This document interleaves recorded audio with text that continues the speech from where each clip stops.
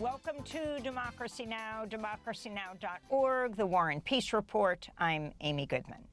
The United Nations Refugee Agency warns the U.S.-Israeli war in Iran has forced 3.2 million people to flee their homes in less than 2 weeks, creating a humanitarian crisis on a massive scale.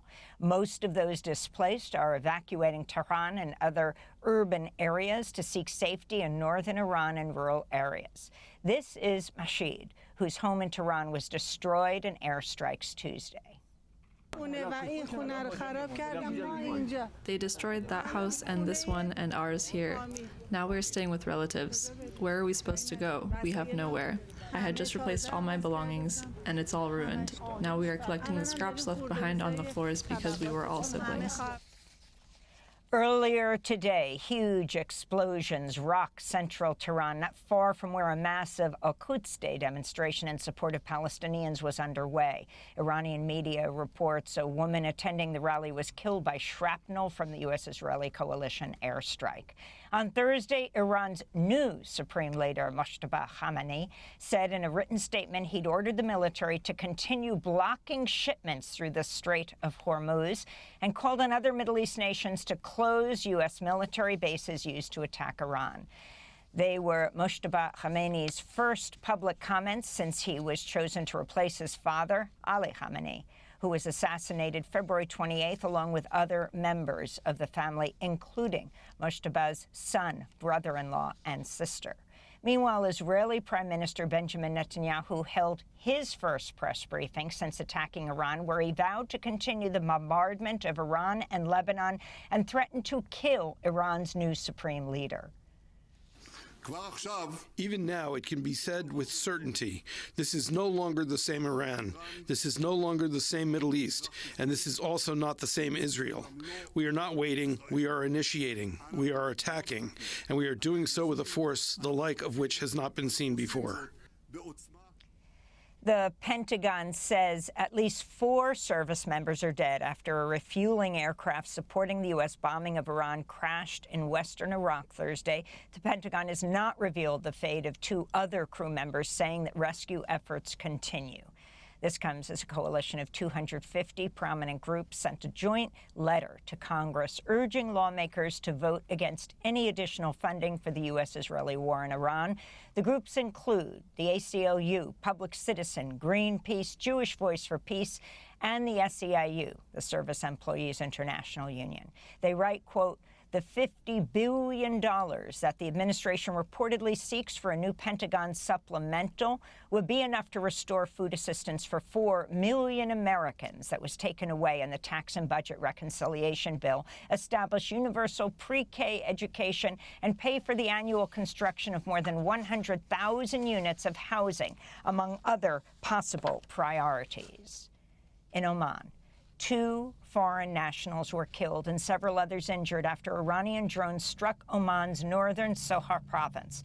Of 14 civilians killed so far in Gulf nations, all but 1 were immigrants, predominantly South Asian nationals who work low-wage jobs. One Pakistani worker told Middle East Eye that despite the risks, quote, if I don't work, I go hungry, oh, quote.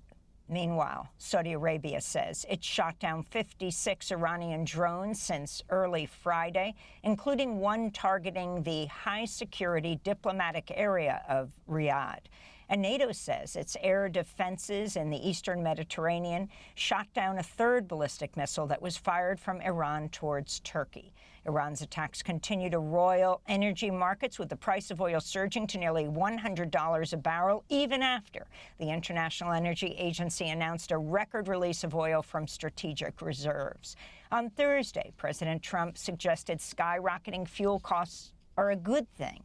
He wrote on his social media platform, quote, the United States is the largest oil producer in the world by far, so when oil prices go up, we make a lot of money, unquote, Trump wrote. Israel's military has bombed central Beirut, killing at least 12 people and sending black smoke billowing into the sky over Lebanon's capital. The Israeli strikes on Thursday targeted the Bashura neighborhood close to downtown Beirut. Separate Israeli attacks ripped through Beirut's southern suburbs and large swaths of southern Lebanon. Earlier today, an Israeli strike targeted a bridge over the Litani River, a major crossing point between northern and southern Lebanon. Among the latest dead are 9 people, including 5 children, killed by Israeli bombs in the town of Arki. Israel's military said it was responding to rockets and drones fired at Israel from Hezbollah. On Thursday, Israeli officials said they're expanding a forced evacuation order for southern Lebanon, almost doubling the size of the zone. More than 800,000 people have been displaced by Israeli attacks across Lebanon, with 687 people killed in less than 2 weeks, including 98 children. After headlines, we'll go to Beirut for the latest.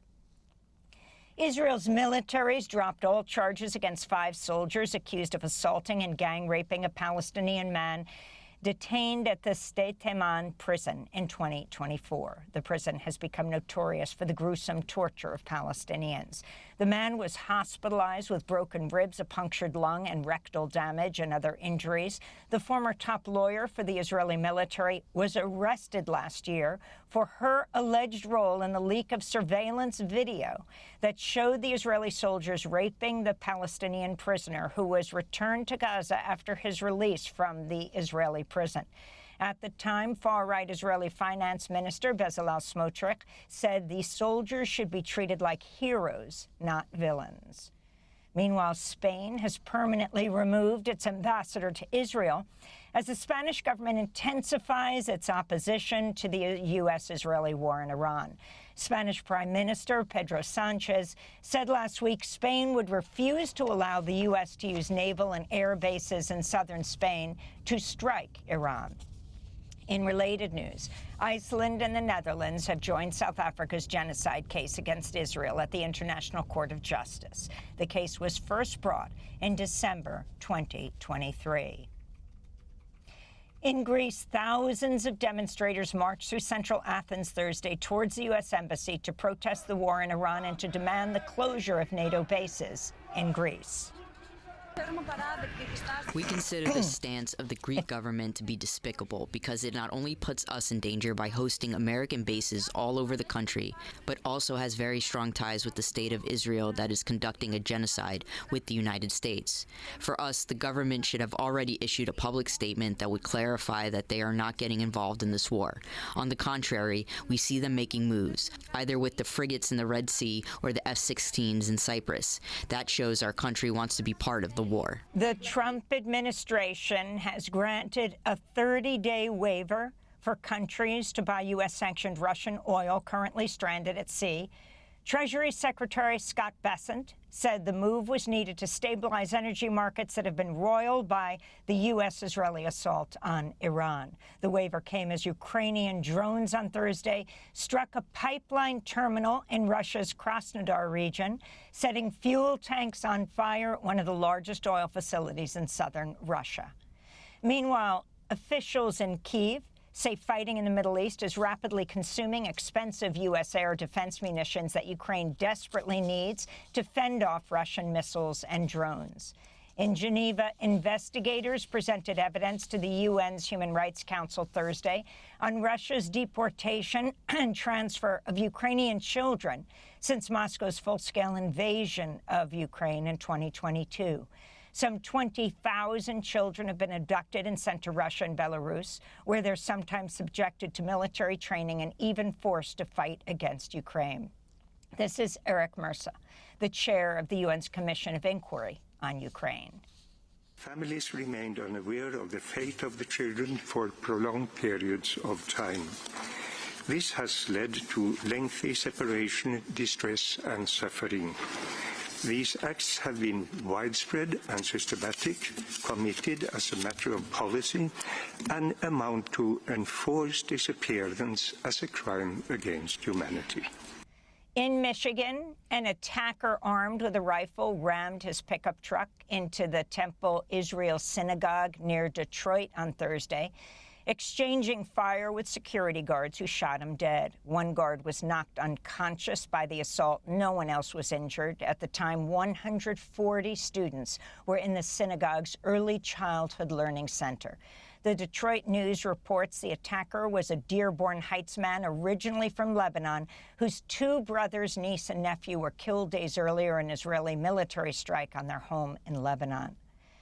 In Virginia, the FBI says it's investigating Thursday's shooting at Old Dominion University as an act of terrorism. Federal agents say the former Virginia Army National Guard member, Mohammed Baylor Jalloh, opened fire on a classroom of students in the Reserve Officers Training Corps, or ROTC, killing one person and injuring two others before the students subdued and killed him.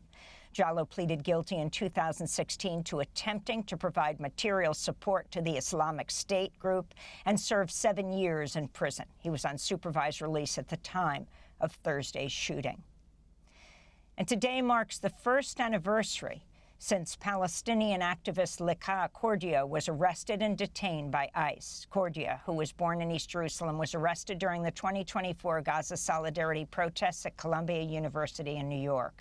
Those charges were dropped, but Cordia was later detained at a routine immigration check-in in New Jersey. Rights groups and supporters have continued demanding Lika's release, including Mahmoud Khalil, who wrote an op-ed for The Guardian titled, "To my Palestinian sister in ICE detention, I will carry you until you are free," unquote. This week also marks 1 year since Mahmoud Khalil was arrested by federal agents at his residence. He was released from an ICE jail last June. To mark the anniversary, New York City Mayor Zohran Mamdani hosted Mahmoud Khalil, his wife Dr. Noor Abdullah, and their baby Dean at Gracie Mansion for iftar, the meal at sunset to break the daily fast during the holy month of Ramadan. Last year, Khalil was returning home after sharing an iftar with his wife Noor when he was taken by federal agents, then flown to Louisiana, where he was jailed for over 100 days. And in Colorado, nearly 4,000 meatpacking workers are set to begin a strike on Monday to protest unfair and dangerous labor conditions at JBS USA, the world's largest meat producer. This would mark the first major labor strike in the meatpacking industry in decades. Unionized workers at the slaughterhouse and beef processing plant in the city of Greeley approved the strike after their employer refused to agree to a fair contract following months of negotiations. The meatpacking workers, many of whom are immigrants, have described low wages, being forced to pay for personal protective gear out of pocket, and say they face discrimination over their immigration status. There's currently an ongoing lawsuit against JBS alleging discrimination against Haitian workers. Last year, JBS agreed to pay a $4 million settlement over child labor violations, but without admitting wrongdoing. And those are some of the headlines. This is Democracy Now!, democracynow.org, The War and Peace Report. I'm Amy Goodman in New York. In Chicago, we're joined by Democracy Now!'s Juan Gonzalez. Hi, Juan. Hi, Amy, and welcome to all of our listeners and viewers across the country and around the world. Thanks for watching Democracy Now! On YouTube. Subscribe to the channel.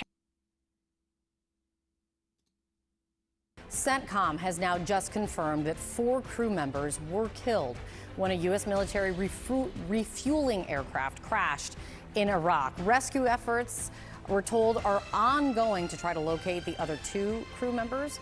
The cause of the crash under investigation, but the Pentagon has already said, though, that it was not due to hostile fire or friendly fire. Put that all together, that means at least 11 U.S. troops have now been killed in the war with Iran, a conflict now entering day 14, and all eyes remain on the Strait of Hormuz, that critical shipping channel. Iran has stepped up attacks there on commercial ships. New this morning, as I was just speaking about with the congressman, President Trump is telling Fox News that the U.S. military would escort ships through the strait if needed, but, quote, we're going to see what happens. And he also said that the U.S. is going to be hitting Iran, quote, very hard over the next week. CNN's Natasha Bertrand has new and important reporting live from Washington for us this morning.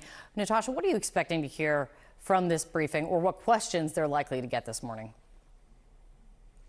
Well, they're likely to get a lot of questions, of course, about this incident that occurred yesterday where Casey 135 fueling tanker crashed after colliding, it appears, with another tanker, which ultimately landed safely in Israel.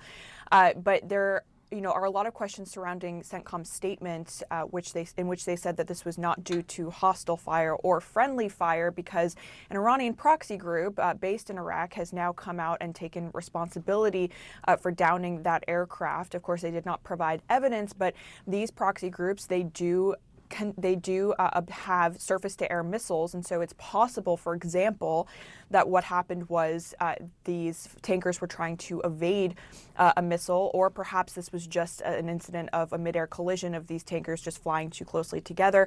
I mean, there's so many possibilities here, but the bottom line is that 4 U.S. service members are now confirmed to be dead. 2 others, apparently the search is ongoing for them.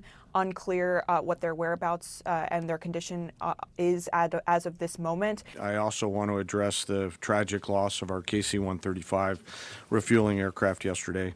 The incident occurred over friendly territory in western Iraq while the crew was on a combat mission, and again was not the result, as CENTCOM has said, was not the result of hostile or friendly fire. We're still treating this as an active rescue and recovery operation. As CENTCOM announced this morning, 4 airmen have been recovered, and the Air Force and U.S. Central Command will provide updates as information becomes available. Please keep these brave airmen, their families, friends, and units in your thoughts in the coming hours and days. Our service members make an incredible sacrifice to go forward and do the things that the nation asks of them. It's a reminder of the true cost of the dedication and commitment of the Joint Force. U.S. Central Command just confirmed the death of 4 service members in the war with Iran. The 4 fallen Americans are crew members of a refueling aircraft that went down in western Iraq yesterday. Central Command is saying that rescue efforts continue for 2 others on board. They say the incident was all 6. Not due to hostile or friendly fire. Joining me now to discuss, CNN military analyst and retired U.S. Air Force Colonel Cedric Leighton. Good morning, Colonel Leighton. I want to get your help making sense of this. So what we know is it's a KC-135, 4 dead, 2 missing. What do you make of this claim of it not being hostile, not being friendly? What can you read from that? Yeah, so basically what was happening here, Audie, is that this was a refueling operation where one of the tankers was refueling another tanker. So there's a variant of the KC-135, as we see here in this picture, that can actually take fuel from another KC-135. That aircraft, the one that was taking fuel, is apparently the one that landed safely back in Israel at Ben Gurion Airport. The one that crashed was apparently the one that was dispensing fuel to that other KC-135. The one that landed in Israel, apparently, according to reporting from plane spotters, had damage to what's called its vertical stabilizer. That's basically the tail fin that you see that's vertical in the back of the aircraft, in the rear of the aircraft. Yeah, so these there aren't was the damage. images. I want people to know that these aren't images from that plane, but this is what it would look like, correct? That's correct. Yeah, the refueling operation is a very intricate affair. And what these refuelers do is you can see that boom coming down to the other aircraft, to the fighter that's being refueled there. That boom is where the fuel comes through. Think of it as the gas tank, as the hose from the gas pump into your gas tank. So this is basically doing what you do for your car in the air, and those aircraft have to maintain a constant speed, and it has to be the same speed while they're conducting that refueling operation. So this is a very complex task, and it is one of those tasks that where a lot can go wrong very quickly, and that's why the training for this is usually quite rigorous. What are you going to be listening for in terms of this rescue effort, right? That there's 2 more people out there. Yeah, so this is, it is one of those things where we have to be very careful with what can happen next. But these accidents are often quite tragic, and it is, unlikely, unfortunately, that the other 2 crew members will be found alive. These crash scenes are terrible crash scenes. What you'll see in most of them is a wide field of debris that is very hard, if not impossible, to survive. So this is it's a tough effort. The crews that are conducting these recovery operations are well trained in these areas, and they are basically conducting the same kind of investigation that you would find with the NTSB when there's a civilian aircraft that crashes here in the United States. Okay, right now just 4 are confirmed dead now, and we should be clear today, the Defense Secretary will be speaking. That's happening in just a few hours. Colonel Layton, thank you for being with us. You bet, Audie. War is hell. War is chaos. And as we saw yesterday with the tragic crash of our KC-135 tanker, bad things can happen. American heroes, all of them. I ask that we remember our fallen and those participating in the recovery operations to bring home our lost KC-135 crew, that we keep those service members and their families in their thoughts and prayers. Those are very, very, very tough days when that knock comes on the door for people on both sides of the door. Confirmed deceased. They say that this was... Does everyone even like believe or care about the thoughts and prayers like words anymore? Like every time there's a mass shooting, it's like, oh, thoughts and prayers, thoughts and prayers. So it's like, when you say it for these soldiers, like, is anyone gonna care? Like 19 like children die in Uvalde, and people say thoughts and prayers. Nothing happens.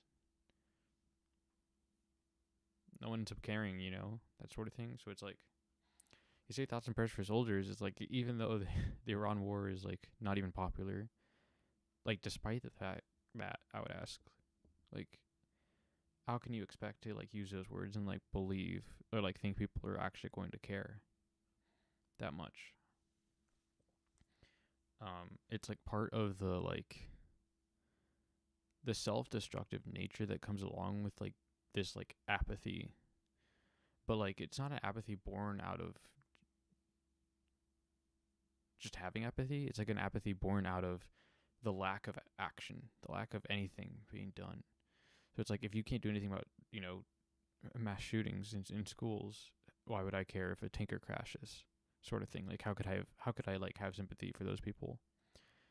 Especially since like it's always weird. It's like, let's assume they weren't shot down, right? They just like had an accident in the sky and crashed. It's like, calling them heroes is such like a strange word, because it's like, what was the heroic action they were doing in that specific moment? Like when they crashed, like what was the freedom they were fighting for that didn't involve any like opponents in that moment? You know, like they weren't being attacked. You know,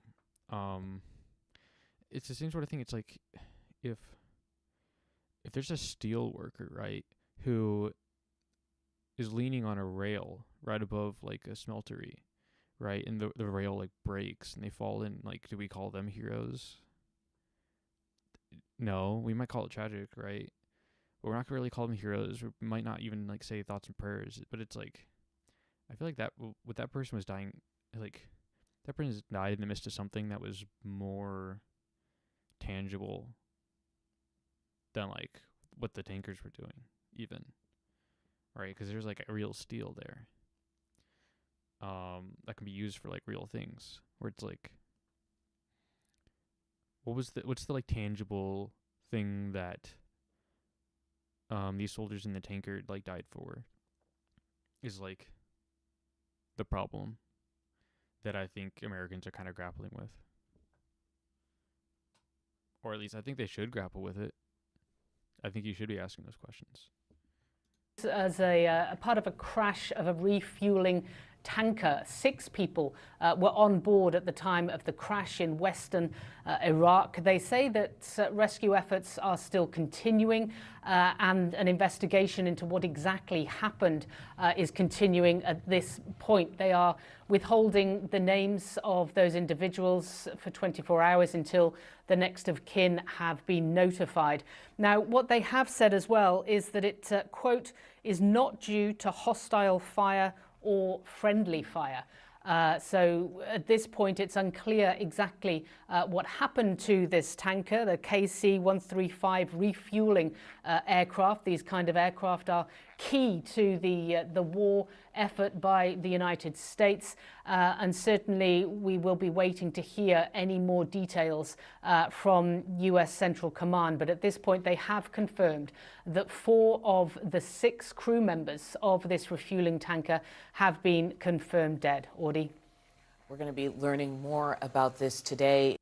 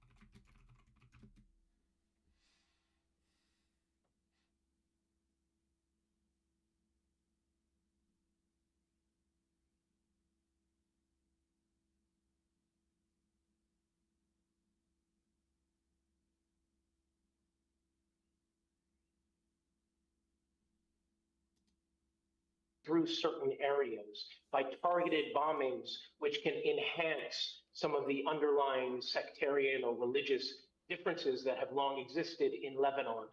That, awful strategy appears to be one that the Israelis are intent on also driving forward in an attempt possibly to try to have Lebanese turn on one another and thus embroil Hezbollah in a fight in its own depth, a fight against other Lebanese citizens. And if that goes forward, remember, this is a country that was in civil war for over 15 years and has been living with that legacy for quite some time. This is something that could be absolutely disastrous for the humanitarian situation and for the hope to keep Lebanon together as a relatively stable, unified state. Nadeem, I mean, Israel says it responded because Hezbollah fired missiles because of what's going on in Iran, but there's growing evidence, is there not, that Israel has been planning this?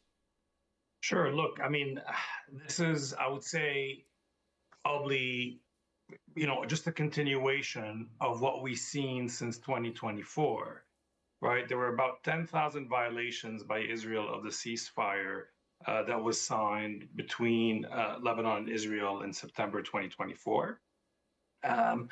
And this latest round is perhaps just a continuation of that. But we're also seeing Israel expanding, as Nick was describing, its targeting strategy compared to the last war in 2024.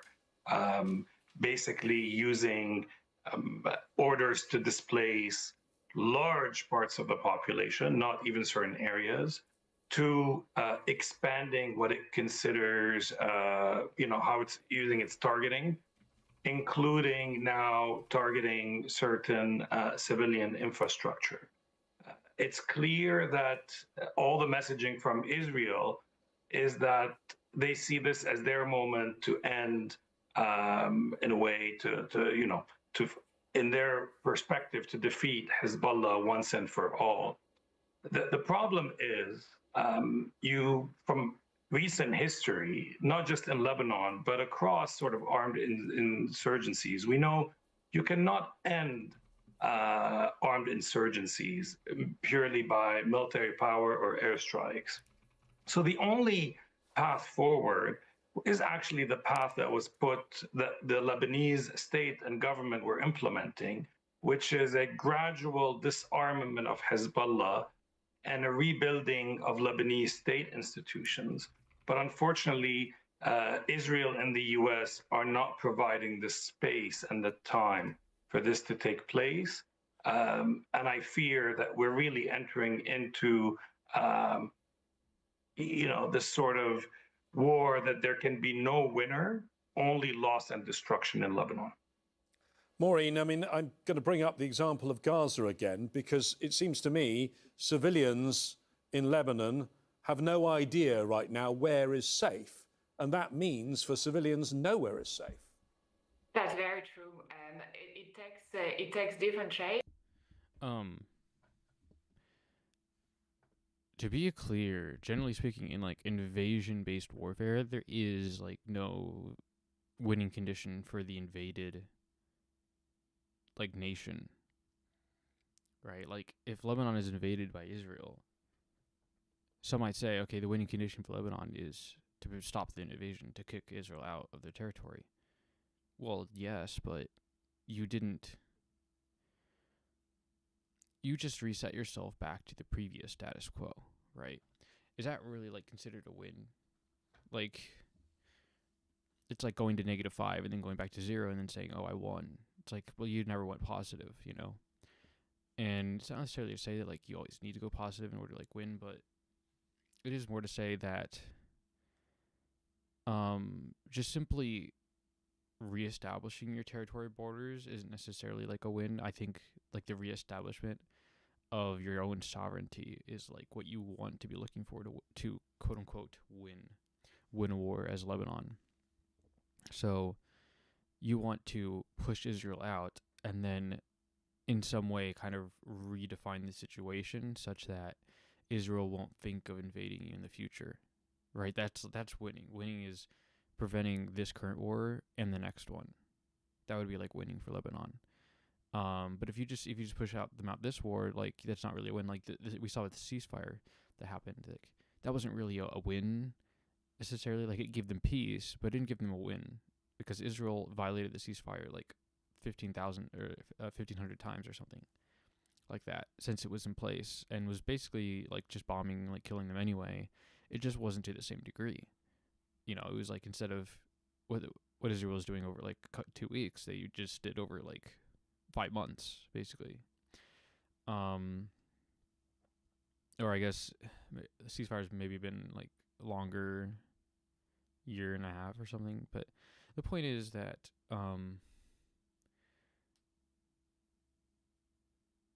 they thought, and this is the calculation that Iran made as well, that was just straight up wrong, that they hadn't like understood, or at least the leadership, the controlling leadership hadn't understood. It wasn't convinced of, which is that, especially against Israel right now, winning has to include more than just pushing them away, because Israel's machinations are unstoppable. They're unrelenting. Like, history has shown that Israel has not backed off from any of its objectives, any of them, not even one of them. It's just been a question of, can we do it now, or do we have to wait? Like, Israel, after the ceasefire with Hamas, is still bombing Gaza relentlessly. It's just instead of it killing 100 people per day, now they kill 100 people per week. Or every 3 days or something like that, right? It's like, it's a different level of destruction that is... It's still like a genocide. It's just still genocidal, but it's shifted away from like exterminate, like almost a full bombing extermination, to like just suffering, like just inducing mass suffering and like fear and never letting them rest. With the West Bank and the settlers, similar, like never let them rest, just continue to fear, continue to encroach upon them, and like the goal is eventually to take it all over, but we don't need to do it now, sort of thing.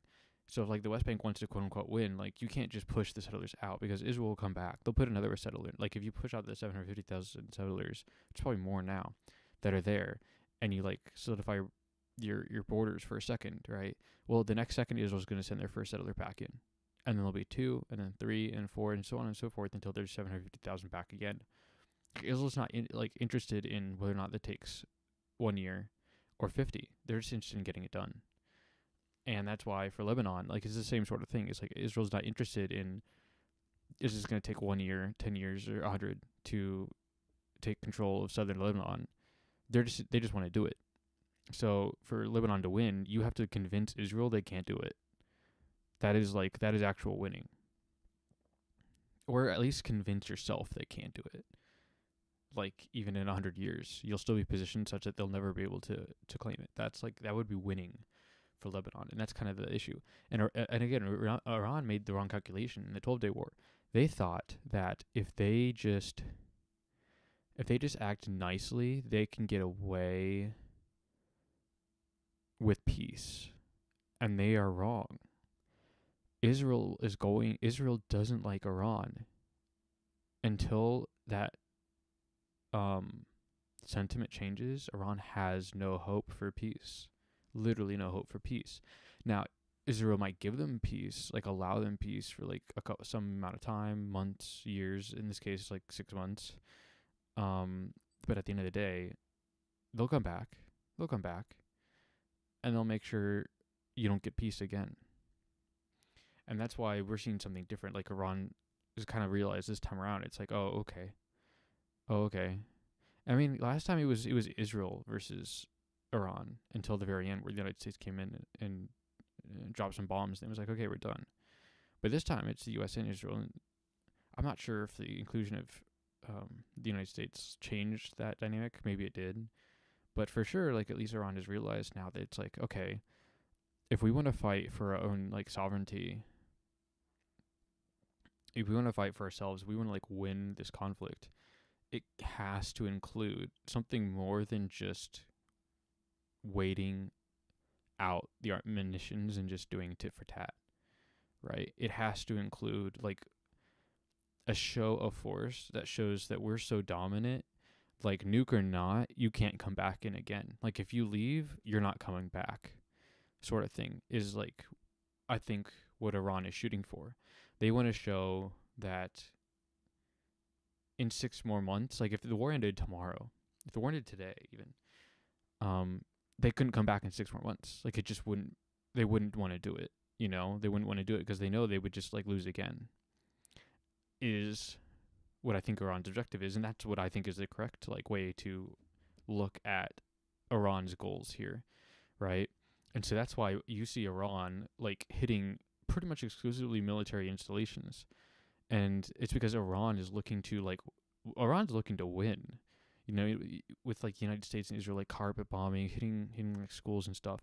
What the United States is doing there is, like, sure, they're, like, blowing up military installations, but they're looking to look good. They're looking to look, like, violent and lethal, and they're looking to make themselves look good, like a strong military, because based on the 12-day war, they thought, oh, if we just look really strong, Iran will give us what we want. Like, maybe we don't even know what we want at the moment, but at least Iran will give us what we want. At the end of the day, we can figure out what we want later, but we just want to look really strong. The rest of the world will fear us. The rest of the world will give us what we want when we come for them. And if we look really strong here, then also Iran's going to give us what we want. And we won't have to do that much work. It'll be kind of fun. It's almost like a fun outing. Like, egging a house is, like, the sentiment. And what the U.S. is kind of realizing is, like, it's not enough, you know? Like, you can't egg this house down. You're going to need something more.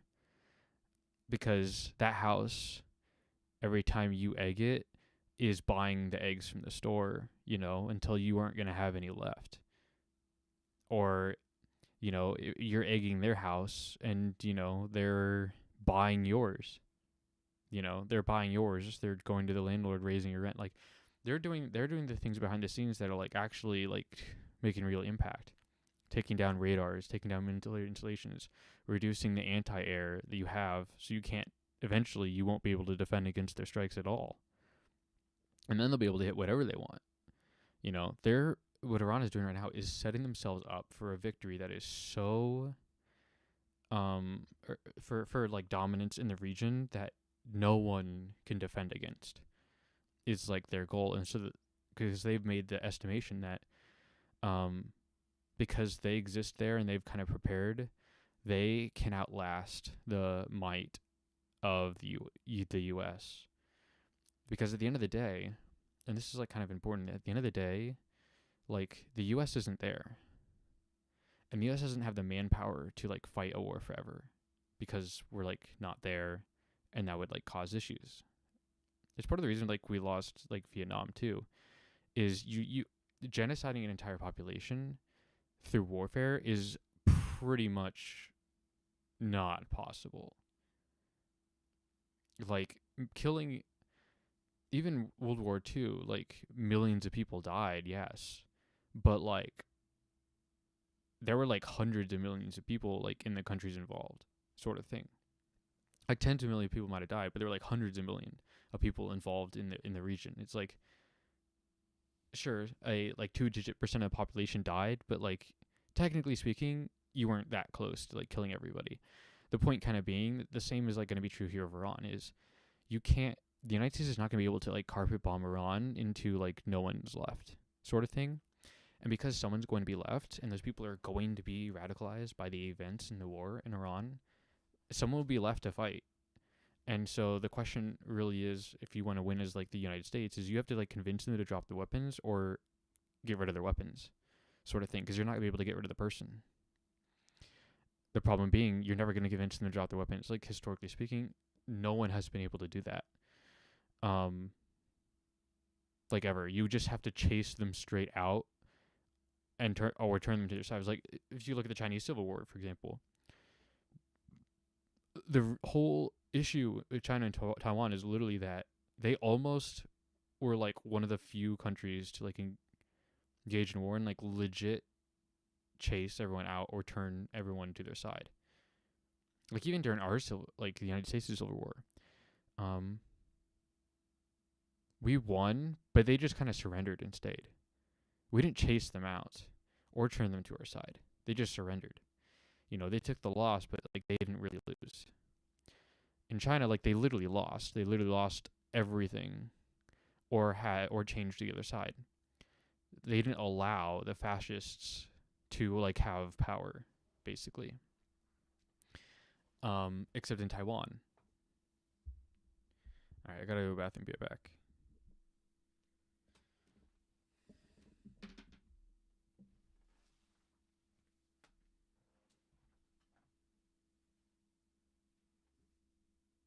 In Lebanon, I have to say this is why it's very important to retain, even a semblance of limited agency by Lebanon at this stage, and to support efforts by the Lebanese official institutions to negotiate a ceasefire.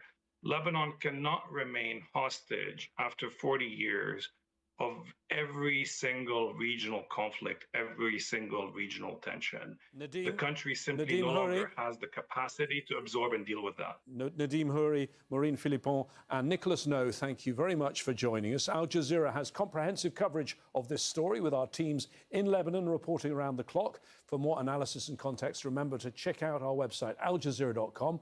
We'd love to hear your views and comments too. Go to our Facebook page, that's facebook.com/AJ Inside Story, or on X, you can find us at AJ Inside Story. Until next time, that's it from me, James Bays, and the team here. Stay safe and well. Bye-bye for now.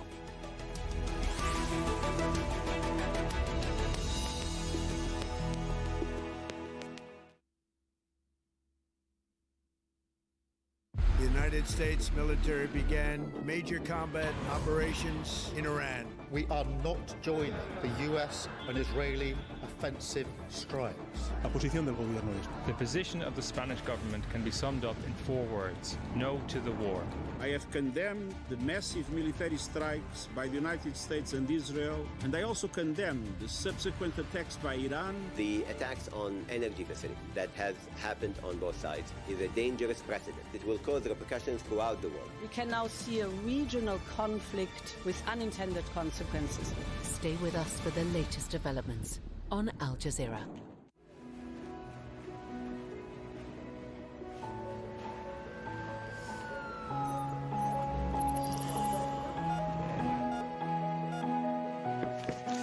Al Jazeera, wherever you are.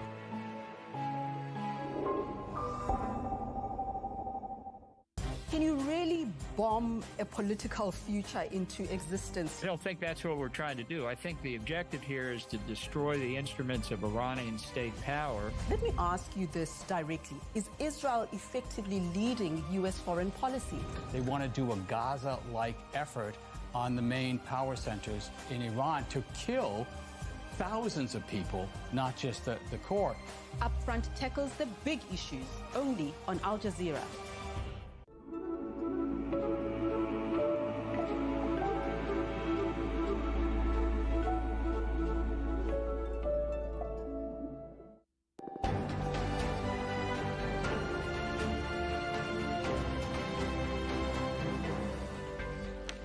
Hello everybody, I'm Rishad Salamat. This is the News Hour live from Doha. Coming up in the next 60 minutes. The US Secretary of Defense promises the highest volume of strikes on Iran after nearly 2 weeks of bombardment.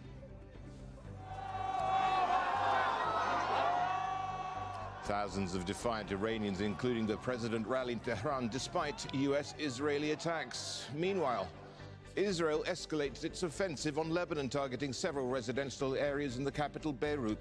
And from Washington, D.C., we'll look at who holds the balance of power in the war between the U.S., Iran and Israel. What will sway the conflict? The U.S.'s ultra-modern weapons or Iran's control of the world's most vital oil shipping route?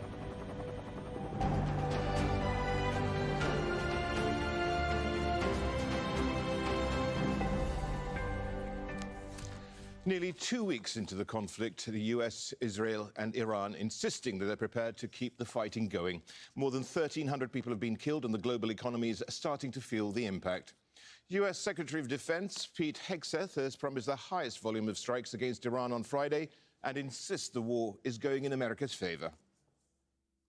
We will keep pressing. We will keep pushing, keep advancing. No quarter, no mercy for our enemies. Some of those strikes threaten rallies in Tehran. At least one woman was killed by shrapnel, according to Iranian state media. One strike interrupted an interview with Iran's Chief Justice. ما می‌خوایم با مردم در کنار مردم تا آخرین نفس و تا آخرین لحظه در مقابل اونها بایستیم. حاج آقا همین الان که من داشتم شما سالگرد مردم از این تاپ نمی‌ترسن. مردم ملاحظه می‌کنن. در زیر این باران و در زیر این موشک‌ها. And in the Strait of Hormuz, a key shipping lane for oil, the Pentagon was unable to give a timeline on possible U.S. Navy escorts for tanker ships. U.S. General Dan Kane told reporters more work needs to be done.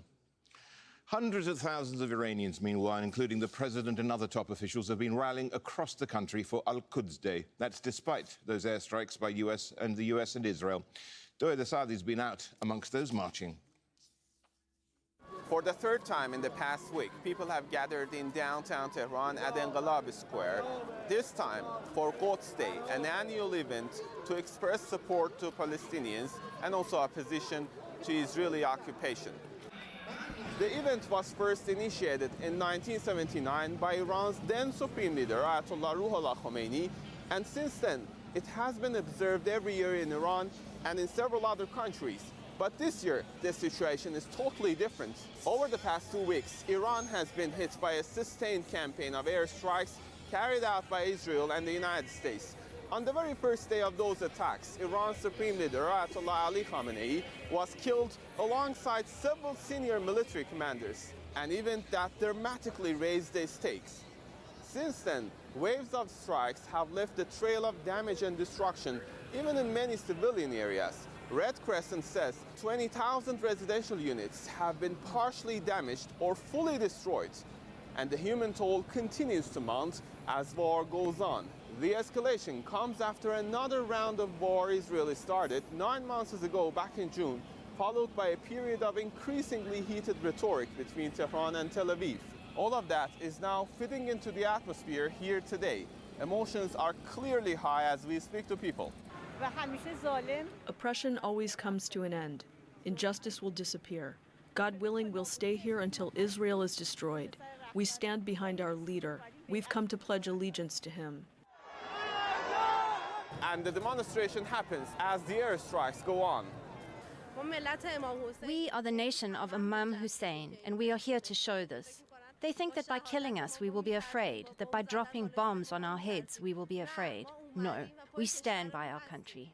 The proud people of Iran have shown the oppressive and arrogant powers of the world that the wall of oppression can be broken. Today, with their presence in different squares, the people showed that it is possible to overcome injustice and break the wall of oppression. For many in this crowd, this event is no longer just about expression of support for Palestinians, but also a show of defiance and resilience here at home. Toida Sadi, Al Jazeera, Tehran.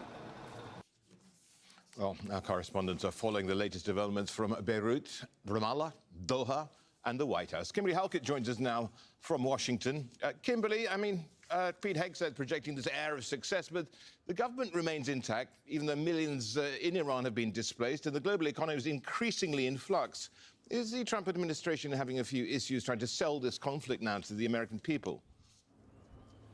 Yeah, not just to the American people, but to the world. We know the U.S. president had a tough sell when speaking on Wednesday to G7 leaders concerned about the economic consequences of the global economy.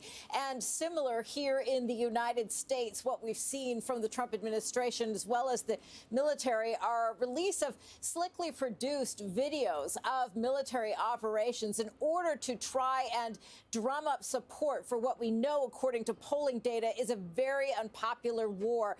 Not only are Democrats as well as independents opposed, but increasingly there are skeptical Republicans. And so to that end, these very slickly produced, almost video game-like videos are being targeted, particularly to young men who the U.S. president believes are on his side with regard to Operation Epic Fury. But as you mentioned, the Defense Secretary, Pete Hegseth, also criticizing the media for critical coverage, using the president's term fake news in order to try and counter the narrative that this war is expanding and at times not going as the U.S. would hope.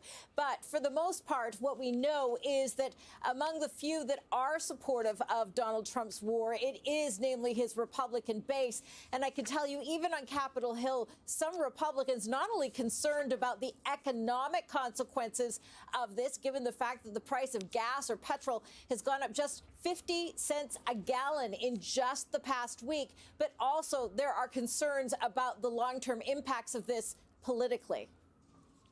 Kimberly, thank you. Kimberly Halkett there at the White House.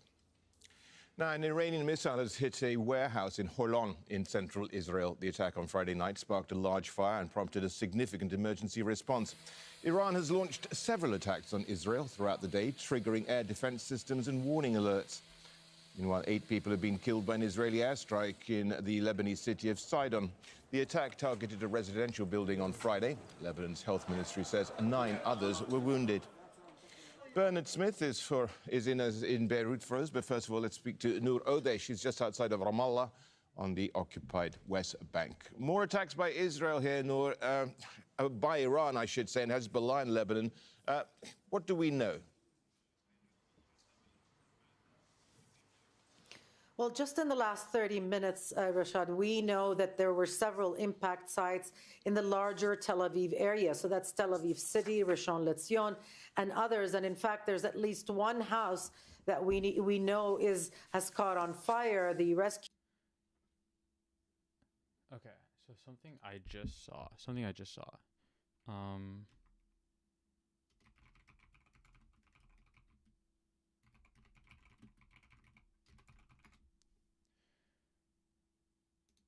This story. So we're getting a new data center here in Nebraska, supposedly, or a potential one. So Google might be building it, which is like going to be their 4th one. And they're going to build a natural gas power plant for it to power it. And connect that to the grid, and they're going to use some other company to pump that in. They're also supposed to use carbon capture to capture greenhouse emissions to keep that down. And it's interesting because the amount of power it's supposed to need. So it could require 1,000 to 3,000 megawatts of power. The entire city of Lincoln, this is the state's capital, is only 800, meaning it could use more than 3 times the maximum energy that like Lincoln uses. Omaha is like, I mean, not twice the size, but you could shortcut it to twice the size. So Omaha's probably like 1,500 megawatts, 14 to 1,500 megawatts maybe. Maybe more with more businesses. I don't know. But I thought that was very interesting. And then, so the largest power plant in the state produces 1365. This is probably for Omaha. Or maybe it's for both, just the general grid. Well, the natural gas plant that they're gonna make is gonna make twice this, which I mean makes sense if you're gonna guesstimate up to 3,000 megawatts. You're gonna need something that is at least 28. And then capturing carbon. So it, in some ways, it looks interesting. It doesn't look that bad, but the primary problem that isn't mentioned here, or it's mentioned in here, is that these plants take up water, which we're in a drought, so can't mention that's good.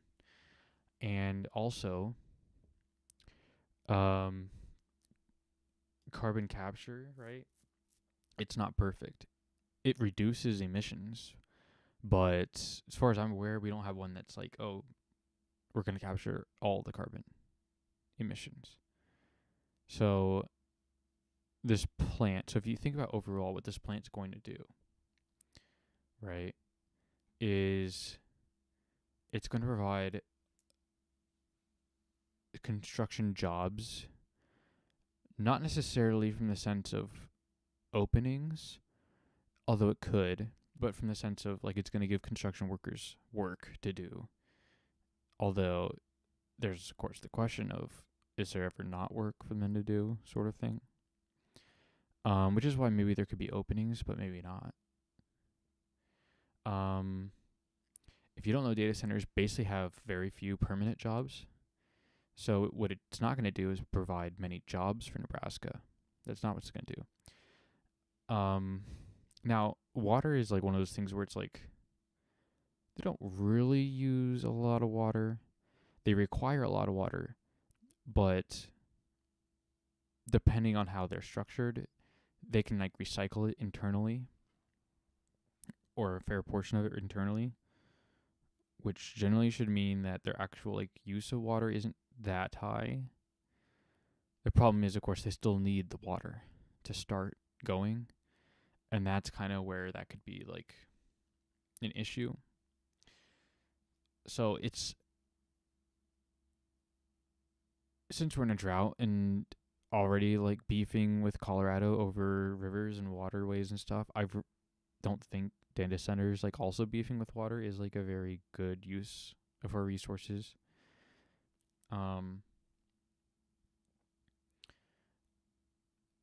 That said, because they're going to build their own power plant, electricity wise, theoretically speaking, not going to be impacted. But the carbon emissions will matter. Like that will create smog. Even if you do carbon capture, like it's going to create less, but it's still going to create some more carbon emissions. And then I guess like the other benefit would be like tax revenue. I think ultimately speaking, it's just not worth it.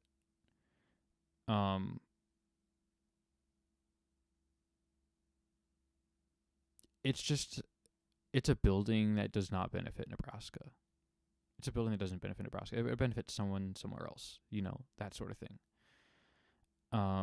It's not going to provide like jobs. It's not going to be a mainstay in the community. And the construction workers who could work on this could work on literally any other building, that sort of thing. They could work on the street fixing roads. Like they could work on like anything but this. That would probably be more helpful to like Nebraska community. I'm going to be honest.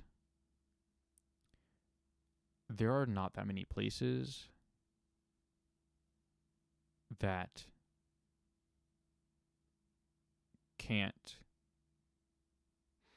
how do I want to say this? There are not many places that need the tax revenue of a data center. to run. That you can always find taxes from the people who already exist in the state. You just have to have the will to get those taxes. It's like kind of that sort of thing.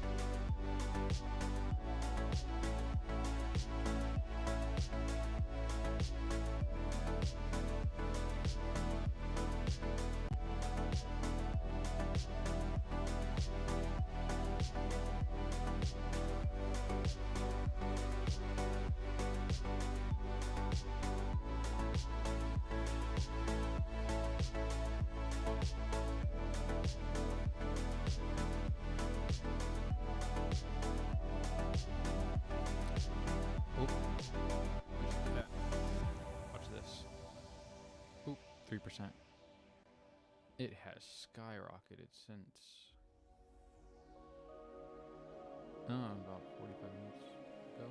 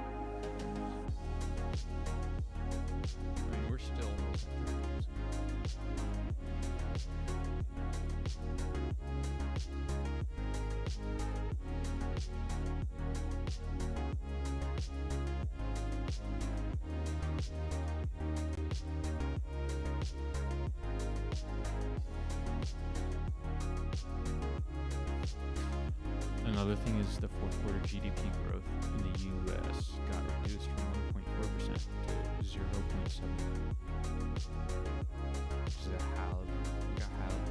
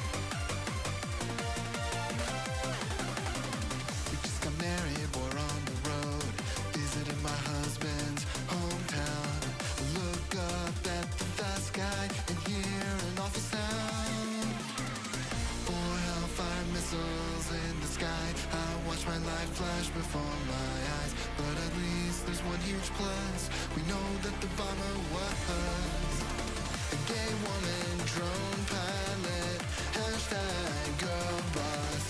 A gay woman, drone pilot, hashtag girl boss.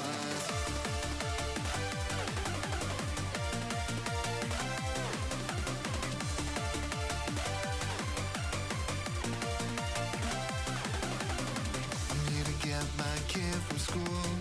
I pull up, don't see him at all.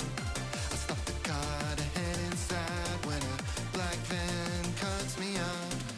An armed agent steps out of the van. Next thing I know, I'm in an ICE camp, and I won't see my son again. At least I wasn't deported by a man. Brown woman, ICE agent, hashtag girl boss. A brown woman, ICE agent, hashtag girl boss.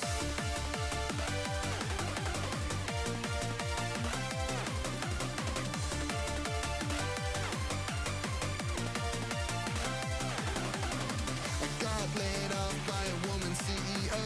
Oh yeah, it was hashtag woke. Israel destroyed my olive farm to build a settlement. Thank God the IDF has gay soldiers in it. We'll continue bombing Yemen. It's fine, the Pentagon will be led by a black man. Don't you know the world's inherently violent? That's why we need more women drone pilots.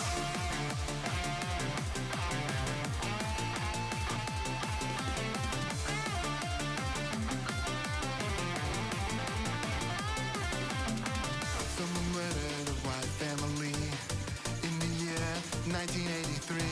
Multiple witnesses saw the crime that night. They all agreed the killers were white.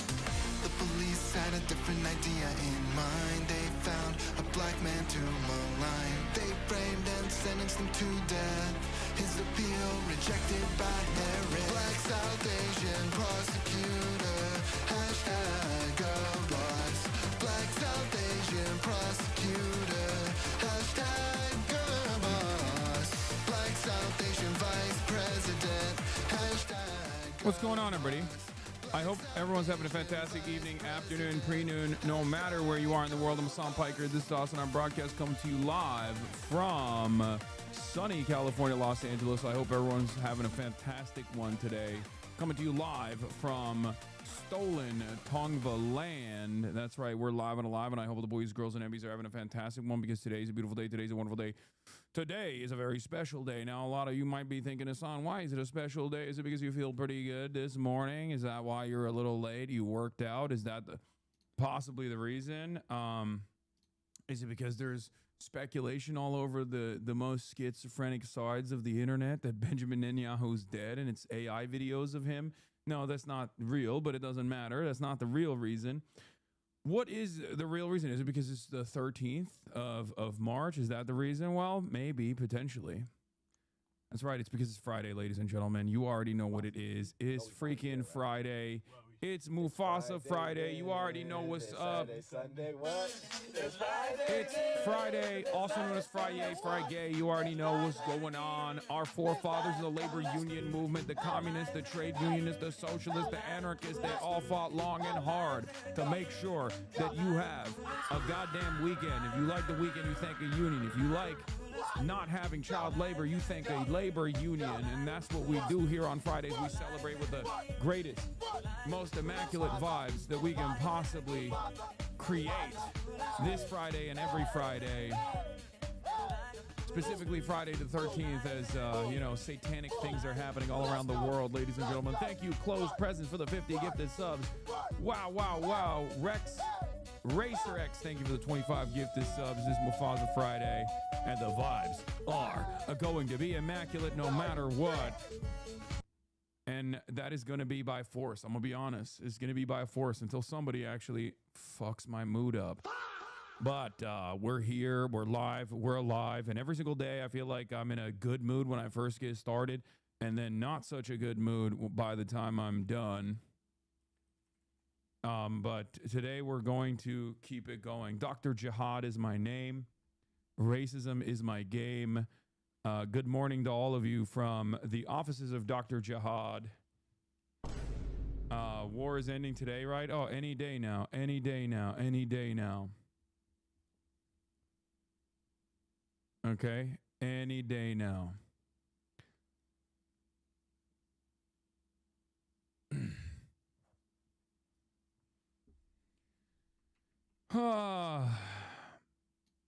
Incredible Hasanabi outfit coverage. Fashion bros need to be stopped.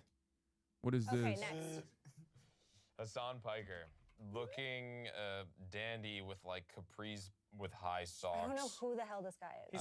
He's a politician streamer. Yeah. And is wearing a T-shirt that says "Make the rich pay." While he posted this, I remember there was a ton of uproar on Twitter because he is rich.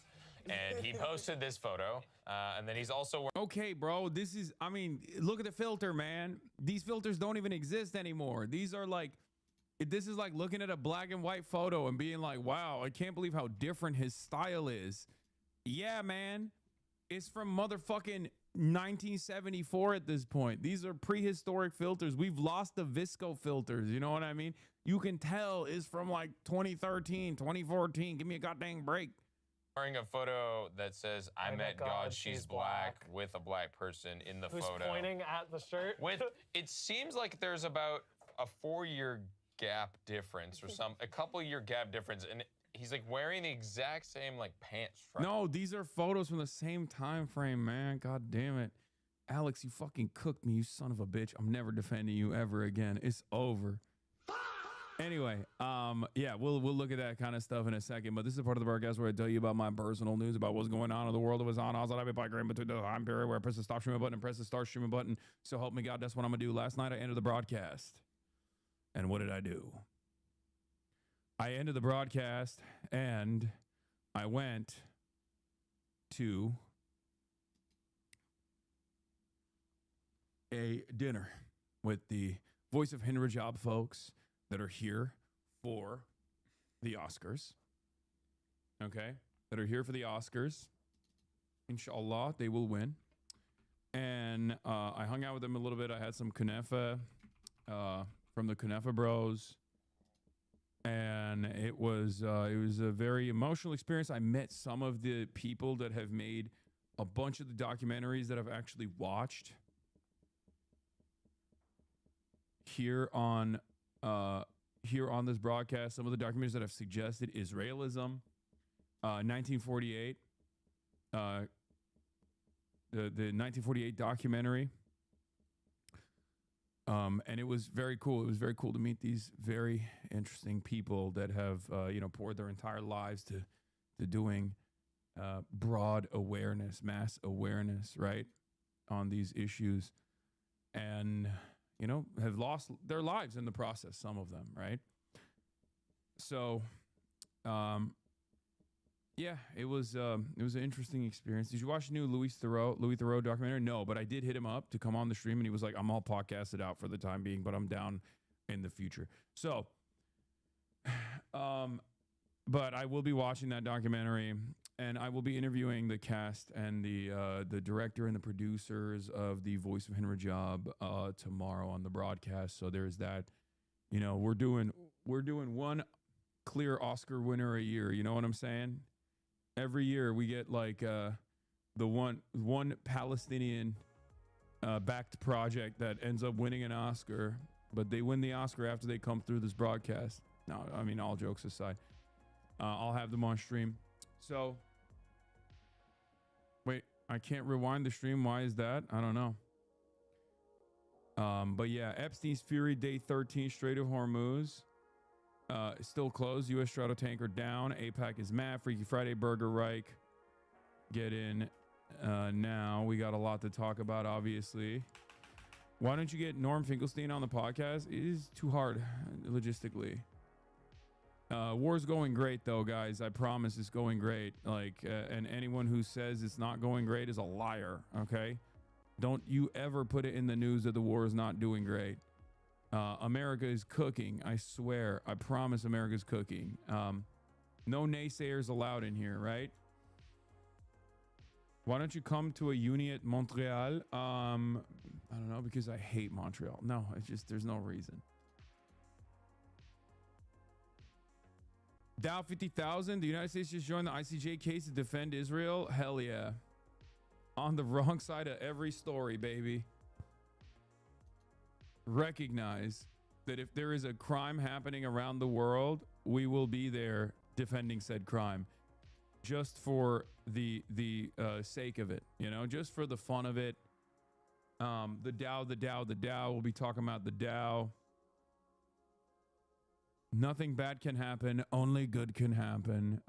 But yeah, let's blast off and let's keep it going. Yeah, this is a pretty good blast off GIF. As far as showcasing the RGC capabilities that were quite surprising, caught us by surprise, caught us off guard.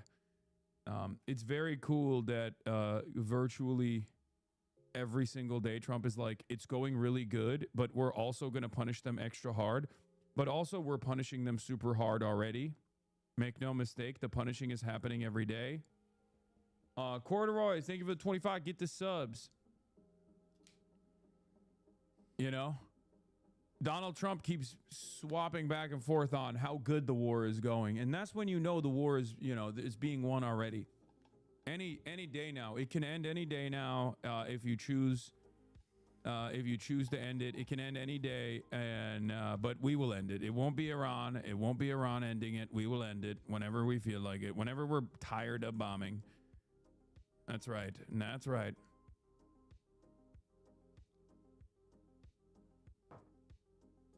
Anyway, we're blasting off. Get in now. Your content keeps me sane as I go to school full-time and work full-time as we're in World War III. Thanks for your labor, Hassan. Of course. I try to do my best. Thank you for watching. The discourse on Twitter around the synagogue attack and the perpetrator's family being killed is so disappointing. Pro-Israel crowds are slandering his members as Hezbollah fighters. They see even the kids in white, but the anti-Zionist crowd is also basically saying you get what you deserve to the temple because they support Zionism, literally just reverting to Israeli logic. Yeah, I mean, that is a normal, it's an unfortunate but normal outcome of 2+ years of genocide and like people basically setting their boundaries. Trim your stash, bro? Fuck no. I'm keeping the beard for Cuba too, for Cuba. I haven't watched the new Louis Theroux yet. There's going to be boots on the ground. Marines are going to die for Israel. Hell yeah, brother. I'm going to eat my crayons and I'm going to die for Israel. Am Israel high will be the last words coming out of my goddamn mouth. All right. Learn Spanish for Cuba, bro. I will not be able to learn Spanish in time. Let's be real. Bro wants to be Castro so bad. I mean, it would be an honor, but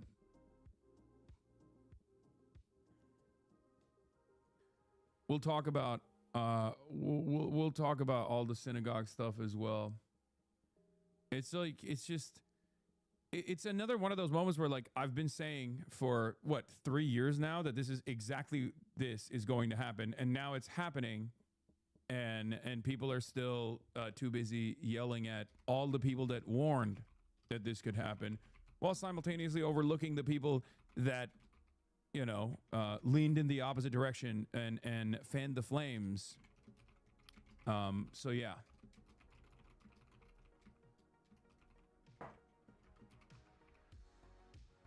What's up with the Ezra Klein fit? Hassan wearing the skin of his enemies? Yes. But Ezra Klein is not my enemy. He's my lover. Respond to S4A. He's always dissing you. What's S4A? I don't know what that is.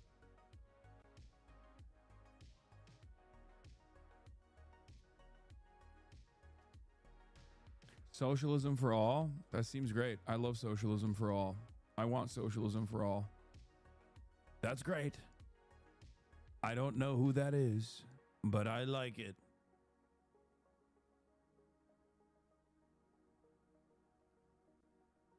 On YouTube, has some sobering analysis. Double Down News on YouTube, yeah. Anyway, thoughts on Leon Kennedy replacing Kirsty Noem? Great, finally. How was Castro good? I'm genuinely asking. I don't know anything about the man. Fidel Castro wasn't good. Fidel Castro was great. He was a great man. And so was Che Guevara. Okay? Some of the best. An unshakable will. Commanding legions. And following through on their emancipatory needs. A wonderful human being. Okay? He's the GOAT. He's straight up the fucking GOAT.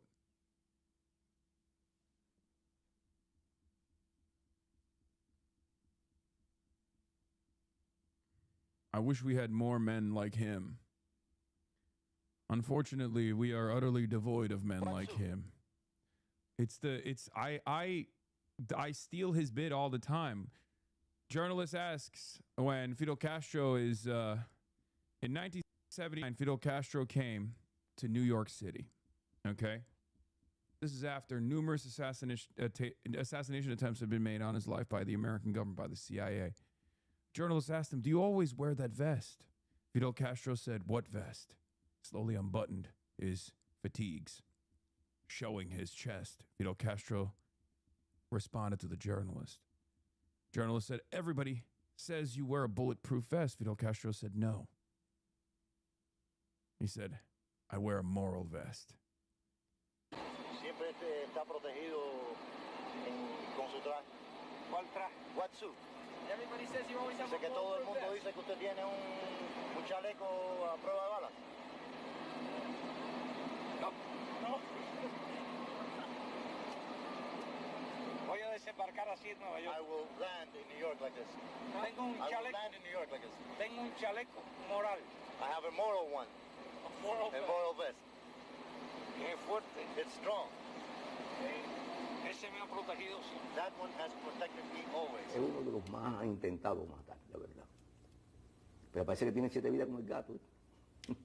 He has more lives than a cat. My goat, dude. My goats.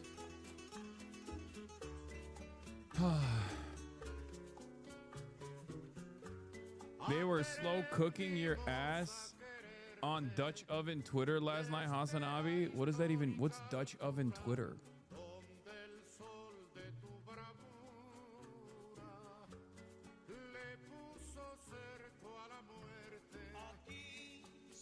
I saw a meme on Twitter the other day, and it reminded me of how some of y'all motherfuckers act. Okay? It was two dudes standing next to one another calling a Klansman a Nazi. And then the Klansman going, "No, you're the Nazi." And then the guy standing next to the dude who called the Klansman Nazis going, "Oh shit, he really fucked you up, Unc." Worst kind of people on the planet. Okay? Straight up worst kind of motherfuckers out. It just, the guy who's like supposed to be on your side, who immediately goes, "Oh man, that Nazi actually cooked you, bro." The instigators.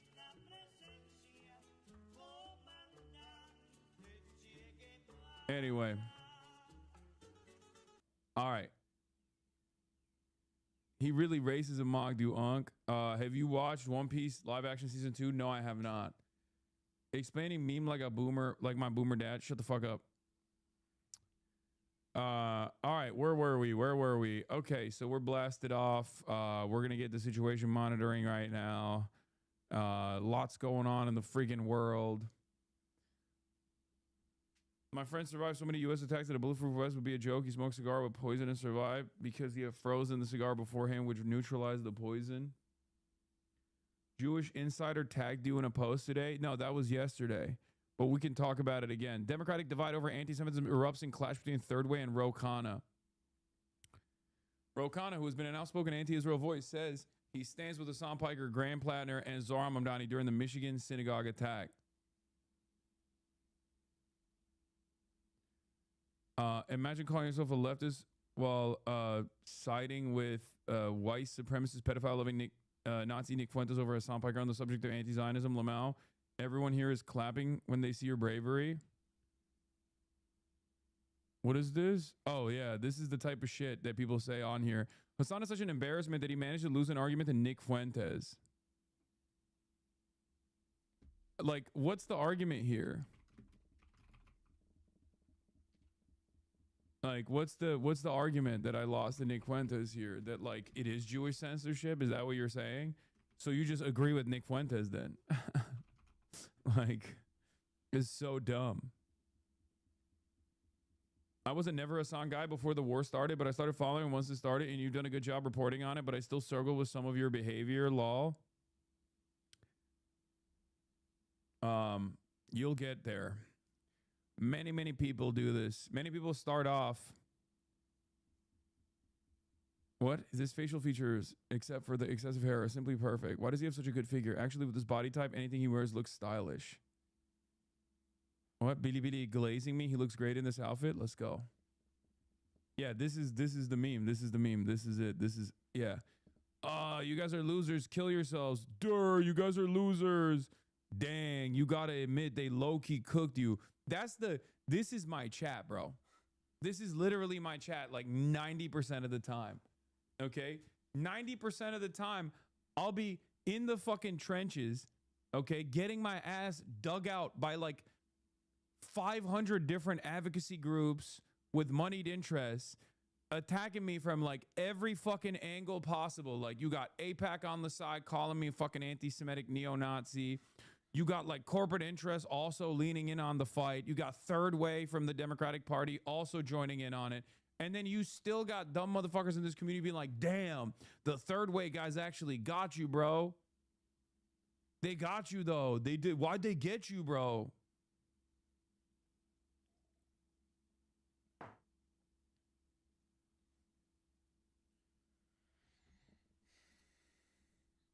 Now I got people harassing me for defending you. Yes, bro. Stand strong. Stand loud and proud. What have I taught you? Your cause is just. Keep doing your fucking advocacy, okay? Enough with this, like, oh, I don't want to come across like I'm, defending this guy too hard. It's fucking ridiculous. These guys are, like, very actively, they're so stupid. They very actively are trying to sever my ties with, like, elected representatives. It's just not going to work. But, like, it's so dumb. You don't have to 100% like the person, like everything a person does, to follow and agree with most of their commentary law. Nobody's perfect, and I think you love every single thing a person does. You're probably a little parasocial. Everyone starts somewhere, chatter. Brother, you're reading the funnies in the newspaper. We got to get you in a home. See, this is what I mean. This is what I mean.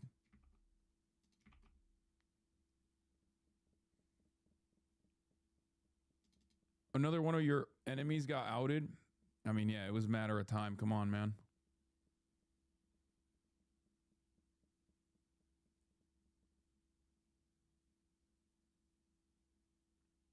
It also is unironically, because, like, it's a little bit like the Zoran Mamdani method. I mean, it doesn't really matter. You just keep pressing on shit that you believe in, you know? Do you like potato wedges? Yeah. I do.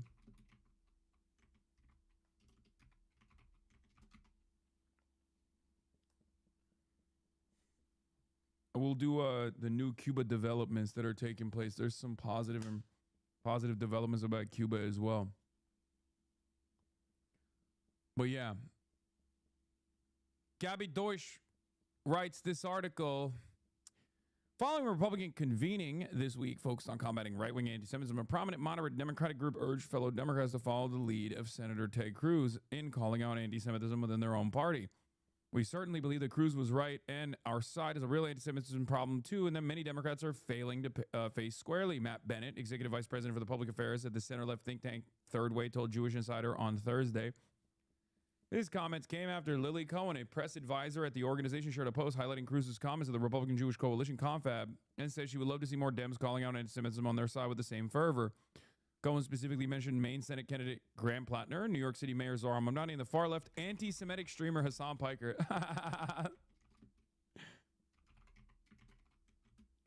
We do believe that Plattner has not remotely done enough to explain why he had a Nazi tattoo for 20 years, said Bennett. Cohen's comments inadvertently spotlighted and even ignited the growing feud between the Democratic Party over Israel and anti-Semitism. Representative Ro Khanna, progressive lawmakers who have been a frequent critic of Israel and pro-Israel activists in the U.S., responded to Cohen's post by saying he stands with Plattner, Mamdani, and even Piker. Don't let them Corbyn you. We're in a very different territory now. You can't Corbyn someone like myself for two reasons. One, because I have that dog in me. Corbyn, and I love the guy, did not. Okay? Corbyn, as a politician, was too afraid. In many circumstances, when he was yelled at unnecessarily, he was afraid to just be like, "The fuck are you talking about?" Right? I'm not a politician. I don't want to be a politician. My job is to make people aware of what the fuck is up. And it's not even on just the Israel issue either. It's on many different issues. My job is to fucking educate people on how to best combat fascism. Right? I don't give a fuck if these guys are like, me. How dare you? Our job as a community is to become an unavoidable force, a force to be reckoned with, right? The reason why these guys are doing this kind of thing is because they're afraid that I now am combating the advocacy groups that they've created by directly talking to politicians and being like, don't listen to them. The people are on your side. That's what it is. That's what it is. Do you understand? Not to badmouth chat, but I think a lot of people get hung up on defending you as opposed to the ideas and principles you talk about. You're an adult. I've seen time and time again. You're more than capable of defending yourself, not saying we shouldn't defend you when it's appropriate. I mean, there's a little bit of that that's necessary too, in a more balanced and a more even keeled way, because like they want to soften the impact that I have, right?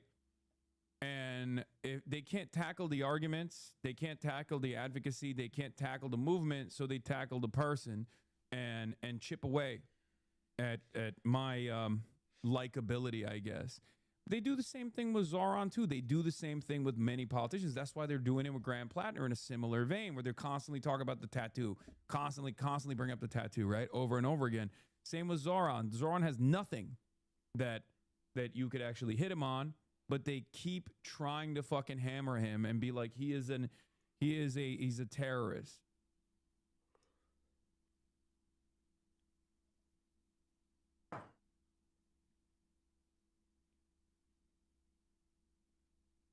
What is this? Row threw you under the bus?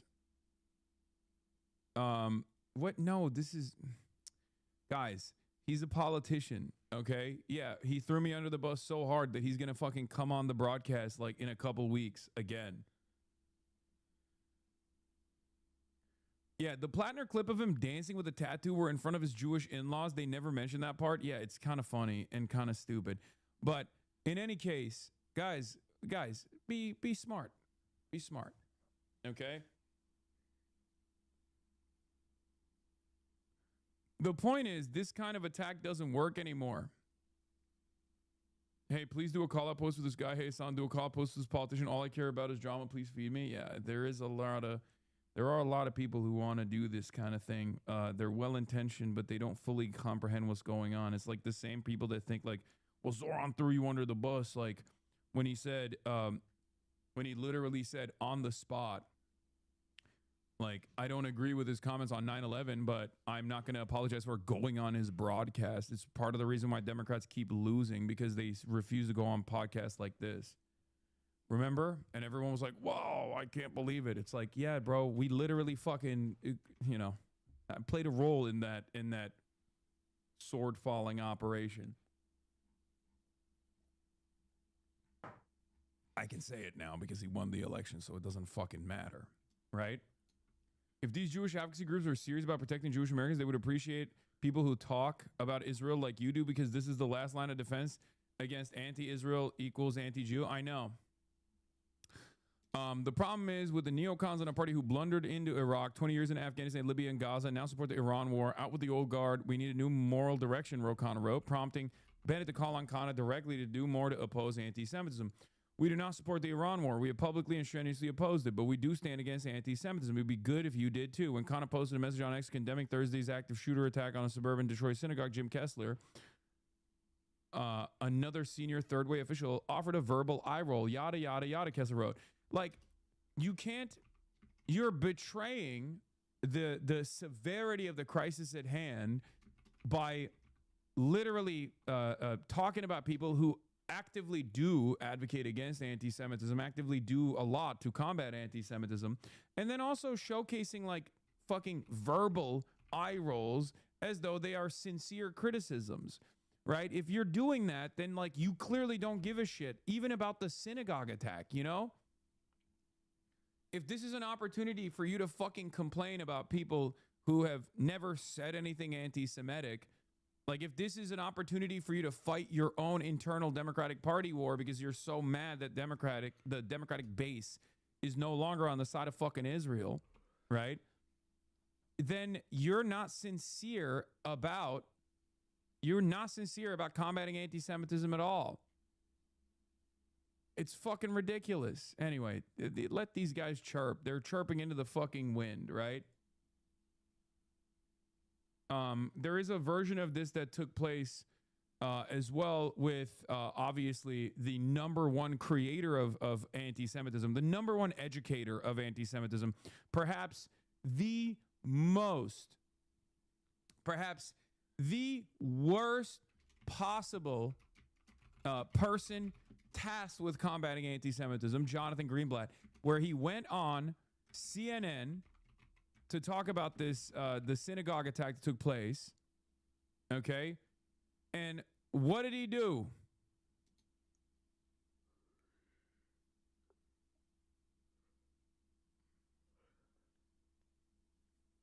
He immediately said, why people are attacking Jewish people for the actions of the Jewish state. And it's like, bro, you are crazy.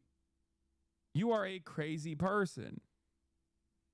The ADL has been celebrating this war and despicably connecting it to Judaism from the start. Today is Purim, a holiday when we celebrate the thwarted plot to annihilate the Jewish people of Persia, modern-day Iran, and the courage of those who stood up against hatred. This year, Purim story feels closer than ever. The former Iranian regime supreme leader Ali Khamenei, a man who openly and obsessively called for the destruction of the Jewish state of Israel and the death of Jews worldwide, is a stark reminder of how the themes of this holiday echo in the present day. That's a crazy thing to say, big dog. Like, 80% of Americans, whether they agree with it or not, think that or understand that this was like Israel's war and we're fighting Israel's war for them, right? So for you to turn around and be like, this is just like the Purim story is fucking crazy. Because guess what? You might not recognize it right now, but the overwhelming majority of Americans also don't like that we're fighting Israel's war. Like, I know people immediately rush to say, oh, this kind of like attack is, a false flag or whatever. But I don't think the synagogue one was a false flag. I think it was blowback. There's usually two types of domestic terror that takes place on U.S. soil. Blowback, which is real. It's like sincere, right? Or false flags. This one is blowback. It's an unconscionable act of violence. Luckily, none of the kids or no one in the synagogue was harmed. There's no justification for it as far as like the synagogue's own allegiance to the IDF, right? I'm not going to fucking sit here and be like, that's appropriate, right? It's not. It's ridiculous. And I will never fucking allow any commentary in that regard. Having said that, however, the connection between Judaism and Zionism, the connection between Jews and Israel is literally held together by Jewish institutions, including but not limited to this synagogue and many synagogues around the fucking country and every single Jewish advocacy group. You got to cut it out. You got to fucking sever those ties, man. It's crazy. And that still probably won't stop the explosive growth of anti-Semitism in this country. But like it's ridiculous that like even at this point when Israel's popularity has completely fucking tanked, and you still have these institutions, these Jewish institutions, these advocacy groups straight up saying, no, you don't understand. We love Israel. We love Israel. It's the only thing we care about. It's the only thing we focus on. Us Jews, we love Israel. We love everything that Israel does. And if you say anything about Israel, then fuck you. Like when you do that, of course people are going to be like, all right, bet.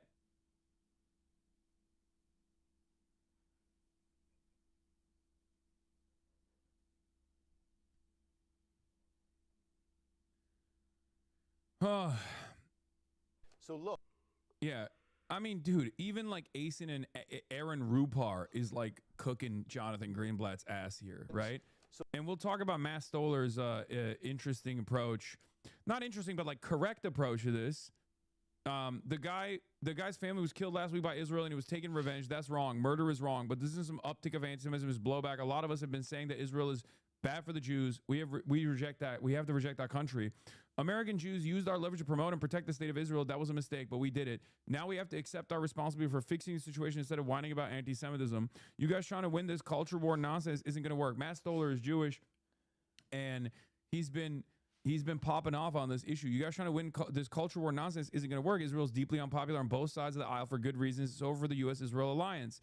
And it's crazy because, like, there are still motherfuckers out there that are like, no, it's actually the anti-Semitism of the left. This is the most anti-Semitic thing you could have said.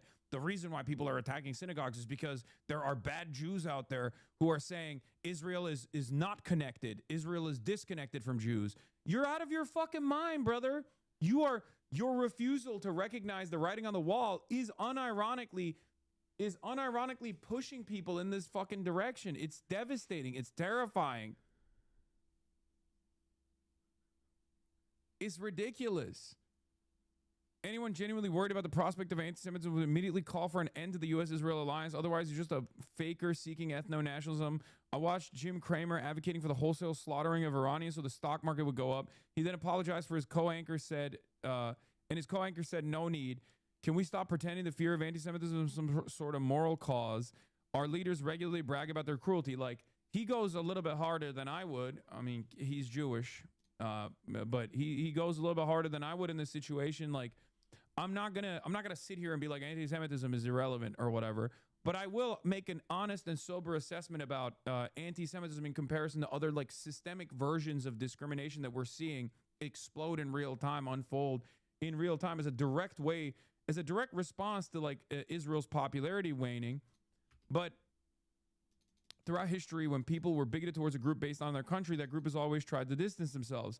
Japanese Americans during World War II worked as hard as possible to say we are not the Empire of Japan. American Jewish organizations seemingly decided to do the opposite and is suicidal. Yeah, it is. It's crazy. Like, I've been saying this for years at this point. It's literally like if Muslims were running around being like, excuse me, 9/11 is a radical act by the most honest actor of all time, Osama fucking bin Laden, and it was awesome. And also on top of that, you better not criticize Al-Qaeda because that's true Islam, except that never fucking happened. And you know what happened instead? Muslims kept saying, this is not us. And American media was like, fuck it. Actually, Muslims are saying this is us.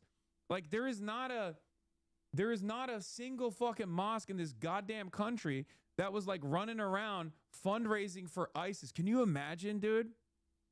Can you imagine a fucking mosque just straight up fundraising for ISIS, like trying to offer material support to ISIS? It would be fucking it's illegal. It's utterly illegal. And yet you got synagogues doing it for the IDF. And yes, the unpopularity of Israel, even though Israel and ISIS are basically fucking two peas in a pod, right? But most people are obviously still oblivious to that reality, but they're not seeing Israel as a popular nation any longer. It's not. It's fallen out of fucking fashion. So when Jewish institutions do unironically try to combat all of the anti-Israel wave by being incredibly annoying, incredibly entitled, constantly demanding censorship, constantly demanding that people get fired, right? What the fuck do you think the people's reaction is going to be? They're going to be like, fuck you.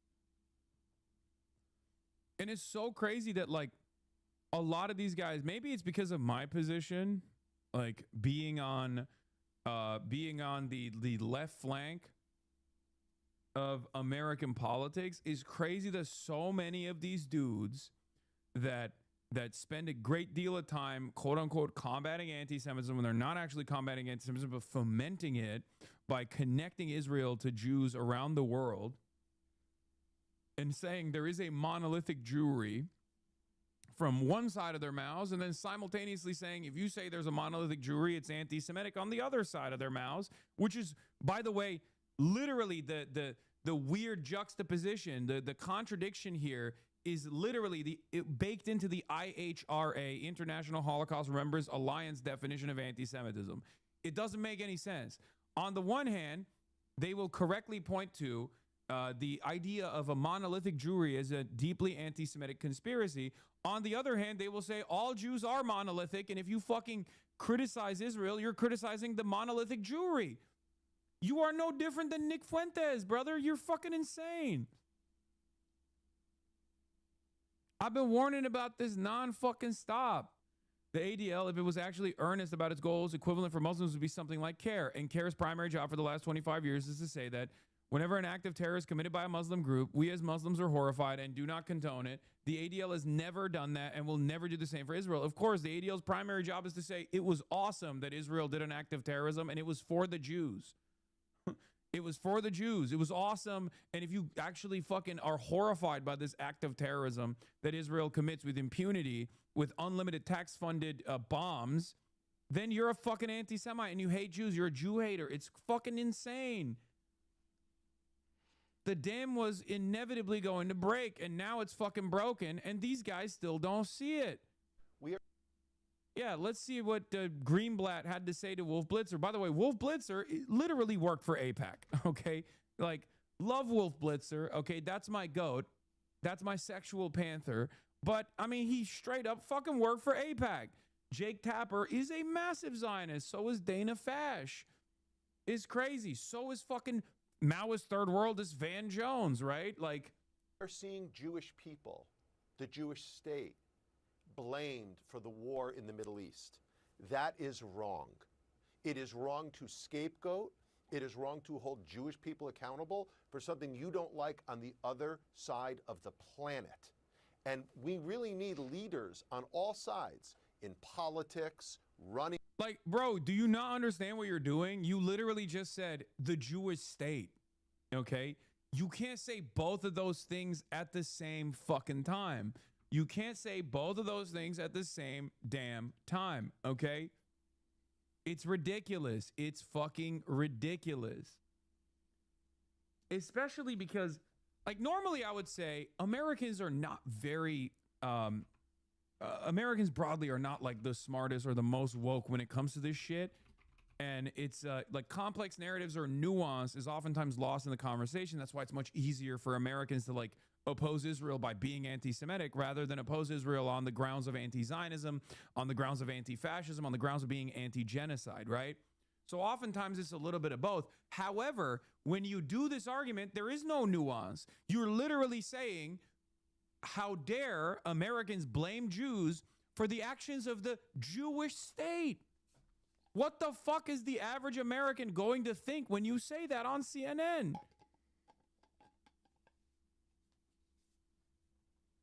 It's ridiculous.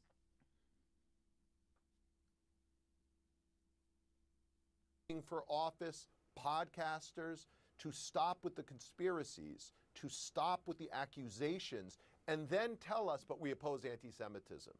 You don't get to say you're opposed to hate if you're trafficking in hateful conspiracy theories. You're doing the hateful conspiracy, you fucking idiot. You're the one who's like, Israel lasered entire city blocks, leading to 750,000 Lebanese people evacuating from their homes. 750,000 people have been displaced in Lebanon, okay? Once again, thousands killed in the hands of Israel. And you personally connect that back to Jews. And then you also say it's actually good that this happened. And if you criticize this, then you hate the Jews. What the fuck are people supposed to think? Everyone needs to dial down the rhetoric, to take a step back, and to start doing something to stop this epidemic before it gets even worse. And it's continuing all over the country right now, right? Yeah, it is. I mean, look, at ADL, we focus on protecting... Yes, I know he's talking about me. That's why he didn't mention me by name, but normally he does. But he's like, how can you say you oppose anti-Semitism? There is like not a single other person at my level in media right now that opposes Israel that will actively take the time out to also sever the ties of Jews in Israel. So there's only one guy he must be talking about. It's me. Maybe Tucker Carlson, who also will insincerely every now and then bring that up and be like, I don't hate the Jews. I love the Jews. You know, like he'll say stuff like that. That's it. It's like me and fucking Tucker Carlson. Everyone else at our size is straight up not doing that. They're literally all saying, yeah, it's the Jews. So there's not a lot of people who he could be referencing, okay? No, he said podcasters. Like, obviously, Zohar Mamdani is a politician. That's different.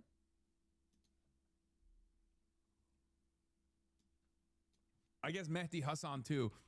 He doesn't get a lot of... He doesn't eat it as hard as I do, though, by the ADL at least. Unc cooking a caller on this. Yeah, I mean, we all know where it's coming from, too. It's because Zionism is indefensible, especially liberal Zionism is indefensible. The juxtaposition is set in.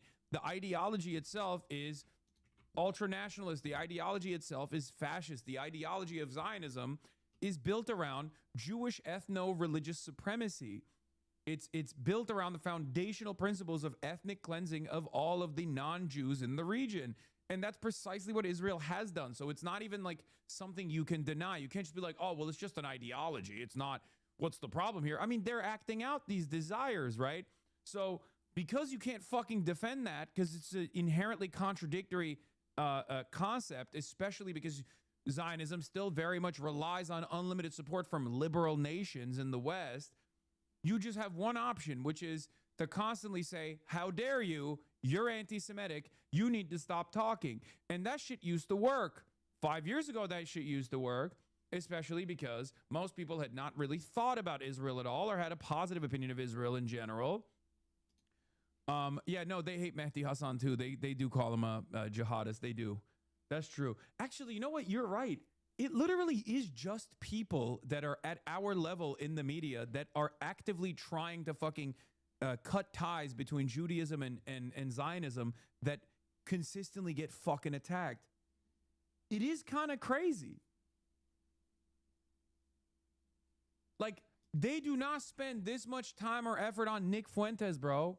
They do not even spend this much time and effort on Candace fucking Owens. It's just motherfuckers who literally are saying like, no, dude, no, it's not. This is something separate. Please stop. Sam Cedar doesn't get hit as hard because he's Jewish. I think that's part of the reason. But yeah, if you're Muslim and doing it, they're like, nope, you're a terrorist. You're a fucking Islamist fundamentalist.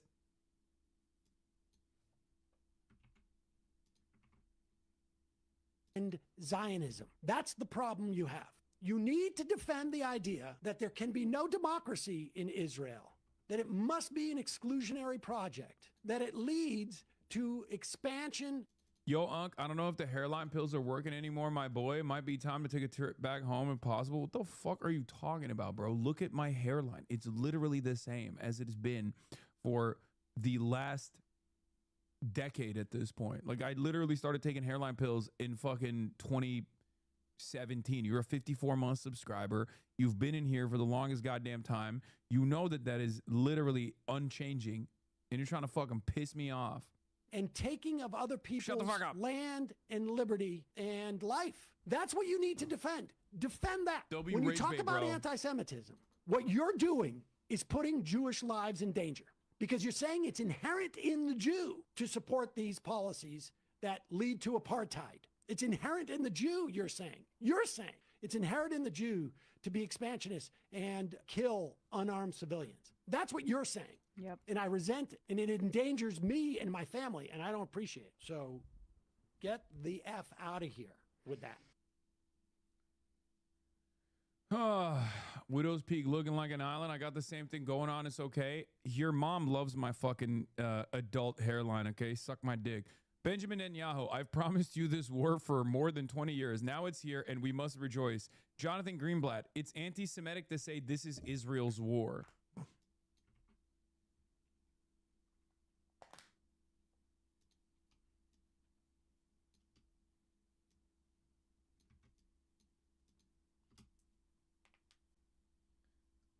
If someone is pro-Palestinian, they should stop using that term. If it's an oxymoron, you can't be a liberal Nazi or a liberal fascist.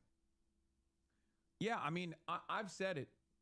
Matt got some flack for this tweet, and I must say I do disagree with his takes here. I get the gist, and the thing, QRT is dumb as fuck, but I think it's blatantly false and not constructive. Anti-Semitism can be a real thing, irrespective of the Zionism crowd. This feels overcorrective. There is no anti-Semitism on the left, none, and anti-Semitism isn't a meaningful political problem in America. Just stop it. I mean, I think he's being fucking aggro. It's just, here's what it is, okay? Of course, there's different versions of racism and bigotry in every aspect and in every facet of American political existence. This is the exact same way that people on the right cynically attacked Jeremy Corbyn. They were like, well, Labor has a anti-Semitism problem. Were there Labor Party members that had said things that could be anti-Semitic, could be considered anti-Semitic? Of course there were, right? But at the end of the day, you got one party that is like literally propping up statues of Nancy Astor. The conservatives at the time were doing this, right? In the Tory government. And the entirety of the media was slamming Jeremy Corbyn on anti-Semitism allegations. Nancy Astor famously said Hitler had the right idea about the Jews. Okay? Like, anti-Semitism exists in every facet of American politics. It's true. But you have to literally look at the one side that is like comprised entirely of Holocaust deniers and the other side that's like yeah, I think Jewish exceptionalism is out of control, or some people who have gotten to a point where they're like, you know what? Maybe it's fucked up that Jews are all over Hollywood. You know what I mean? That's not acceptable, but you got to fucking pick your battles at a certain point, right?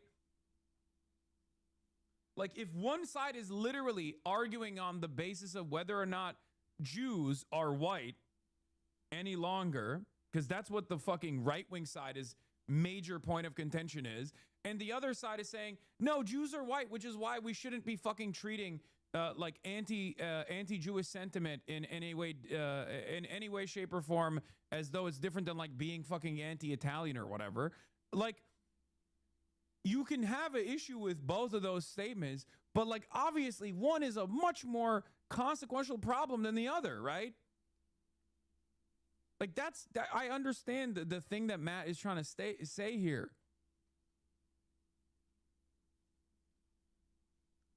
And yes, Corbyn wasn't even remotely anti-Semitic, obviously. They were just like bullying him and successfully anchoring his campaign around that. But like, do you see what I mean?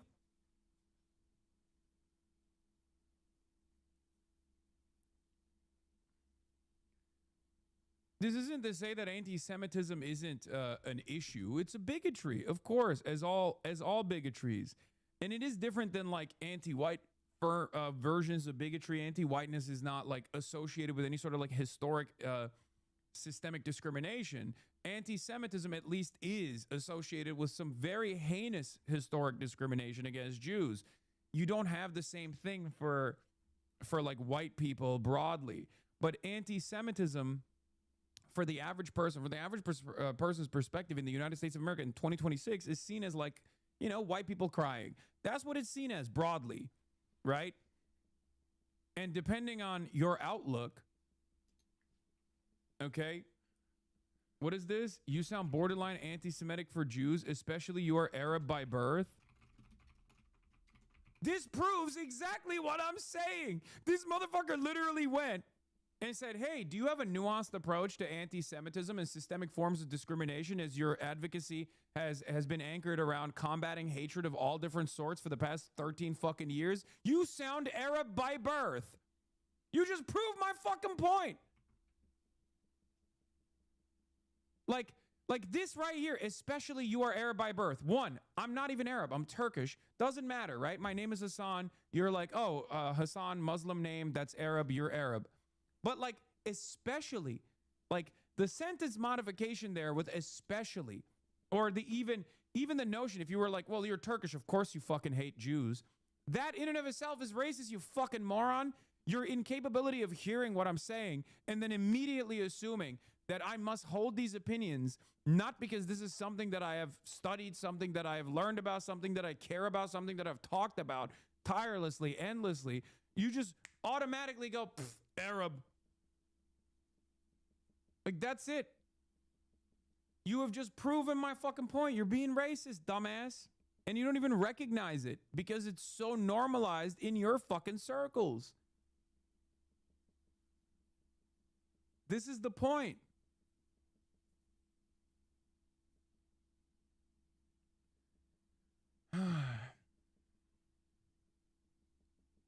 Assign Arab at birth is ironically a good way to describe how America's post 9/11 see everyone from North Africa to South Asia. Yes.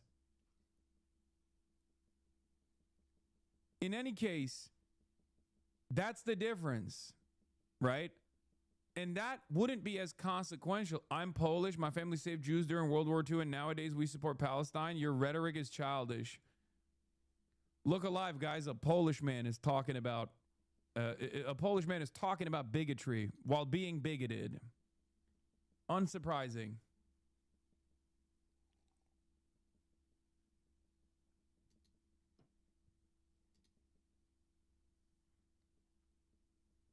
Hassan's crash out to being called Arab is the most Turkish thing he's ever done. No, man. I don't give a fuck when people call me Arab or whatever. Obviously, I stand with all people, okay? I don't give a shit.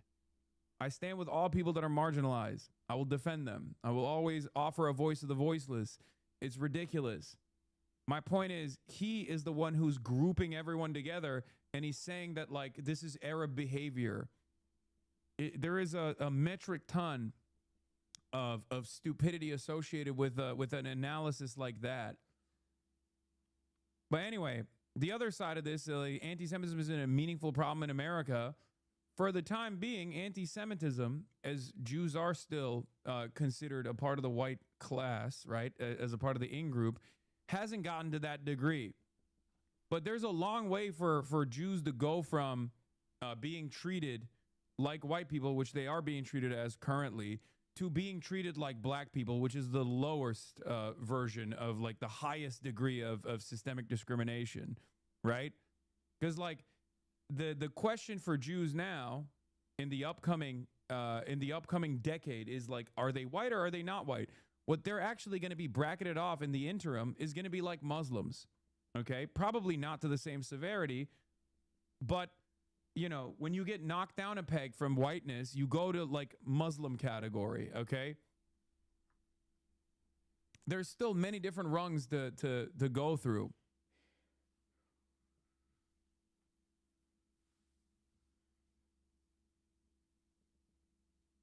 No, it's not going to be the same severity, dude. I'm saying if you were, what do you mean? If it was up to Nick Fuentes, you think it wouldn't be the same severity?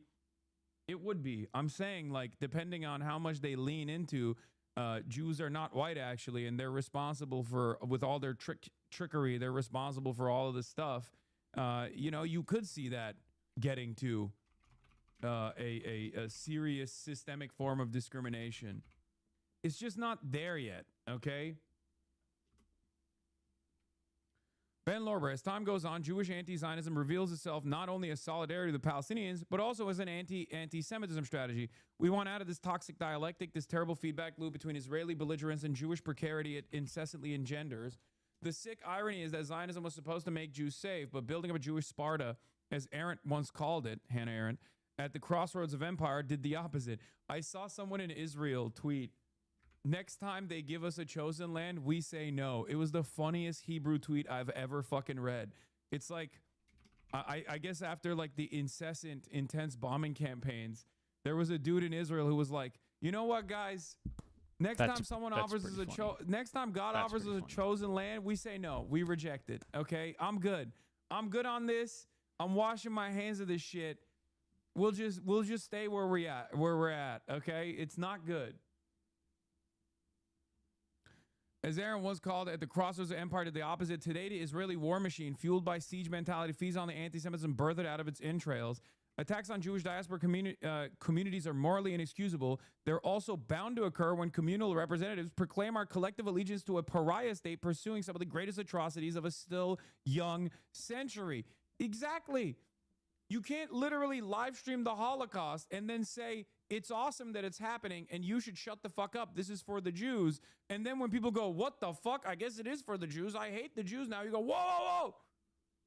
Like, it's unacceptable and it's horrifying. I understand that. I've been trying to actively stop it to the best of my ability. But every fucking institution that's supposed to be tasked with combating anti-Semitism is dug deep inside of my asshole instead of also analyzing this very clear contradiction and trying to address it.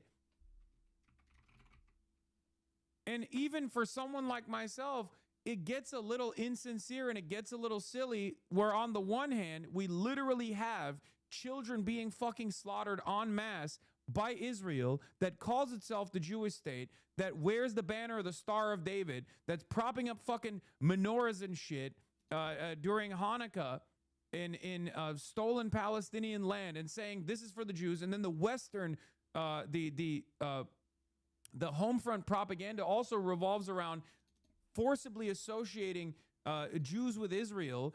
And then I have to sit here and consistently talk about like the dangers of anti-Semitism. It gets a little ridiculous after a while, because like if you're looking at the actual actions of the fucking Nazi state and its advocacy and all of its envoys here in the Western world, I look insincere to the average person. It turns into a Latinx conversation, okay? I'm trying to be too woke. To the average person, they literally look at me and go, "You're so woke, brother, we get it." Like, okay, sure, okay? That's literally what it's turning into now. At least in the beginning, at least in the beginning, there was like more room to try and sever the ties of Israel and Jews, especially Jews in the Western world. But like 2 years after the fact, yeah, motherfuckers look at me like I'm saying Latinx anytime I talk about anti-Semitism and its dangers. Okay? That's what it's getting to. And that's really dangerous because like Latinx is a silly fucking moniker. It's ridiculous, right? But what that spells for American political discourse implies that people don't want to talk about anti-Semitism anymore. People don't give a fuck about anti-Semitism anymore because they see anti-Semitism as the primary vector to combat Israel. You don't want it to get there. And I've tried to stop that from happening, but these very same institutions that are supposed to be tasked with fucking combating this shit are more predisposed with yelling at me, calling me a fucking Nazi for calling Israel a Nazi, ironically enough. And they openly say it too. With respect, please stay out of the Latinx thing. Ain't no fucking way there's a defender of the utilization of the term Latinx in the big 226, okay? Ain't no fucking way. Ain't no fucking way we got woke one relics in here still.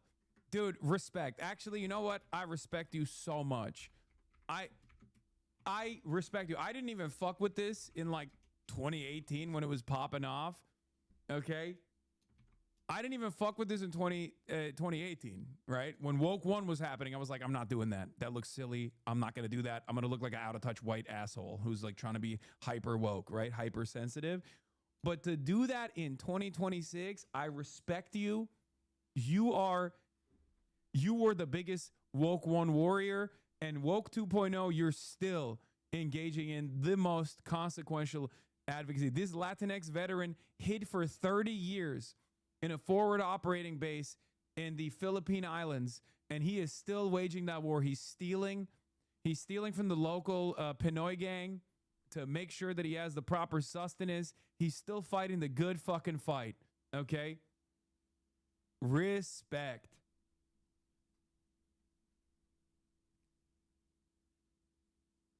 I learned about the history recently. It was a thing among Latino academics. Yeah, okay. So, heartwarming. Woke 1 chatter still wokes the old-fashioned way. Yeah.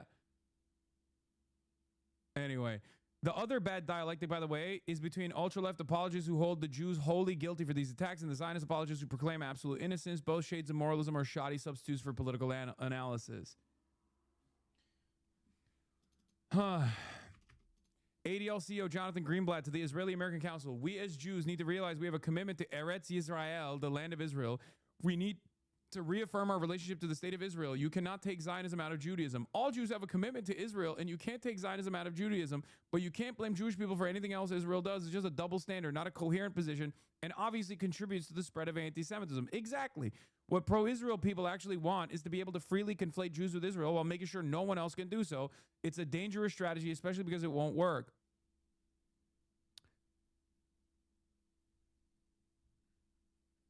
Bro, stop Swagapino stocks down because of army members. Oh, I saw this video. It's very funny. My Instagram. Are you willing to die for Israel? Huh?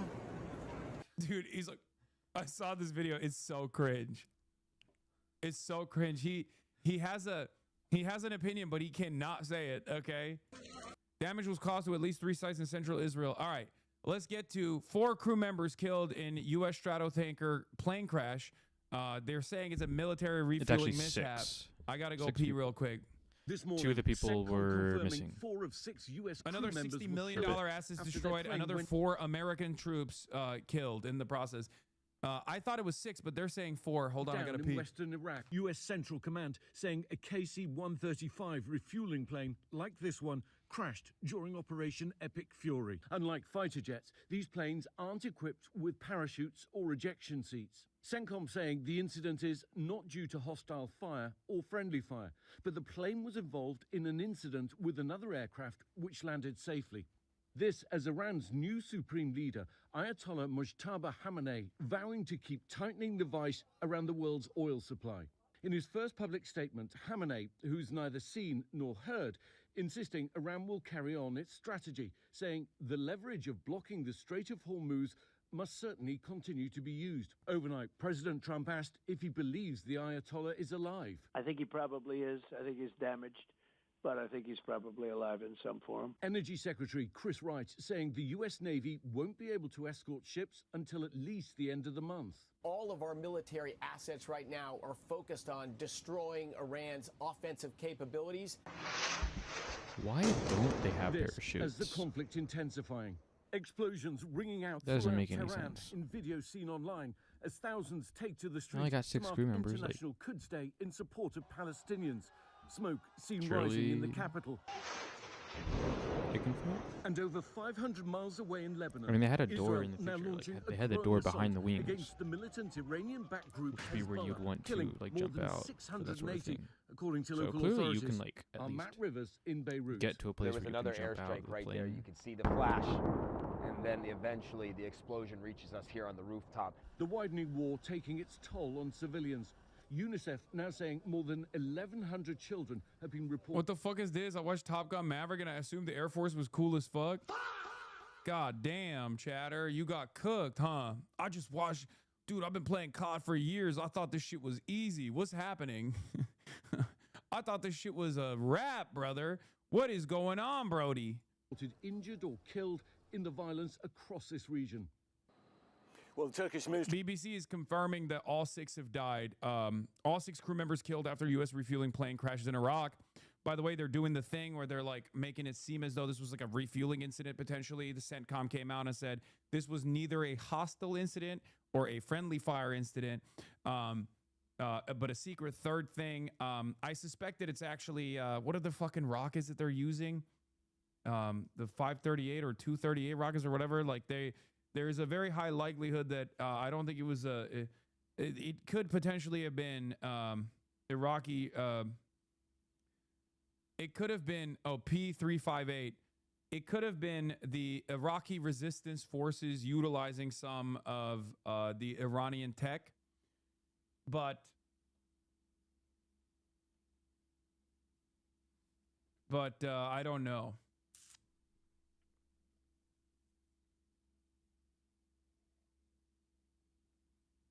What is Al-Quds Day?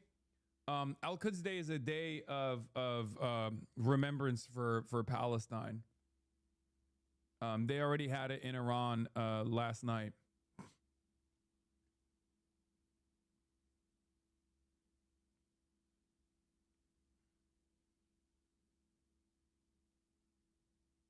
For the record, before people say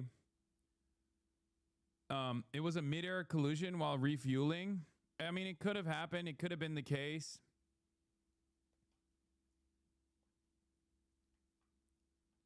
But there's also a pretty decent likelihood that they are just hiding that this was a combat casualty. You know what I mean? Yeah, mid-air collision with a rocket. All 6 members of a U.S. military refueling aircraft crews have now been confirmed dead after a crash in western Iraq, U.S. Central Command has said. The U.S. initially said it located 4 of the deceased crew. It said neither hostile nor friendly fire were involved in the loss of the KC-135 aircraft on Thursday. The tanker had been involved in ongoing U.S. operations against Iran, and it was one of the 2 aircraft involved in the incident. The second landed safely. There was a photo. The reason why I say it's probably not a fucking mid-air collision is because the second Stratotanker had its vertical stabilizer clipped. So, or horizontal stabilizer, is that what it's called? Or is it a vertical stabilizer? Like these things have like a big thing in the back. I'm doing a very bad job describing this when I have an aerospace and mechanical I mean, engineer, the top of its tail got brother. clipped. It just happened. If there was a horizontal stabilizer, then that got clipped too out of it. Yeah, here, this is a new photo. New photos show a U.S. KC-135 refueling aircraft involved in yesterday's mid-air collision over Iraq, landing at Ben Gurion Airport with major damage to his tail stabilizer. Yeah. Like, I don't know if this is a clipping. I don't know if this is a consequence of, like, clipping or what happened. Could have been that the other one was blown up and then it actually hit the other vertical stabilizer. Yeah, I mean, it's gone. The top of it is fucking gone. So I don't know how valid this is, you know? The other pilot cortisol spike, maybe.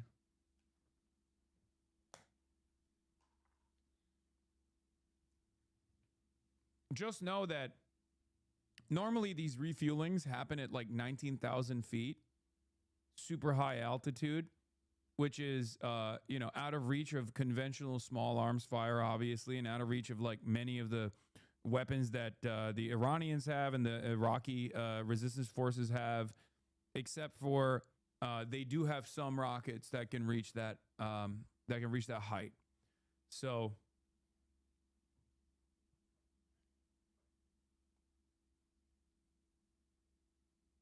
we'll find out soon enough. The Boeing manufactured aircraft are capable of refueling planes midair and play a major role in U.S. military operations.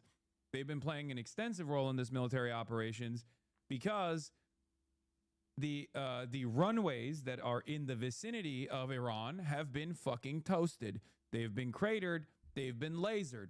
If you're wondering why Iran was attacking the Gulf, this is why. So they have to engage in refueling because planes are taken off from a much further distance than they normally would in these bombing operations. And because they can't actually fucking go back and sit on a runway nearby, they have to get refueling in these bombing campaigns. And it could be a consequence of like the Stratotankers pilots constantly being in the air and you know, being fatigued. Or it could have been that the Iraqi resistance, at least the IRGC claims it was the Iraqi resistance that, you know, clipped one of the two Stratotankers. CENTCOM said the incident occurred about 2 p.m. Eastern time on Thursday, and the circumstances of the crash are now under investigation. A search and rescue operation was then launched to locate the remaining 2 crew members.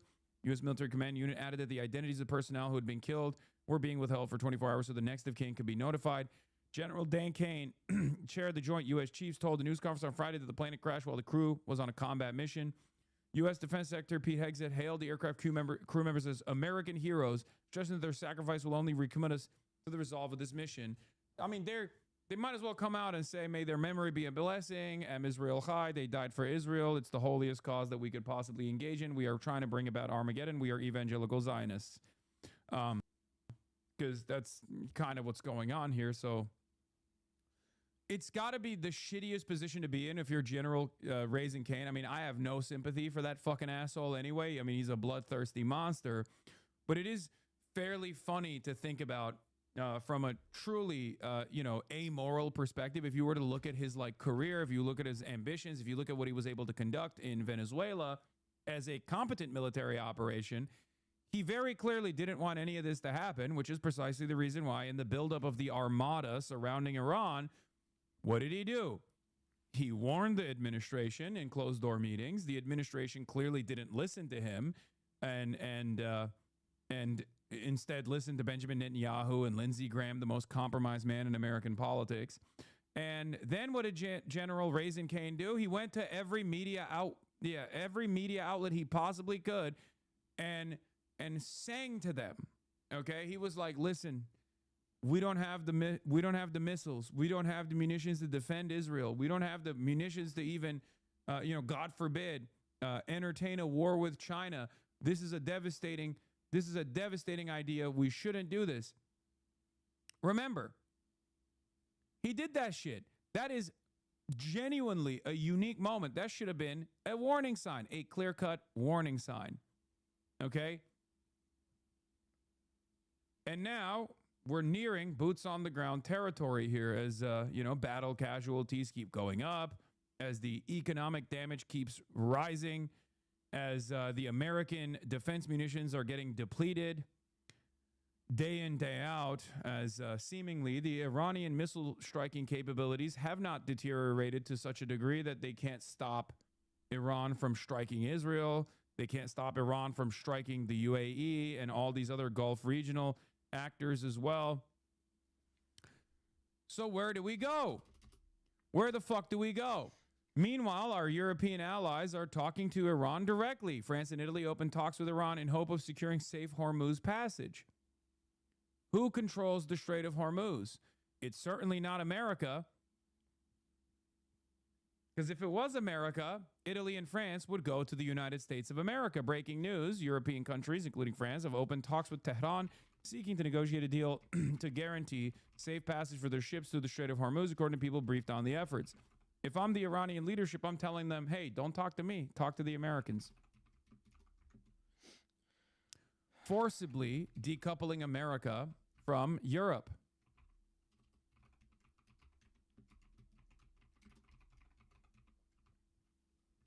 Of course, European leadership are servile dogs, and they will probably still do the bidding of the Holy Empire, the greatest empire that has ever existed, the United States Empire, the Israeli Empire. So I don't think that they are going to follow through on whatever the Iranian demands are, but we'll see where that goes. What has to happen, and I've been saying this for the past 13 days since this fucking bombing campaign started, is a decoupling from Israel. America has to literally de-escalate and sever ties with Israel for this to happen. America has to retreat from its military bases in the region and start treating Iran as a sovereign actor that is a force to be reckoned with. Do the same thing that we did with the Ansar Allah movement in Yemen. This time, the damage is far more consequential to the global economy. The impact is far worse than what the Ansar Allah movement was able to do to American naval assets in their backyard. It's too late for that. I don't think it's ever too late.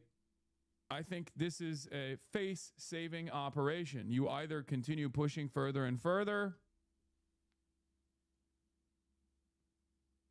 You either keep pushing further and further, or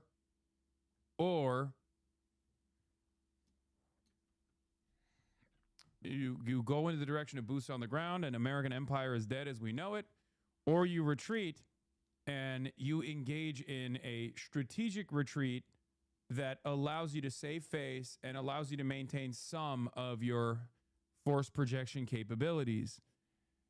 But we are run by a bunch of philosemitic boomers who are both egomaniacal and genuinely think that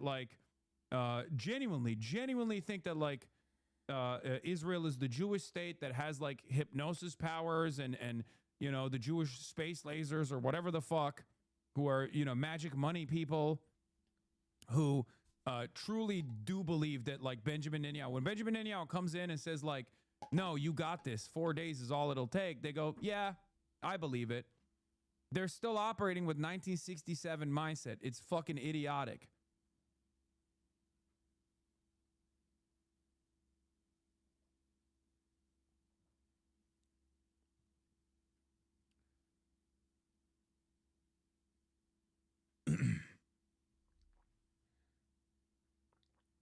I write, Valley Nasser, professor John Hopkins, writes in Financial Times, another sober assessment coming from Financial Times, possibly one of the only media outlets, one of the only media operations that often is conducting these necessary sober assessments. Valley Nasser says, Iran is playing the long game. In war, geography matters as much as technology. Iran commands the entire northern shore of the Gulf, looming large over energy fields on its southern shore. And all that passes through his waters. His Houthi allies are perched at the entrance of the Red Sea and along the passage of the Suez Canal. Iran is thus perfectly positioned to squeeze the global economy from both sides of the Arabian Peninsula. Meanwhile, Israel is trying to squeeze the other side, the entry point into the Suez Canal, the Red Sea entrance, with their own partition state, Somaliland. Meanwhile, there's also an escalation of tensions with al-Shabaab in Somalia, that is really hurting the state of Somalia. So that's also another problem. That's also another problem that will have long-standing consequences. Of course, there are numerous other regional actors at play there. In Somalia, you got the Turks there. They have their bases there. You got American assets in there as well that are also fighting against al-Shabaab, trying to hold Somalia intact. Meanwhile, Israel is directly against the interests of America there as well, for the record, because they want to fucking destroy Somalia and have a base of operations that can fight against the Yemeni troop positions and the Ansar Allah movement in Yemen, to control that entry point at least. It's completely fucking ridiculous. Anyway, those in command of Iran today are veterans of the asymmetric wars in Iraq and Syria. They are now applying the same strategies of fighting the U.S. on the battlefield of the global economy. Drones, short-range missiles, and mine-setting tankers and ports on fire can have the same effects as IEDs had in Iraq, only with greater impact, disrupting global supply chains and sending oil prices higher. Iran could sustain its counteroffensive more easily and for far longer. Furthermore, a ceasefire alone will not lift the shadow of risk that Iran has imposed over the Gulf, which is now experiencing its nightmare scenario.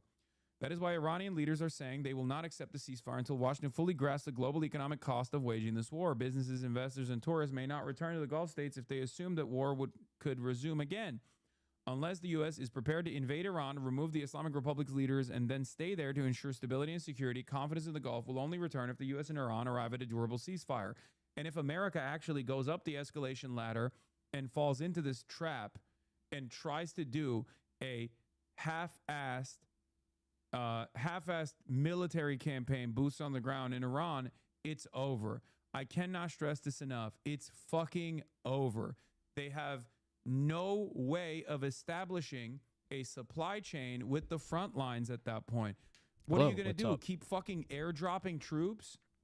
You would literally need a force that is the size of like the World War II Allied forces doing to some be able co-working, to I guess, working on a program, invade listening to through politics. paratroopers a country with the topography of Iran. No, this is like not a game. This is what This is, their forces are designed for. Defensive forces. They do not have a project I'm offensive working on. forces. That's precisely the reason why At the moment, I'm working on rendering to hit stuff for UI. 2,000 kilometers. It's not a game anyway. It's going to be like an application. That Iran has built and designed So, has bunch of back-end rendering for stuff. this moment, being Don't have able anything to show shut for off the Strait of probably a good Hormuz while. and being able to defend their own lands. Okay, there are choke points after choke points inside of the mountainous terrain.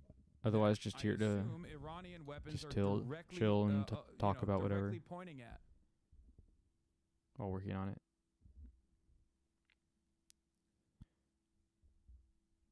Why do you doubt our warfighter? Yeah. Our warfighters, dude, our anti-woke militias will take over Iran in a moment's notice. Yeah, well, if this is a fucking game of who's less woke, Iran kind of beats out our forces too, don't you think? I mean, think about the IRGC. It's the most competent anti-woke military force on the planet. One of the most competent and most anti-woke military forces on the planet. So I guess they have us beat on that fucking front too, when you think about it. If this is a battle of woke for woke, Iran wins on that front too. Except they're pro-trans, but that's it. Remember when I talked about Iran being maybe a little too pro-trans as a joke, but like Iran being pro-trans in general? And everybody got mad at me because they didn't know that that was the case, that like you can get gender confirmation surgery in Iran, but then it goes a little too far and they actually do forcible gender reassignment in Iran to people who were caught having gay sex.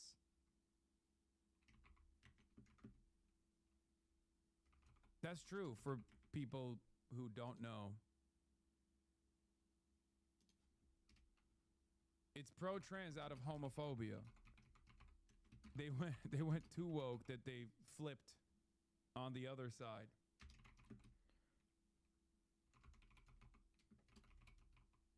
Isn't China and Japan the same? No. What?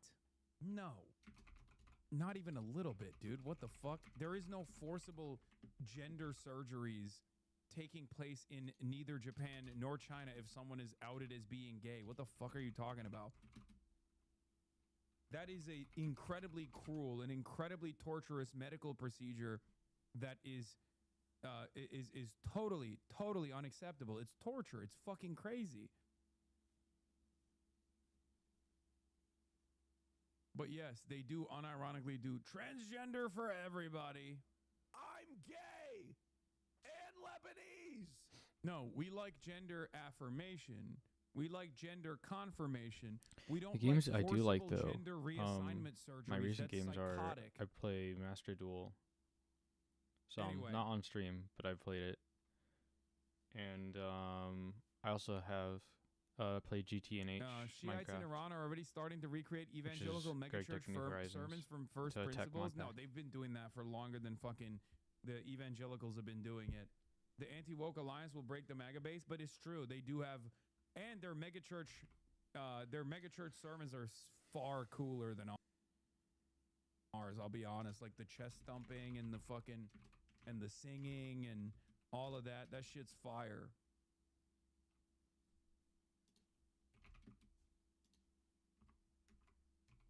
Iran is a desert, mountainous, no supply lines, guarantee certain death. Yeah.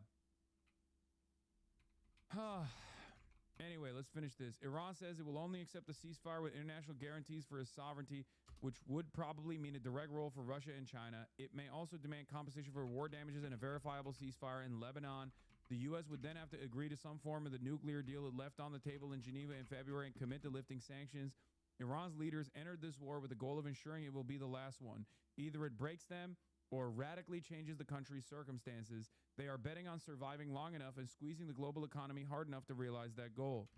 That's it. And I've been saying that, and they do have the capability to withstand this. In the absence of boots on the ground, which would be a devastating predicament for America. Remember, America was barely able to do this to Iraq, and Iran is not Iraq. You can't go to the fucking IRGC generals and give them bags of cash to be like, stand down.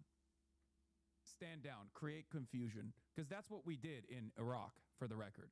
Okay? A much more unstable government. You can't do that with... Okay, when people say 3,000 Marines are sent, I don't think you understand the troop deployment necessary to invade a country with 93 million people with like 10 million armed combatants, okay? It's like, what do you mean? You're basically feeding American Marines to the troop explosion machine, okay? Like, that's not a thing. That's just sacrifice. You might as well call it ritualistic sacrifice. Because of drones, there's very little the U.S. can do to force open the strait. They don't need missiles or mines. They can send $10,000. Well, no, it turns out they're $7,000 drones, by the way. They're not even $20,000 drones. They're not even $10,000 drones. They're $7,000 drones. Pick which it cheaper and expose cheaper. a $500 million oil tanker in 30 seconds. Exactly.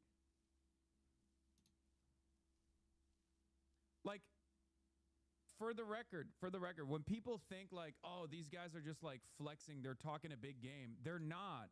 They are openly stating, bring your troops into Iran. They will come in vertically. They will leave horizontally. Okay? This is from Hezbollah. Chatter's logs are fucking disgusting. What is this? Liberals love to cry about the mental health of criminals, don't you all?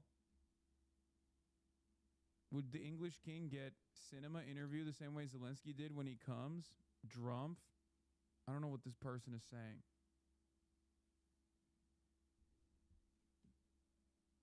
You need hundreds of thousands of troops, but you also need to establish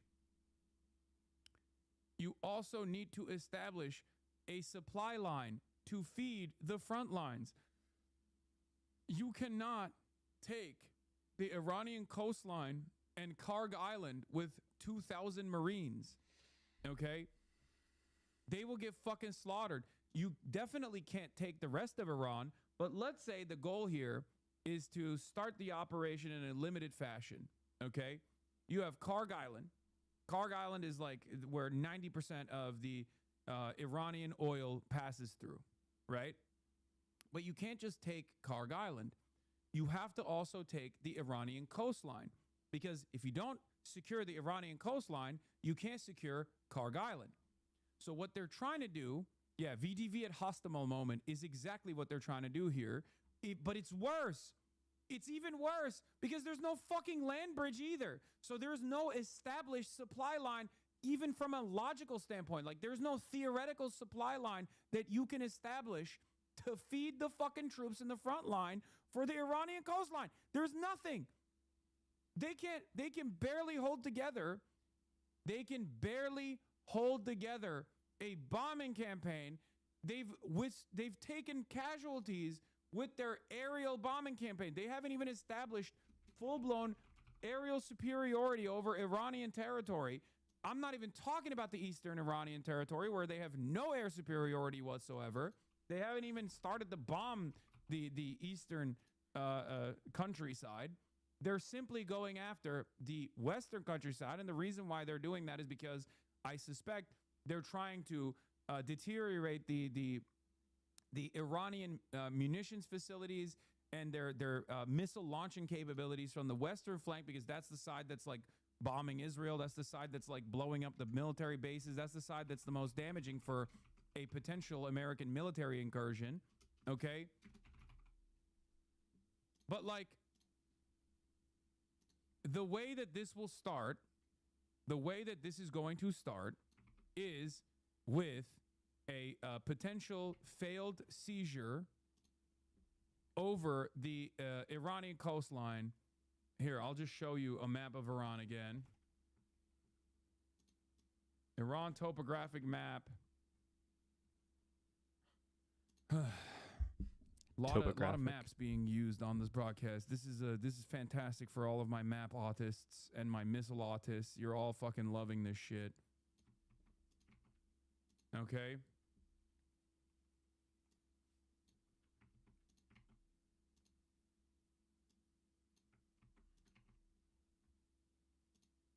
Here, hold on. Here, let's show you Karg Island, okay? This is where Karg Island is, okay? It's this massive oil refinery facility and oil transfer facility. 90% of all Iranian oil passes through Karg Island, okay? It's right off the coastline of Iran. Now, this is a topographical map of Iran. I don't know why it won't just like open the actual fucking image. It's so fucking annoying. But the thing is, in order to secure Karg Island, if you want to invade Karg Island, you have to literally, one, destroy all of the launching capabilities that exist off of the mountainside, okay? You need to first destroy all the launching capabilities. You need to secure the bases in Iraq and Kuwait especially, and maybe even Saudi Arabia. You haven't done so. Then you need to make sure that you have full-blown air superiority over the western coast of Iran. You haven't done that either. Then on top of that, you need to be able to deploy hundreds of thousands of troops potentially, or at least like, I don't know, fucking 50,000 troops, or I don't know what the actual number is, but you need a shit ton more troops than 2,000 fucking Marines, okay? 2,000 of our best Marines. Not gonna work, okay? It's not gonna work. You need a fuck ton more military buildup. You haven't established any fucking direct supply lines with that front line if you were to do such a campaign. So what are you gonna do? Paratroopers? You're gonna fucking you're gonna drop ship our paratroopers into fucking Karg Island so they get what? Slaughtered? You have to also secure this coastline. You have to literally deploy troops across this coastline to ensure that you can protect the entire region. Okay? So if you don't have any assurances that you've been able to successfully cause attrition on the Iranian missile capabilities, Iranian drone striking capabilities in this dense fucking mountainous region, okay? And they're still going to keep popping their fucking heads out and deploy $10,000 lawnmowers that can take out billion-dollar pieces of equipment if they choose to do so. What the fuck do you think is going to happen to your troops at that point? You're going to see a lot of fucking drone compilations, and just like you see in Ukraine, but significantly worse. This time it won't be Russians in the grayest footage you've ever seen begging for their lives in their last moments. It'll be American soldiers. It'll be your fucking neighbors. It'll be your family members.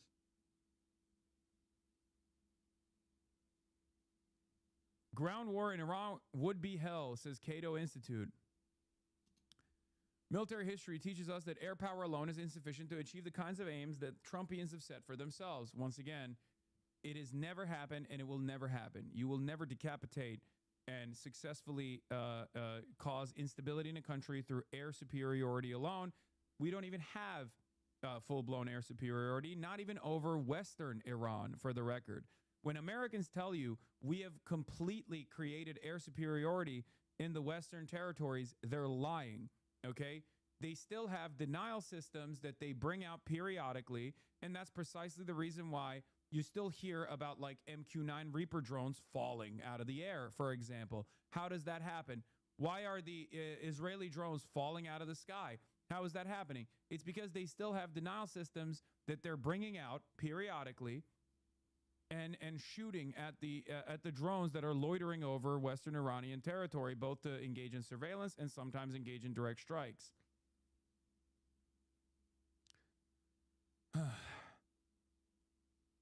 There's no will amongst the military to do this. There is no capabilities that we have to do this.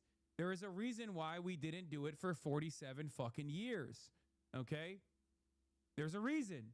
Because this was going to happen inevitably. So every general was like, why the fuck would we do this? This is so psychotic. It's so stupid. You needed someone psychotic enough. You needed someone psychotic enough like Donald Trump and dumb enough like Donald Trump to believe it. Okay? To believe in the Israeli intelligence, to believe in the might of the Israeli Air Force and the superiority of Israeli espionage, to fucking lean into something so stupid. It's unfucking believable.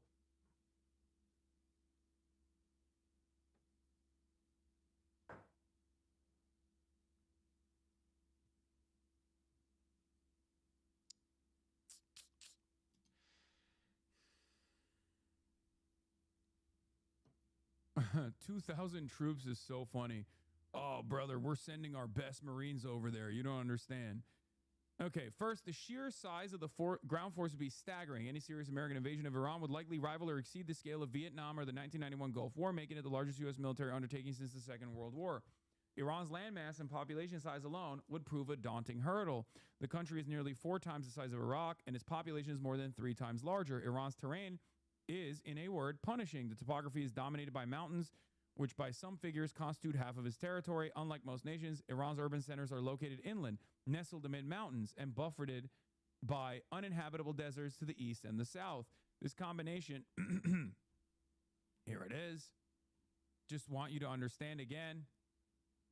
Like any parts of Iran that don't have these crazy fucking mountains is desert, okay?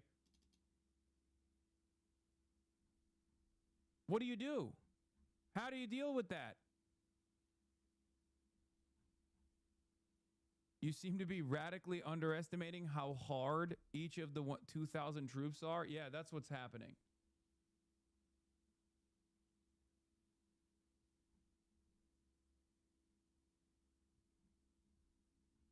Go home, Hassan. I am home, dumbass. The fuck?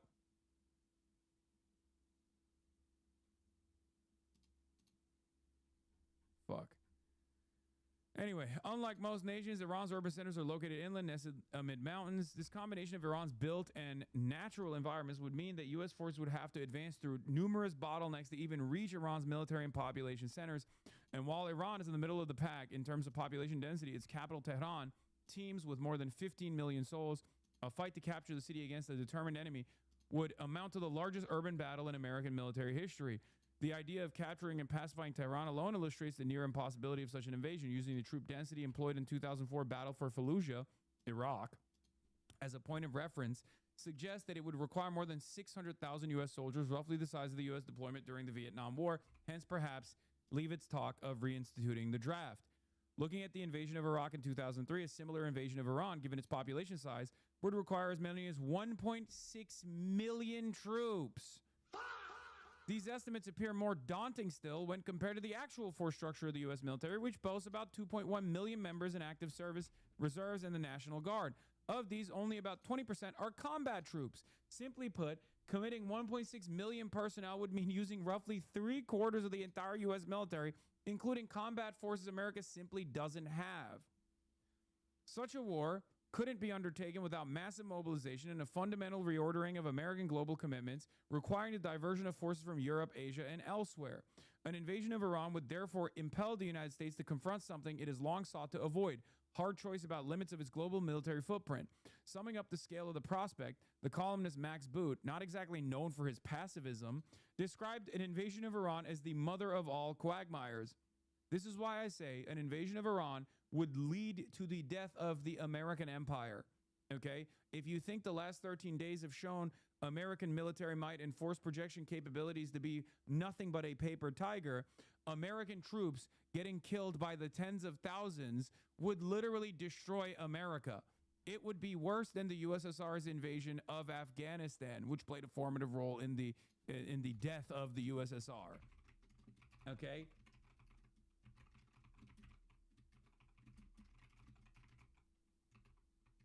You can say, Gangi, we got contingency plans upon contingency plans. You have no contingency plans, especially because, guess what?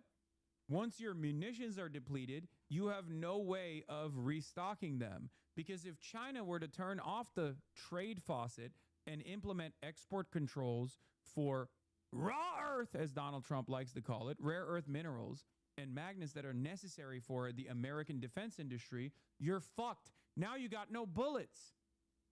Okay? You ain't got no fucking bullets at that point. What do you have?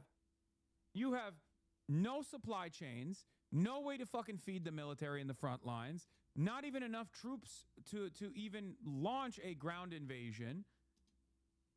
And then you're out of bullets, and the only country that is allowing you to even make new bullets and make new machines and make new fucking assets and make new munitions is China. China could just as easily turn around and say, you guys have destabilized the world too much, and in the interest of stability, we're shutting off your faucet. We're shutting off your manufacturing capabilities starting tomorrow. What do you have then? What are you going to say, slurs at the Iranians? Is that how you're going to defeat the Iranian military? You're going to out anti-woke them?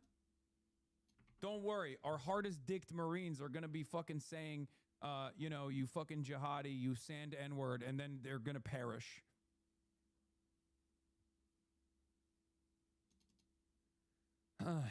Not that it matters, because all of the worst-case scenarios that I keep describing to you guys are worst-case scenarios that many military generals don't want to even contend with in these rooms, because all of the fucking generals that would have told Donald Trump, you're a fucking idiot, stop this, have been fired.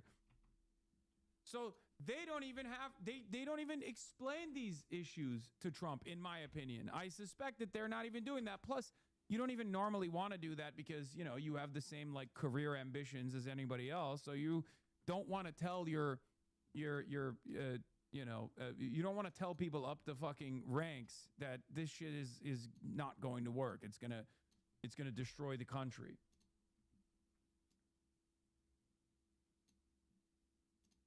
Then comes the next obvious problem, fighting the war. While Iran's military would likely lack air superiority and remains less technologically advanced than that of the United States, the Islamic republics shouldn't be taken lightly. Before the outbreak of the current war, the country's regular armed forces were estimated at roughly 420,000 personnel. Iran's more ideologically committed Islamic Revolutionary Guard Corps numbered around 190,000, backed by a militia force known as Basij of more than 600,000.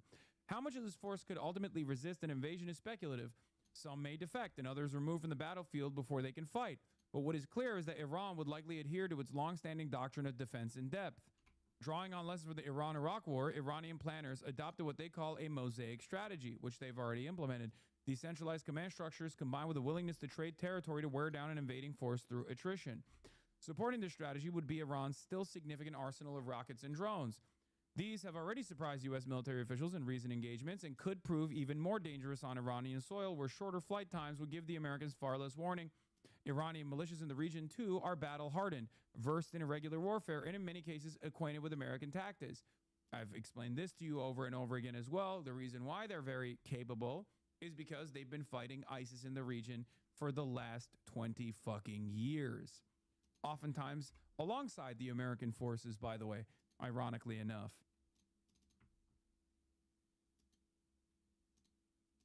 Pentagon to deploy another 5,000 additional service members. Yeah, I mean, this is literally what's going on, dude. Just, it's the meme, is a Twitter meme of like the guy who keeps feeding stray kittens to the coyotes in his backyard, you know? Just don't worry. We'll put 5,000 of our hardest dicked men and women into the Iranian meat grinder. It'll be fine. This kind of troop deployment signals one thing and one thing only. Donald Trump is not backing away because he's an absolute fucking moron. Oh my God, this is so devastating.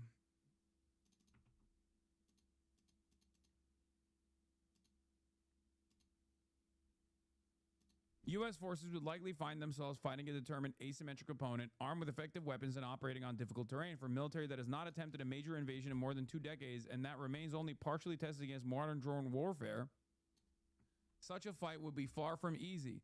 Like, Iraq is the best case scenario, right?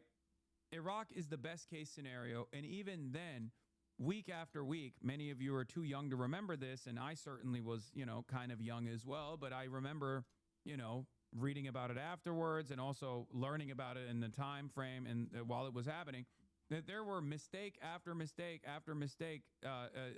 There were mistakes upon mistakes being committed because that's how war is. Okay. And that was the best case scenario. Iraq did not have the solid fundamentals that Iran has. And even then, there were issues.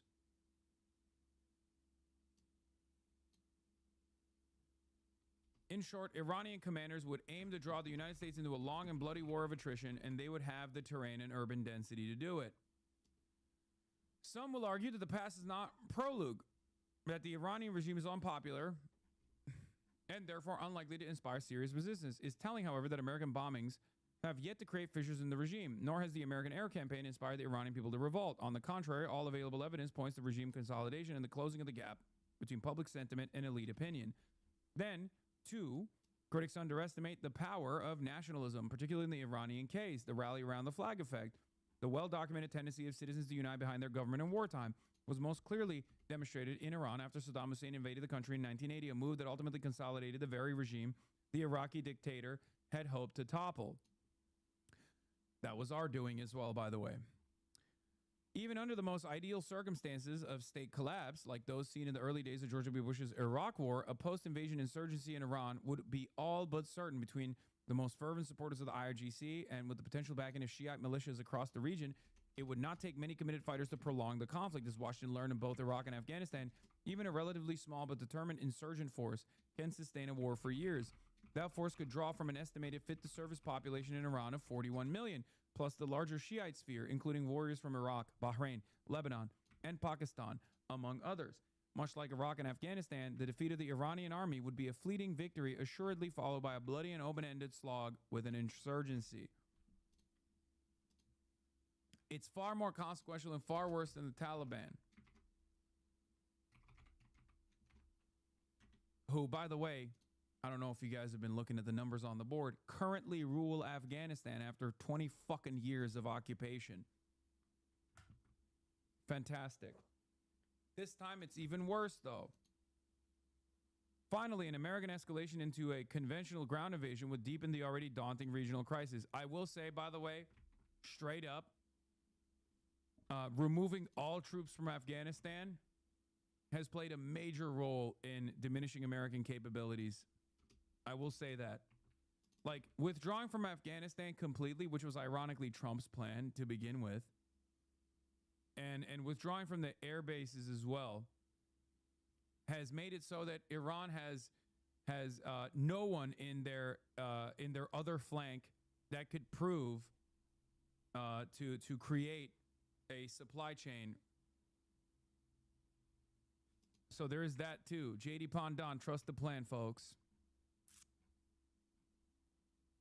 What is this? Your speculation about the internal dynamics? What is your reporting about the dynamics in the White House? Yeah. The other day I was talking to Daniel Davis, who's career military, and he was supposed to be one of Tulsi Gabbard's deputies in this administration. And then Republicans and the Israel lobby went ballistic because he had been a critic of the Gaza war and had said critical things about Israel. And there's a career decorated military officer, and he was going to be put in the position of presenting the presidential daily brief to Donald Trump. This just happened right at the beginning of this Trump administration. So then they withdrew his nomination. So Daniel Davis would have been, a real voice of kind of objectivity and independent thought, but also, a longtime military thinker. And he was saying that he still maintains contact with some people. This was just recently I spoke to him, that he maintains contact with some people. He said there's only like a handful of sane people left in the inner circle when it comes to anything having to do with national security or specifically with this Iran, and that there's a vibe that anybody who sort of speaks up, it's not welcome to sort of be giving contrary views. It's that you're going to be viewed as disloyal. It's like you're in a kind of authoritarian dictatorship and you're like afraid that Honecker from the Democratic German Republic is going to like oust you if you say the wrong thing. That's totally sort of counter to the idea that when it comes to sensitive issues like waging war, especially this kind of war based on nonsense, that you don't want critical voices. I mean, Tulsi Gabbard is the embodiment of what happened to the isolationist wing of the the primary reason why Iraqi invasion succeeded wasn't due to Iraq being unprepared, but because the Republican Guard and the army had conflicting plans on how to respond to the invasion. That, but also on top of that, they literally bribed the generals, man. The American CIA was already in there in a way where Mossad and CIA is not inside of Iran. They literally straight up bribed the generals to surrender ahead of time. Like, that's it. They were bloodthirsty monsters, these neocons that invaded Iraq, that invaded Afghanistan. They were bloody, they were disgusting, they were animals, but they were competent, okay? America has that same ambition of waging war and destabilizing entire regions and killing possibly millions of people by way of sanctions and by way of direct combat casualties. But they're also incompetent. They are incompetent. That's it. And not only are they incompetent, but after 20 years of defense bloat, enshittification has clearly hit our military as well, in ways that even I could not have foreseen. I'm not exactly a fan of the American military, as you guys know. I'm a very outspoken critic of American imperialism. But I always thought that I had a fairly sober assessment of our military capabilities. I thought that there was a likelihood that American military was a paper tiger, but I did not think it was this big of a fucking paper tiger. Okay?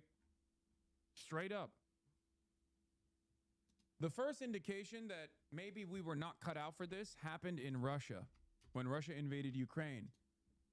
People presented that as a fantastic success. For 5% of our military budget, we are able to destroy 50% of the Russian military forces without a single American active duty service member dying in combat. That was what Lindsey Graham said. That's what Elizabeth Warren said.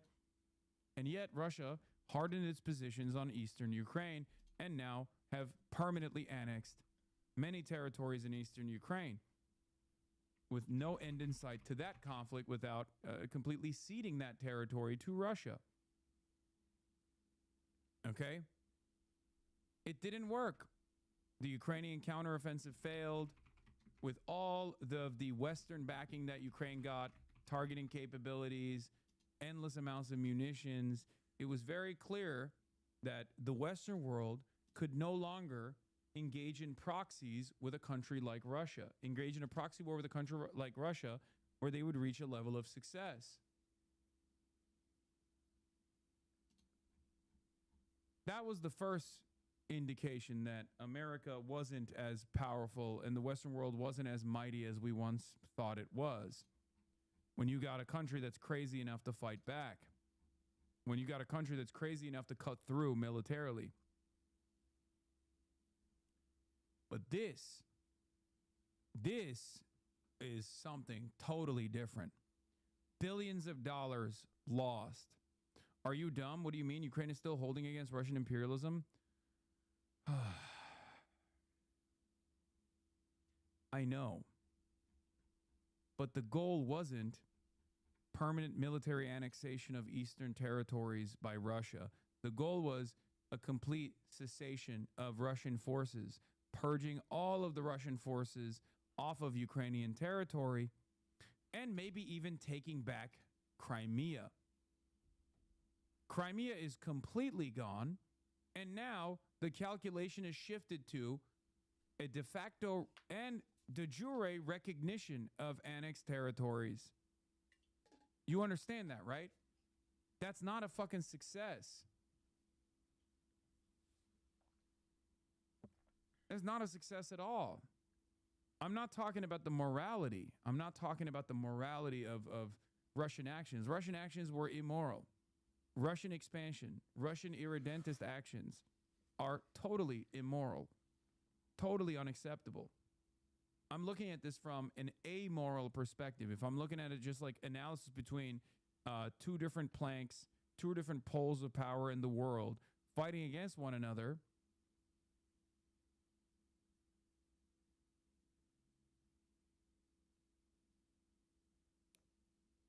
it was not the military success that Western countries thought it would be. Immoral? The fuck is immoral? I mean, nation states do not engage in morality, obviously.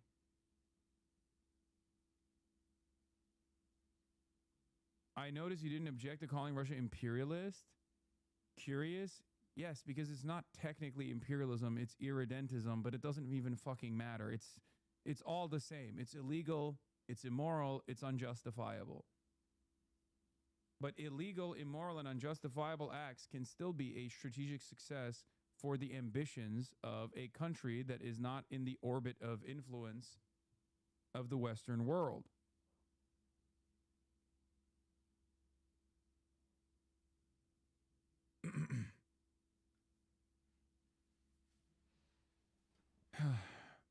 This is something totally different, though, because this is direct American military intervention failing to defend American military assets, failing to defend American bases and American security partners.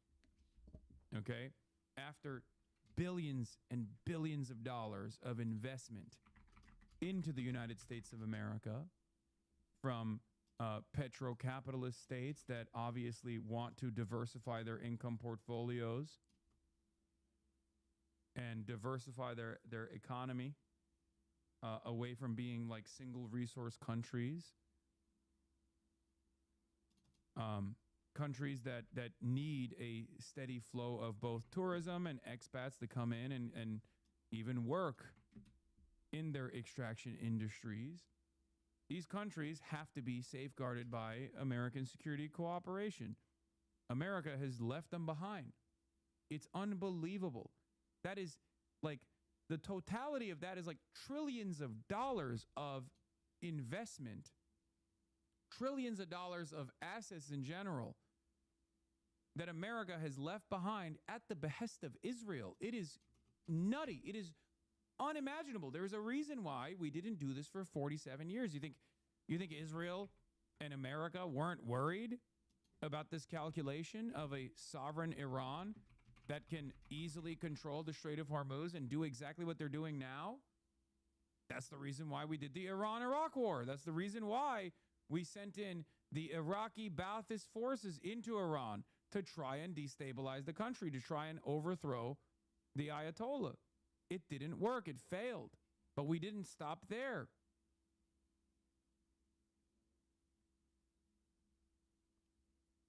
And now you have a complete failure, a spectacular failure as America goes up the escalation ladder, potentially with boots on the ground. That, I suspect, will lead to American demise, complete collapse of American empire. Finally, an American escalation into conventional ground invasion would deepen the already daunting regional crisis. Deploying ground troops in Iran would provide an ample opportunity for America's great power rivals, Russia and China, to drain Uncle Sam of blood and treasure.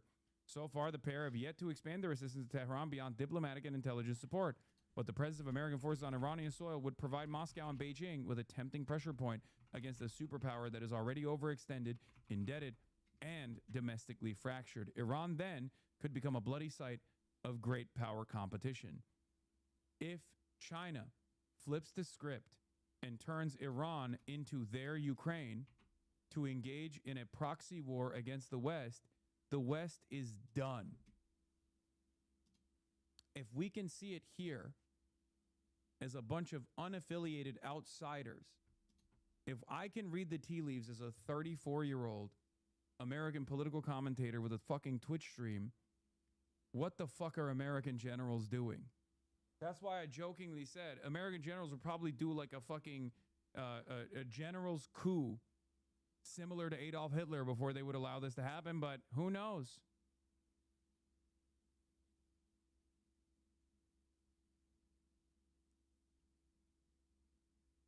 Given the totality of Iran's geography, demographics, military capability, and geopolitical connections, the prospect of an American invasion of the country should be unthinkable.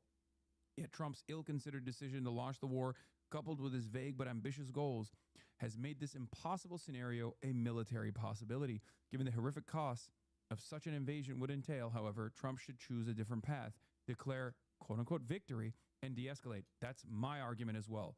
That's what I'm urging America to do as well. I said this yesterday. America has shown that they are a paper tiger, okay? Mao Zedong might have been right, maybe too early, but America has shown itself to be a paper tiger, okay?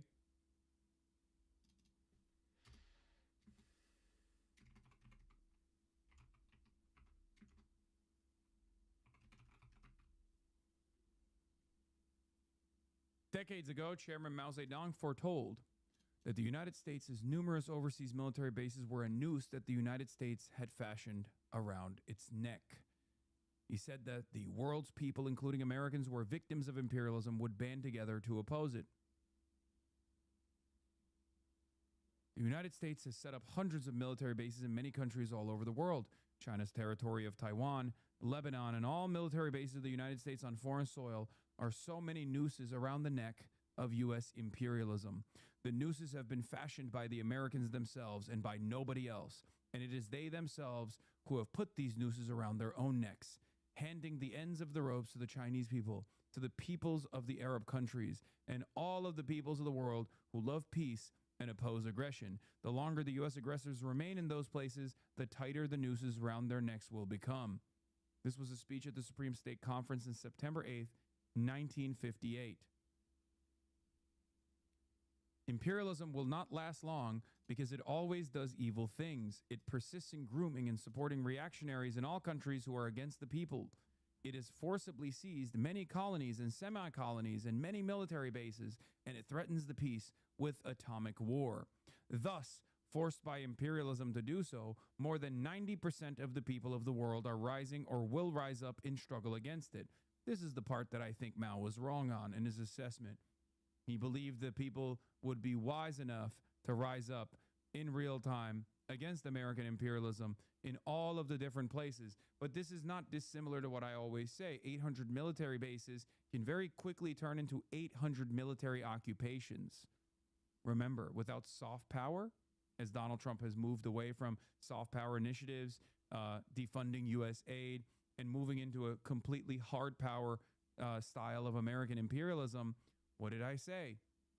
800 military bases can turn into 800 military occupations very quickly, and no country on the planet has the capacity to wage war on 800 different military bases. Something that I've said over and over again, and we've seen that happen in the Gulf. We saw that happen in the Gulf. And it happened in 12 fucking days. And it's continuing to happen. So much so that we pulled our THAAD missile systems out of South Korea.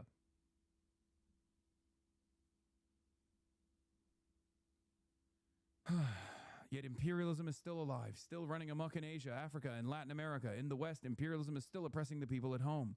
The situation must change. It is the task of the people of the whole world to put an end to the aggression and oppression perpetrated by imperialism, and chiefly by U.S. imperialism. That was in an interview with Xinhua news agency correspondent on September 29th, 1958. And in 1946, Mao talked with an American correspondent, Anna Louise Strong. To start a war, the U.S. reactionaries must first attack the American people. They are already attacking the American people, oppressing the workers in democratic circles of the United States politically and economically, and preparing to impose fascism there. All reactionaries are paper tigers. In appearance, the reactionaries are terrifying, but in reality, they are not so powerful. From a long-term point of view, it is not the reactionaries, but the people who are really powerful. Video has 145K since posted yesterday. What is this?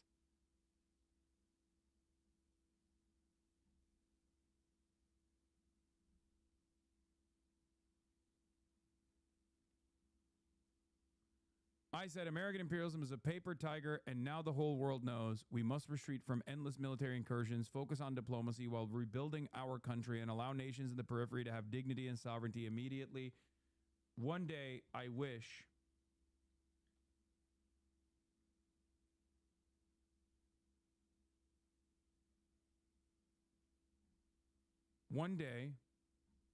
that this will be the resilient attitude of the peoples, both in the United States and all around the world.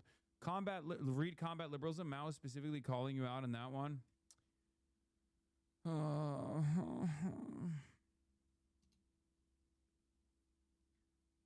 Brother, as someone who who has read a decent amount of Mao at this point,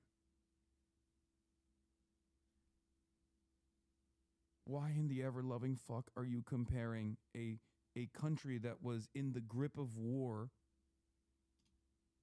led by fucking warlords, regional territorial warlords, and numerous Western colonial superpowers, that was comprised entirely of a peasant force? And even then, where the CPC had to coalesce around the much more popular KMT, the nationalist forces, in an effort to wage war against another imperial power in the region that was dominating it and doing the Holocaust, Chinese style, Japan. How can you make a comparison between the material conditions in China during the Sino-Japanese War versus 2026 United States of America? You might have the brain of a Chinese peasant, probably not though, because the Chinese peasant understood the situation a lot better than you understand your current predicament, okay? But you are utterly delusional if you think that there is anything that resembles a Maoist ideology in the American heartland. You can LARP to the best of your fucking ability. But if you cannot apply Marxist orthodoxy to current material conditions, you are nothing but a LARPer. You are no different than Pete Hegseth in that regard. He might be a reactionary. He's a LARPer nonetheless. He thinks if you say slurs and be anti-woke, you will dominate all of your opponents. You do the same. You do the same with the banner, with a red banner instead. It's idiotic. Please stop. Behave like a fucking adult and learn to read the fucking room. Learn to analyze your current material conditions. As a matter of fact, that's what the Chinese did, and that's why they were so effective in developing their country.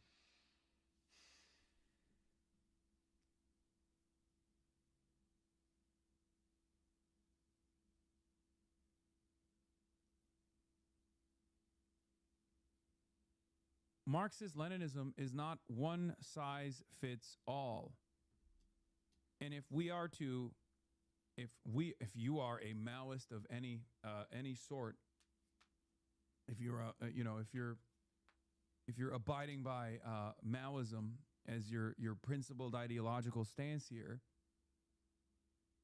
okay, you have to understand that the most successful Communist Party formation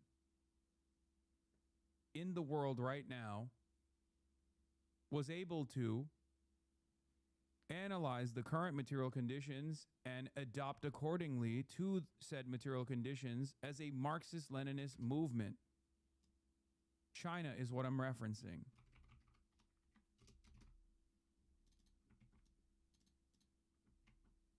What about the Black Panthers? Oh my God, brother, please stop.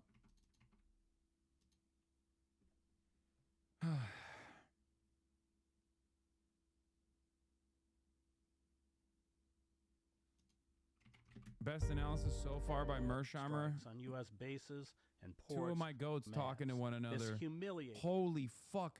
Chris Hedges has 1 million views on this with Mersheimer. Oh my God. Americans are awakening to the reality.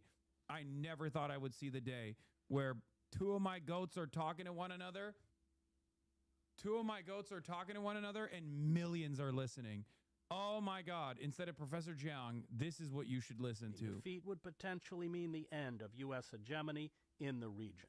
Joining me to discuss the war in Iran is Professor John Mearsheimer. He is the R. Wendell Harrison Distinguished Service Professor of Political Science. May Allah awaken the people and help them to see the evil doings of Israel and the United States. At the University of Chicago. Professor Mearsheimer, who graduated from West Point and was a captain in the... The weakness of modern leftist analysis is that we haven't seen revolution from within the imperial core. We need to innovate, not only just rely on the history of revolution. I agree. That's what I'm seeking to do. I also think it's important to interpret the failures, the many failures of revisionism in the Western world, in Latin American countries as well. Not just simply to say, well, American intervention was too domineering, too powerful of a force, and therefore it didn't work. Okay?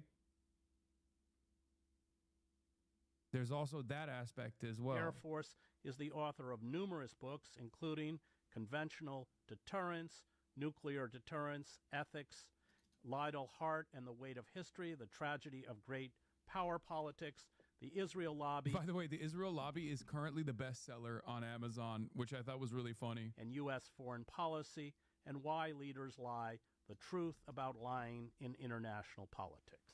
Let's begin with this fact that the Pentagon for 3 decades has vigorously fought back against Israeli pressure to go to war with Iran, whether that was Obama, Bush, Biden, and for some reason, for all of the reasons, of course, that are now evident, the Pentagon didn't want this conflict.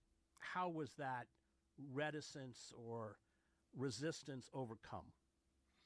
Yeah, it's quite remarkable, Chris, that none of Trump's predecessors took the bait when the Israelis tried to trap us into going to war. Why are you... This is so funny. Why are you believing the tail wagging the dog recently is a question someone asked. They're referencing the endless argument. Why are you warming up to the tail wagging the dog lately? Okay? Because I live in reality. And as new information is presented, I change my analysis. You must also live in reality because the tail is wagging the dog right now. That doesn't mean that the dog is not excited about the tail wagging itself. Okay? The dog is certainly enthused. But ultimately, the tail is wagging the fucking dog currently. Israel is in the driver's seat. I've explained this over and over again. And Israel has never been more in control of American foreign policy. Israel has never been more in control of American foreign policy than at this level, okay? And that is because for fucking 47 years, America has been at quote-unquote war with the Islamic Revolution. Since the Islamic Revolution, America's been at war with Iran. Why did they never do this? Because The tail was never capable of wagging the fucking dog. It's that simple.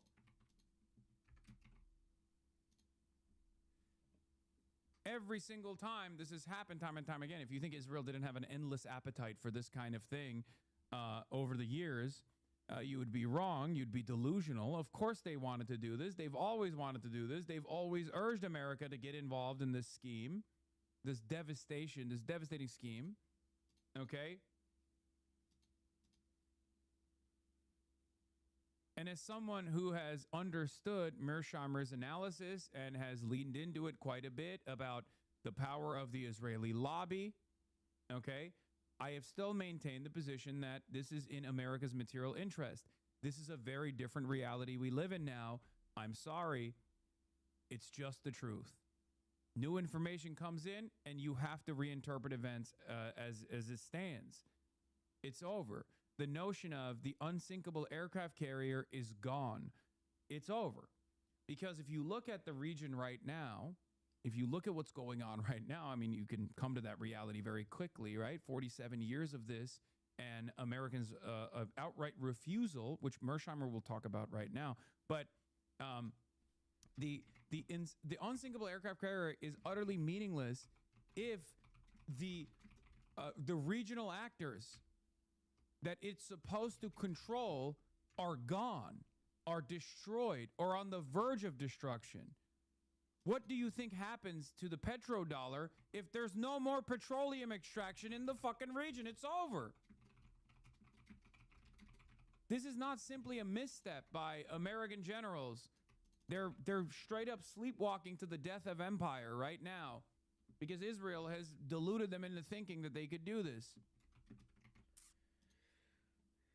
It's done. And not a single competent person that even wants to defend American hegemony is saying we got to put an end to this right now. The Democrats are not even doing that. You must ask the question why they're not doing that. Against Iran. And you want to remember in 2024, Joe Biden's last year as president, the Israelis twice, once in April and then second in October of that year, tried to trap Biden into going to war against Iran. And he refused to do it. And Trump is the first president who fell into... Brother, we've been telling you the tail was wagging the dog for 2 years and you called us conspiratorial anti-Semites. Take your fucking blinders off. Hey, I don't know if you noticed, but like Israel's genocidal campaign's impact on America was marginal, right? America clearly had the ambition, didn't care. Biden was allowing it to happen, and so was Donald Trump, because it didn't have the same kind of impact of waging war with Iran. Because the Palestinians are quite literally, unfortunately, if you're going to look at this with sober eyes, the Palestinians are, whether we like to admit it or not, incapable of militarily opposing Israel. They're just not. They are a hermetically sealed population that has been held captive by the apartheid state for generations. Okay? So yes, there is a difference between America continuing Israel's genocidal campaign upon the Palestinians, allowing Israel to blow up Lebanon, allowing Israel to take over militarily different parts of Syria. All of that actually played a role in Israel basically designing the battleground and claiming to America that Iran is too weak. This is our best opportunity. This will be the best opportunity in 47 years that we'll ever get. Not realizing that it wasn't the best opportunity at all. But until America actually said, you know what, fuck it, we ball. Let's go in. Let's blow up Iran. Let's decapitate its leadership. Let's force them into a fucking corner where they have no other option but to fight their way out of it and completely collapse the energy markets around the globe.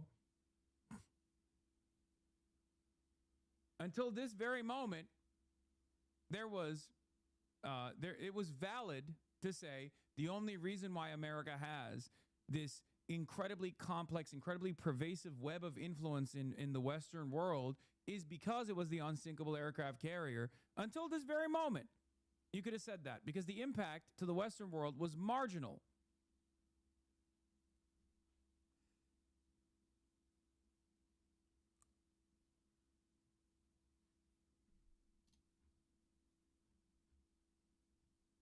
This is a different dynamic.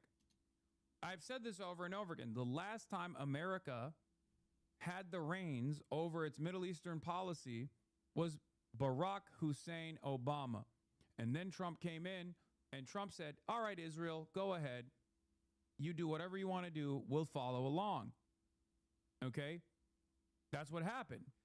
But it still wasn't as impactful as this very moment. This was the final fucking shoe to drop. This is it. The trap. And of course, he did it last June during the 12-day war. You want to remember, in the 12-day war, the Israelis by themselves started that conflict on June 13th, and it ended on June 25th. But on June 22nd, we bombed 3 nuclear targets in Iran. But it was a one-day bombing. We talked about one and done at the time. And you remember that when the evening came on June 22nd, the bombing was finished, President Trump declared victory. So although he got involved for the first time, it only looked like he was putting his ankle in the water, that he wasn't becoming deeply committed to fighting a war in Iran. But that all changed on February 28th. The United States and Israel together, what I like to refer to as the tag team, decided to attack Iran, and we are now in a war of attrition with the Iranians, in which case it's hard to see how this war ends. So Trump took the bait. And I think, to put it in more specific terms, I think basically that Prime Minister Netanyahu, who has been working overtime for decades now, literally decades, to get the United States to attack Iran for Israel, finally succeeded with Trump. As I said, there was a tiny step taken forward in that regard last June. But now Trump has jumped full body into the water. Yep. And this is the OG tail wagging the dog guy. Why is he also agreeing with me, saying this time is different? Like, I've always maintained the position that it's both, right? If you have the unsinkable aircraft carrier theory on one side, which is Israel, right, in a resource-rich region, and you have the Israel lobby and its pervasive influence on the other side, I've always been a fucking extreme fence-sitter centrist on both. I think one cannot exist without the other, unless you literally believe that, like, Jews have hypnosis capabilities, right? Like, they don't. You could not have such a complex web of influence in the Western world without being the warrior country that is going to dominate all these other regional actors at a moment's notice and be able to overtake Egypt if they need to do so, like they did in the past, and control the Suez Canal at the behest of Western states. You know, an espionage, a country with espionage capabilities that are super fucking brilliant. They're awesome. Mossad is the greatest, right? A country that has been able to do all of this stuff. Only then, after they have made themselves so valuable and so irreplaceable to Western imperialism, could they actually slowly but surely build a sophisticated network of influence peddling, unlike anything that people have seen ever before.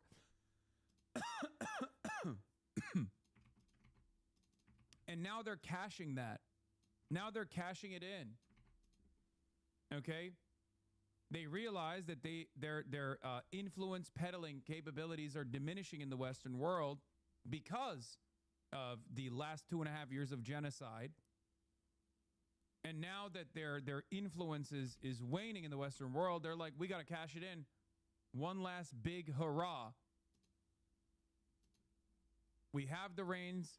We control American foreign policy in this region. Okay? We control the reins of American foreign policy in this region. We have controlled it since Trump won. Now we're going to do the unthinkable. Are you saying a U.S. aircraft carrier was sunk? No, man. There's two competing thoughts when it comes to analysis of Israel amongst anti-Zionists. One is the unsinkable aircraft carrier theory, saying Israel as a nation state is basically an unsinkable aircraft carrier. We say that about the Philippines as well, right? The idea that Israel's value for America is actually infinite because it's an important military installation in the middle of a resource-rich region. So if these regional actors do not operate at the behest of American imperialism and Western imperialism as they have done so at times, Israel can come in and, whip them into shape, destroy them militarily, destroy them through espionage, and just keep them in control. Because there's no complete assurance in the eyes of the Western world that the GCC, the Gulf states, are always going to play ball. Israel, on the other hand, will always play ball, is the assessment. That's one competing school of thought. I don't want to say who is like the most formative leader in this school of thought, because he may or may not have spent the last decade being butt buddies with a notorious pedophile. Okay? Then the other school of thought is the Mearsheimer theory, the Israel lobby theory, as in Israel actually does not work in convergence with American interests. It actually diverges from American interests, and the only reason why they are able to push America into endless military quagmires is because they have an incredibly sophisticated network of influence peddling. They can buy politicians like AIPAC and numerous other subsidiaries. They can create advocacy networks inside of our institutes of higher learning. So all of the fucking new graduates are chock full of Zionist propaganda and under the belief, the false notion that like Israel is the most important, most consequential country on the fucking planet. I think it's both. I think it doesn't work without the other. One does not work without the other. That's my assessment. And throughout time, as new information has come and as America has actually allowed Israel to do the unthinkable, which is strike Iran directly and engage Iran in such a devastating fashion that Iran had no other option but to fight back. Okay? No other option but to fight back. That now we are in a totally new dynamic where Israel is controlling American foreign policy. I don't have any fear of saying that out loud. You know why? Because Marco Rubio has said it out loud. Because Donald Trump has said it out loud. Because Lindsey Graham has said it out loud. So obviously, it would be fucking idiotic for me not to recognize what they're signaling. Now, part of the reason why they're saying that is because they want to engage in ass covering, right? That's an exit ramp for them because they also have this ambition. They're also stupid enough to think that they can come out of this successful, right? Because, yes, as chatters have pointed out, for 47 years, we have wanted to dominate Iran. We wanted to destroy Iran because Iran could, at any given point, do this, do what they're doing for the past 12 days, for the past 13 days, okay? So I understand that, like, that is also an off-ramp for some of these Americans who have been agitating to do just this for the past 47 fucking years, right? So that if shit falls apart in a spectacular fashion and we pull the exit ramp out, we can just be like, yeah, it was those Jews that made us do it. And I think Republicans they're holding their cards close to their chest, but they're saying they could potentially flip. Okay? It could get far more anti-Semitic in this country far faster than you think if Americans actually pull out of this Iranian quagmire and then start blaming Israel for it, even though they also wanted to fucking do it. So it's a bit of both. But as far as the analysis goes, while there was plenty of ambition in the United States of America as well by some in the leadership to do just this, it is, in my opinion, idiotic not to recognize that the thing that tipped us over into doing the unthinkable is Israel. having a much more pliant administration to much more pliant to Israel's demands, was the icing on the top, the cherry on the top. Yet you see, even with this sycophantic head of the Joint Chiefs, Kane, every time he's trotted out in front of the cameras, he doesn't look very happy. I think the military foresaw, the Pentagon foresaw what is coming and is quite perplexed about how to deal with it. I think that General Kane has actually behaved quite well here. You want to remember that when Trump came into office January of last year, January 2025, he fired the chairman of the Joint Chiefs of Staff, General Brown, and he brought General Kane out of retirement. Kane was only a 3-star general. He wasn't even a 4-star general, but Trump liked him. And Trump made him a 4-star general, and he made him the chairman of the Joint Chiefs of Staff. Now, given that he was in effect Trump's general, that he owed his position to Donald Trump, you would think that he would tell Donald Trump what he wanted to hear about going to war against Iran. But on the contrary, what Kane did before the war, this is before February 28th, was he made it very clear to President Trump that we did not have a viable military option. So when you say that General Kane, every time he's trotted out, looks very uncomfortable, I think that's true. And I think there's a simple explanation for why he looks so uncomfortable. He knew from the get-go that this one was not going to work out the way Trump and Netanyahu thought that it was going to work out.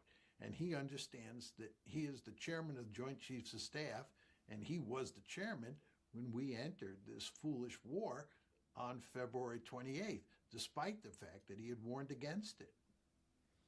Is it too simplistic to say that Trump and Netanyahu naively believed that by taking out the supreme leader and some of the hierarchy, there would be regime change and the war would be over?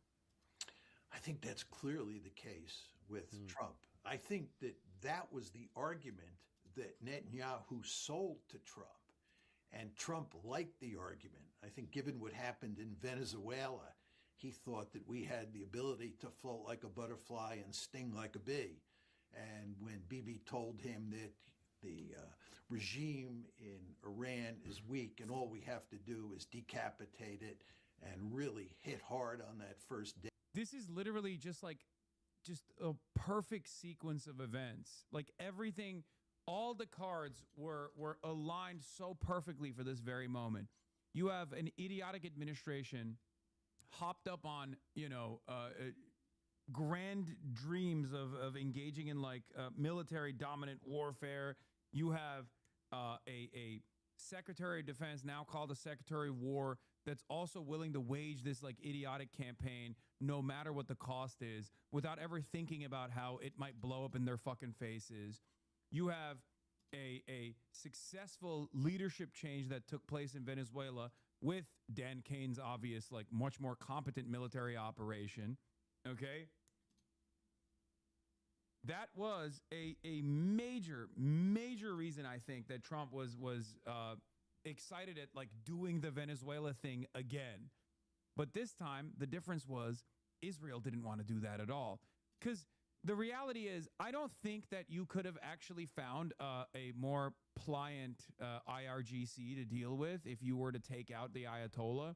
Because they just do not understand how the Islamic Republic works at all. But also, Israel had no ambitions in a regime change at all. They wanted complete destabilization from the jump because they were much more sober in their assessment. They were much better in their analysis. They knew that this would be fucking devastating. They knew that this would be devastating for the Gulf. They knew this would be devastating for America as well. But they knew they could just keep throwing more bodies at the fucking problem until they just try and destabilize the Iranian government and create a failed state. The only miscalculation here was, in my opinion, The only miscalculation from the Israeli side was like how much discontent they can actually foment, how much they can activate a popular mobilization on the ground with like the Kurdish militias, maybe the Balochis, maybe some Sunni groups here and there, right? They were wrong on that assessment. They thought they had enough of a resilient propaganda apparatus inside of Iran that would be able to activate people, that would be able to mobilize people to create popular forces on the ground that you could steadily ship weapons to, right, in secret, so that, you know, they could create a Libya-style condition in Iran. They were wrong on that front. I think part of the reason why they were wrong on that front is because of the last month's incidents. There's a reason why Iran is shutting off the internet inside of Iran, because they don't want any kind of fucking destabilization to take place right now. Okay? Hassan, why are you only now just turning against Israel? Are you overdosing on heroin? Heroin overdosing. Are you overdosing on heroin right now?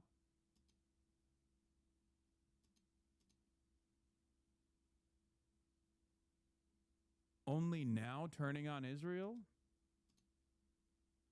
While you were shitting in your diapers, I was yelling about Israel.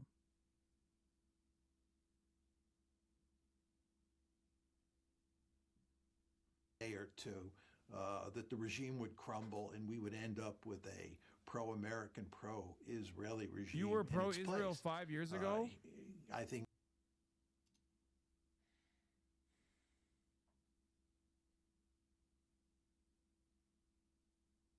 Sure, buddy. Netanyahu was very successful at telling Trump that story. And Trump is not exactly surrounded by wise advisors. Is that true? Man, Anon, you're my least favorite fucking baiter, dude. You know what? I'm not even going to fucking ban that other chat. I'm going to give you a week off.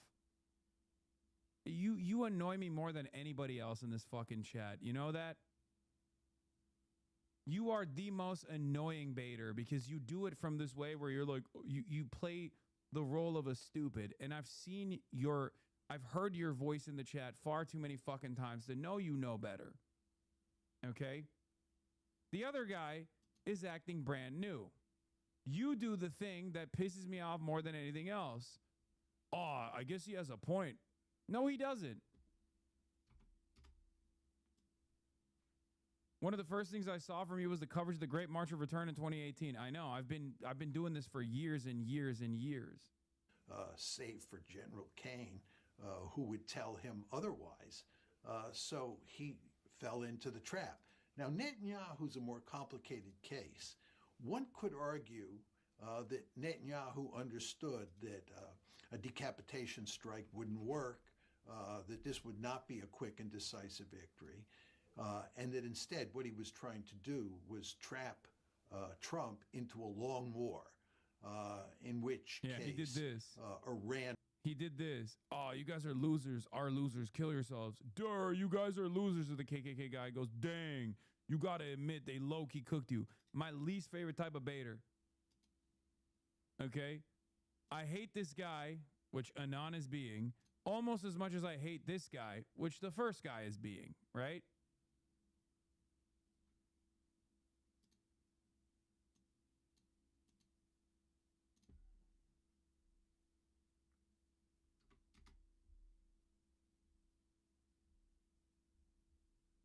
would be destroyed. In other words, Netanyahu understood that the regime would not fall quickly, but once we committed to fighting the war, we would have no choice but to see it through. And that's the situation that we're in now. So that's a possible argument. It's hard to know for sure whether it's true, but it's also possible, just having watched Netanyahu over time, that he too bamboozled himself into believing that the Iranian regime was fragile and that we could easily affect regime change. You know, he's been saying that for a long time, as you well know, Chris. And sometimes when people repeat particular arguments, after a while, they even begin to believe their own arguments, although they initially did not. So it's possible that Bibi fooled himself, or it's possible that he was just tricking Trump into getting into this war. Yeah. Well, the Israeli goal is different from the American goal. The Americans want regime change. The Israelis want to create a failed state. They want to fragment Iran the same way they fragmented and destroyed Iraq, the same way they turned Libya into a failed state. Those are very different goals. I agree with that. But the Israelis don't advertise that fact. I think the Israeli view is if they got regime change and they got a pro-American / pro-Israel regime in place, that then they wouldn't have to worry that much about destroying the country. But I think that they probably understand that that's not going to happen, that Iran's not going away, and given that Iran... Chatter saying they sound like you. Brother, who do you think also plays a formative role in my analysis? Yes, these are the men, okay? Sometimes I even have the pleasure to be able to interview them. Yeah, no shit. Going away. I sound like Mersheimer. Let's wreck it. Let's do to Iran what we did to Syria, and then we're done with Iran. We can turn to Turkey and break Turkey apart as well. Well, let's talk about a country that does have a strategy, which is in the United States, and that's Iran. And what I found interesting is that rather than confront the American military might, i.e. the ships, and they have decided quite astutely and quite methodically to destroy the economic machinery, not only in the Gulf, but globally. Yeah, the Iranians are pursuing a smart strategy. And to go back to General Kane has made a number of comments about the Iranians that make clear that he respects their ability to strategize in this war. He is not contemptuous of the Iranians. When you listen to Hegseth and Trump talk, they talk about the Iranians like they're a bunch of country bumpkins and we're the strategic geniuses. And not only do we have an advantage in material power, we Americans have an advantage in how to think strategically. I think that's not the case. And I think if you listen carefully to General Kane, he's making that point. We are up against a formidable adversary. Given what you said, given what General Kane said, they have a lot of cards to play. The key here, Chris, is that Iran has a huge arsenal of short-range ballistic missiles and drones that it can use against the Gulf states. And the Gulf states present a target-rich environment. It's easy to use those drones and those short-range ballistic missiles to do great damage to all of the countries in the Gulf, including Saudi Arabia. The Iranians also have a lot of long-range missiles and also long-range drones that can hit Israel. Now, they've not done much of that up to now. It's very important to understand that in the 12-day war last June, the Iranians fought almost exclusively against Israel. They did not target American military bases in the region, and they did not target the Gulf states.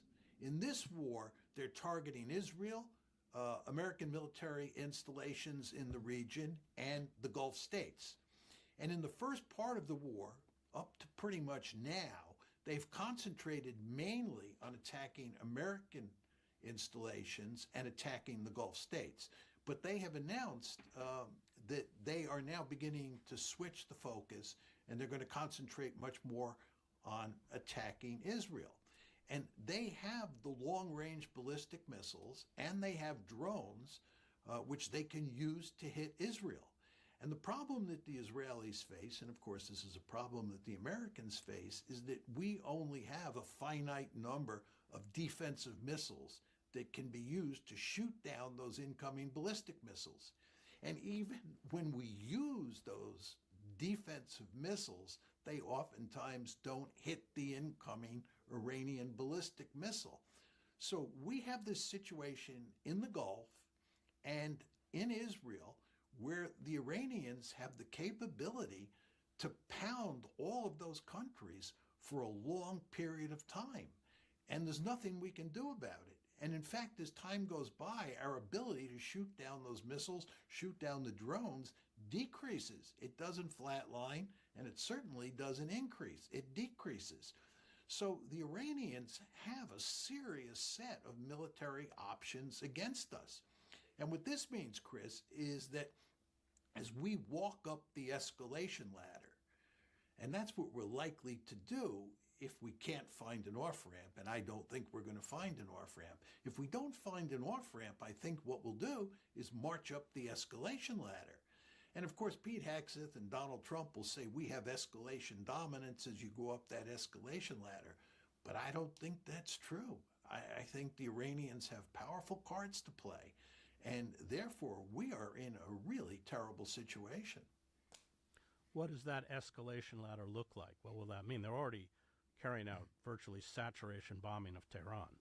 Not yet. They're pounding Iran. There's no question about that. And they're pounding Tehran. What is this? Breaking. President Trump has rejected an offer from Russia's President Putin to move Iran's enriched uranium to Russia in a deal to end the war. Details include in a phone call with Trump, Putin proposed moving... What the fuck? In a phone call, Putin proposed moving Iran's enriched uranium to Russia as a part of a deal to end the war. Securing Iran's 450 kilograms of 60% enriched uranium remains a top priority for the U.S. Dude, a lot of people just say, Ron, I'm not going to do it. I'm not going to say it. Fuck it. I'm not going to joke. I don't want to joke too much because there's a lot of people who will yell at me. Okay. If you think America is Zionist-occupied government, you haven't even understood where Vladimir Putin is at, is what I was going to say if I were to make a joke about this, okay? But it is very funny that, like, this is such a funny assessment, like, as though Iranian denuclearization is a priority at all. Like, it's like these guys are playing a very stupid song and dance. This is not a real concern. Wake up, please. Like, who is this for? Who is actually for? Who actually believes this? At this stage, who actually believes that the real concern from the Americans is the limitations on Iranian nuclear enrichment? Like, are you fucking stupid? 2016 should have shown everyone around the world that this was not the concern, okay? Because as far as accomplishing that goal, Barack Obama succeeded. There is a multilateral cooperative agreement, including China and Russia, in said multilateral agreement, alongside European allies, to completely defang the Iranian nuclear program. It was under complete control of the International Atomic Agency. International Atomic Energy Agency. It should have stopped everyone from ever talking about this as a serious objective of the Americans when Donald Trump ripped that apart. And even back then, just as Trump is known to do, he did not actually turn around and deliver a convincing strategy. He just said, nope, I don't want it anymore. Barack Obama did it. And therefore, I don't like it. Okay? It's not like he said, Iran, we have serious objections to the denuclearization agreement because Iran is not abiding by the good faith agreement at all. He briefly brought it up, but the International Atomic Energy Agency was like, no, they are. We literally have cameras. We have cameras in their refinement facilities. We know they're abiding by it. We sent investigators to the facilities. We know that they're still abiding by it, even after you ripped up the contract. Because Iran did. Iran, contrary to the way that American media covers Iran, and I've said this over and over again, regardless of its domestic repression, when it comes to foreign policy, Iran is so restrained. Iran has been one of the most restrained foreign actors. Iran was even more restrained than Russia was. Always. Restrained to a fucking fault.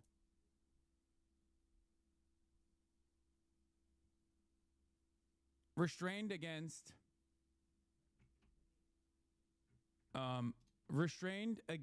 the Israeli incursions, again, to a fault, and certainly foolish and naive to think that America would ever negotiate with them after America showed over and over again that they had no interest in negotiating with them at all. If anything, I think Iran, and specifically Hassan Nasrallah in Lebanon, believed till their final moments in the aircraft carrier theory rather than the Israeli lobby theory. Okay? That led to their own demise. Literally.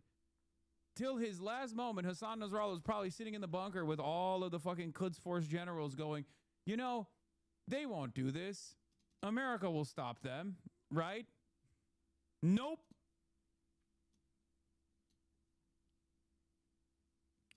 Securing Iran's 450 kilograms of 60% enriched uranium remains a top priority for the U.S. Trump has acknowledged for the first time that Russia is aiding Iran in the war. The U.S. position is we need to see the uranium secured, a U.S. official said. This is not about uranium. This is Vladimir Putin offering Donald Trump an exit ramp. This is Vladimir Putin being like, come on, we'll help you out. And Donald Trump is so much a flesh puppet of Benjamin Netanyahu that he's like, nah, we're going to keep going. But they have not killed more than 1,500 people. I mean, it's terribly regrettable that they've even killed one person, much less 1,500 or whatever the number is. But they have not gone that far. The Israelis and the Americans have not gone that far up the escalation ladder. And in a very important way, there's evidence that the Americans are discouraged. Why would Putin help Trump? Regional stability, leaning into a much more favorable bargain for Iran. This is very helpful because there's the other look, the day after this war ends, and I don't know how it will, but the day after this war ends, the capacity of American empire will have taken such a significant hit that no matter what happens, if the IRGC is still in charge, which for all intents and purposes, that's the most likely scenario, Russia and China will harden Iran into the bulwark of, I guess, like Eastern interests, if you want to call it that, if you want to put them under one banner. Because Russia is not communist, so I'm not going to say it's the communist flank, right? Like anti-Western interests. They will, and America knows this too, and it's like too late for them to get out of the situation in some ways. But this will, because I suspect that whoever is in charge of Iran going forward, and I say whoever because we don't know if the current leadership structure will exist. Israel might try to assassinate and successfully assassinate the leadership again, right? But ultimately, the IRGC seemingly will stay intact unless there is a complete fail state, right? And if the IRGC is intact, they will play ball with China. They will play ball. They've been playing ball with Russia already, but they will definitely play ball with China. They will get trained on Chinese weapons, and they will harden their protection over the region. China, I suspect, will use Iran to gain a stronger foothold over the Gulf states.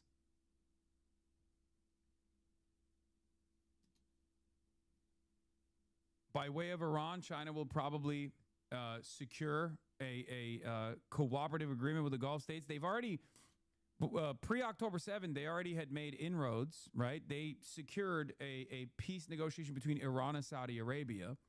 This could be a part of the reason why there was so much strategic restraint on the Iranian side. Because if you recall, I covered it at the time, China went into the region and said, you guys are done. You're going to make peace. Saudi Arabia and Iran are going to make peace. And they did. It was successful. And then October 7 happened, and that just kind of, bricked the whole process. This also goes along with China's lack of interest in emancipatory needs of the people. They don't give a fuck about the Palestinians, obviously. Let's be real. But they do want regional stability, and they do want more control or more influence over this, the oil-producing giants in the area. If American intervention in the region has only led to Israeli domination and unlimited bloodshed, and China presents a much more tolerant, much more peaceful approach as a massive superpower that's emerging from the American chaos, I think the day after this stuff is over, China will basically come in and say, we're hardening Iran and we're securing, securing a truly stable area. They can't do that without eviscerating Israel, by the way, just so you understand, because Israel will go back to playing a formative role in destabilizing the region at the behest of American empire if they have the capacity to do so. This is part of the reason why I say Zionism will most likely end in my lifetime. Okay? This is why I say it. Yeah, the Belt and Road Initiative will turn into the Belt and Ass Initiative. The Israelis for going too far and too fast up the escalation ladder, because we understand that the Iranians have a second strike capability. The Israelis don't care that much because the Israelis. This is the funniest. Wait, hold on. This is my favorite counter. Won't they just call China anti-Semitic? Oh no. What will China do if they're called anti-Semitic? Oh no. Brother, that shit don't even matter for a fucking Twitch streamer at this point in the United States of America. We're the only place where that had any mileage whatsoever.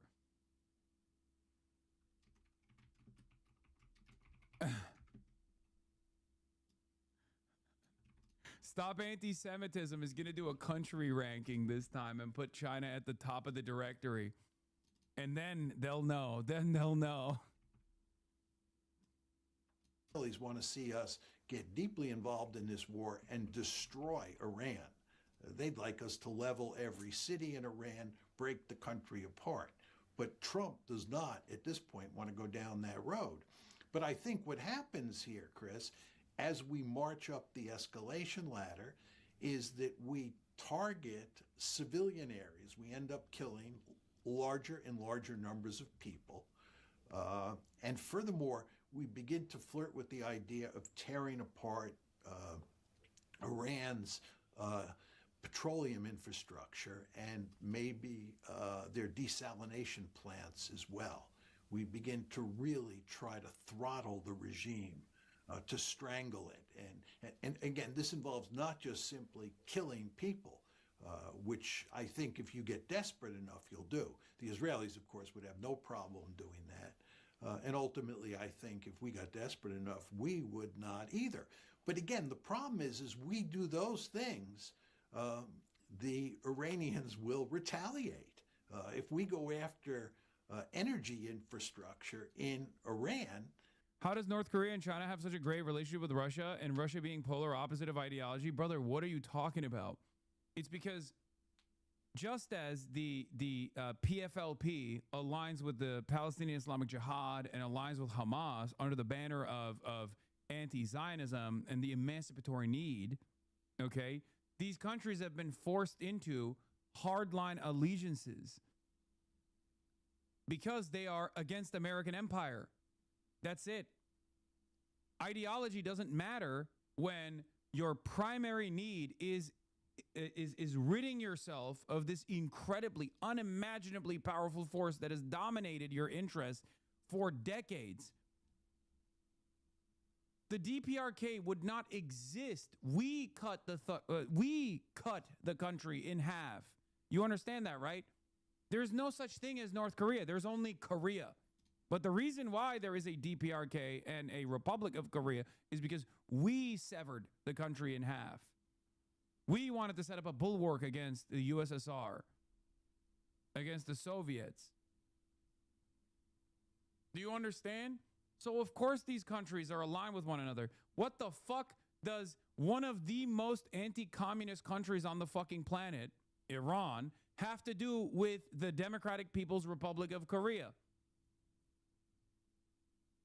Why is an American socialist talking about the emancipatory needs of a country that has literally thrown socialists and communists in jail for years? Think. Because first and foremost, the primary need for these countries is sovereignty and dignity. And they will align with one another on those boundaries every single time. Because from their perspective, their enemies are far worse. The ideological differences can always be set aside.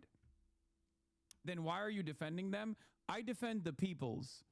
I defend the sovereignty of nations in the periphery. I do not care about American imperialism. I understand, unlike many people in this community as well, many people in the imperial core, that in order to be an anti-imperialist, if you want to be an anti-imperialist, you have to recognize the need, the emancipatory need of nation states and their people. I also understand that this doesn't help the regular Americans anyway. American military conquest does not help the emancipatory needs of the American population either. Except Gulf sovereignty. What are you fucking... Oh my God, this guy is still back. Still talking about Gulf sovereignty. The Gulf nation states have no sovereignty. As long as there are American military bases in the Gulf nations, they don't have real sovereignty. You are finding that out in real time and yet still chirping at me. Same guy from yesterday.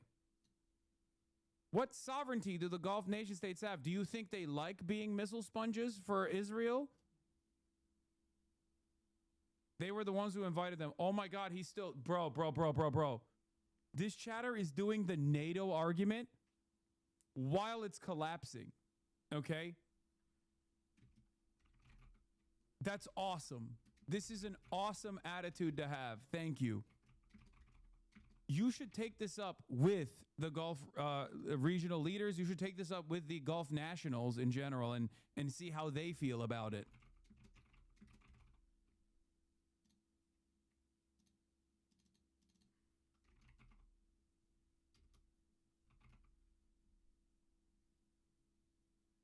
He's doing the NATO argument, but for the Gulf states. He's like, bro, you don't understand. Lithuania invited NATO.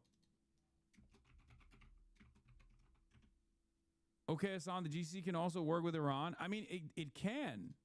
I genuinely think it can, especially if there's a different world power that is keeping shit intact and offering security assurances, that one not being America, but instead China. Bro, the Emirati nationals would probably support this chatter. Okay. Okay.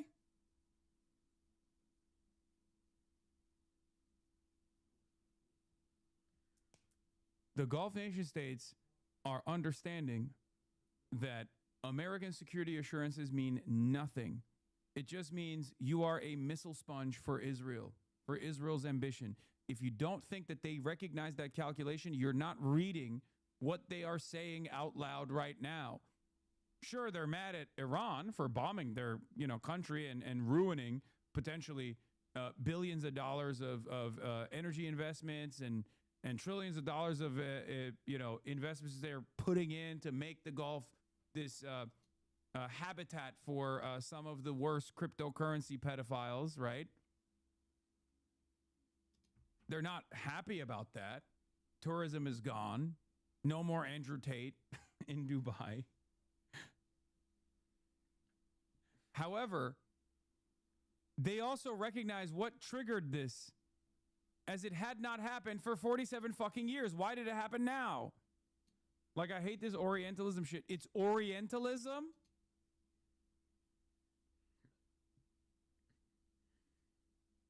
No, brother, you just fucking hate Iran, and that's what it is, okay? You have been deluded into thinking that the Gulf states being a slave to Israel and America is actually a far better outcome from them.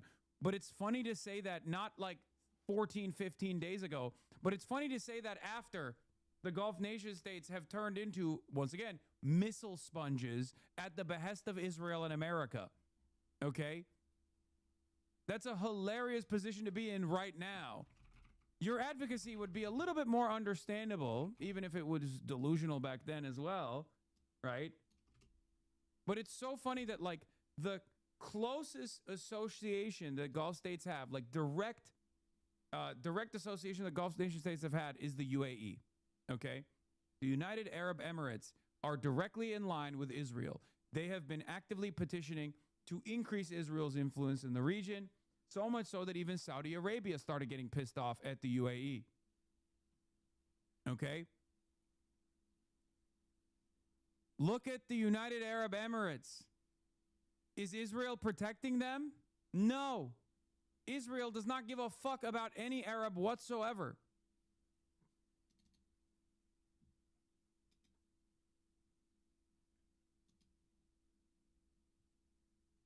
The GCC could have a much easier time treating a sovereign nation in the region like an ally or potentially just a neighbor than they would being American missile bases, American missile sponges that will inevitably only sit there to defend the interests of Israel, Israel's expansionist ambitions.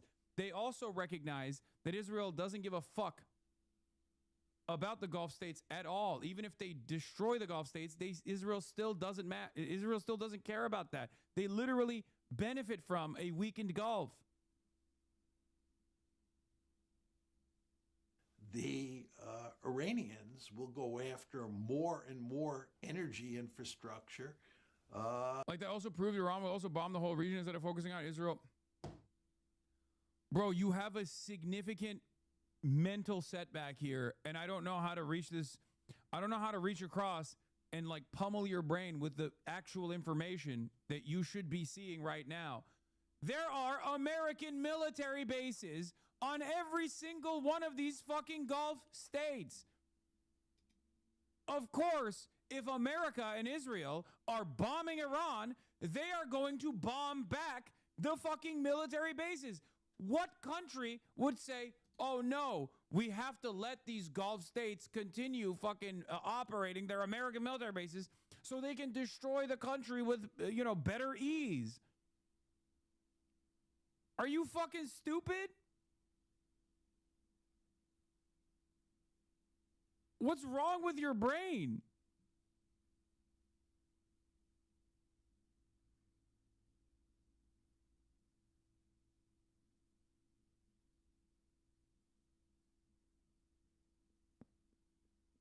Hamad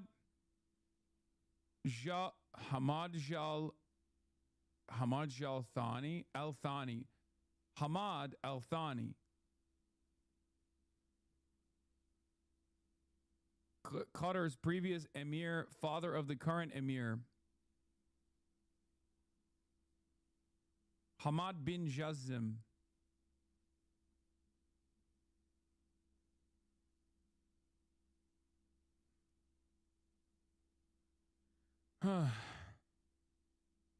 Did I get it right? Am I saying it correctly? Qatari cat, is this correct? Stop spinning. No, he's the former prime minister, Hamad bin Jazim bin Jabbar.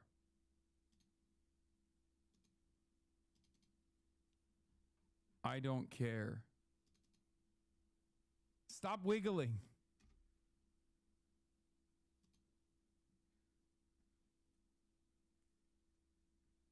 There's a new hate train coming from the dumb veterans of Twitch from American Dad. He's adding Dan Clancy. I'd have YouTube ready. Sure, whatever. This war in our region, like all other wars, will come to an end. But there are lessons and morals that the Gulf Cooperation Council states must draw from it. The most important of which is solidarity, alliance, and unity of word and stance. For there is now no alternative for the Council states but to establish an effective, real, and on-the-ground military security alliance akin to the North Atlantic Treaty Organization, in which Saudi Arabia plays the most crucial role as the largest state. Given the importance of the matter, the study and preparation for it must begin now, without waiting for the war to end.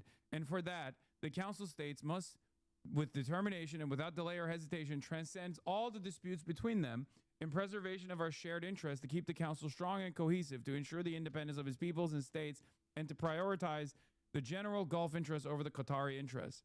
We must not wait for the fighting to end either. Rather, the Council states should immediately begin establishing and developing an advanced, coordinated, and planned base of military and electronic industries among themselves, so that they can defend their peoples against aggression and preempt and deter any attacks targeting them before they occur. Our states possess the necessary geography, resources, and funds for this. Yeah, except they don't have the necessary manpower and the willingness to do this. Okay?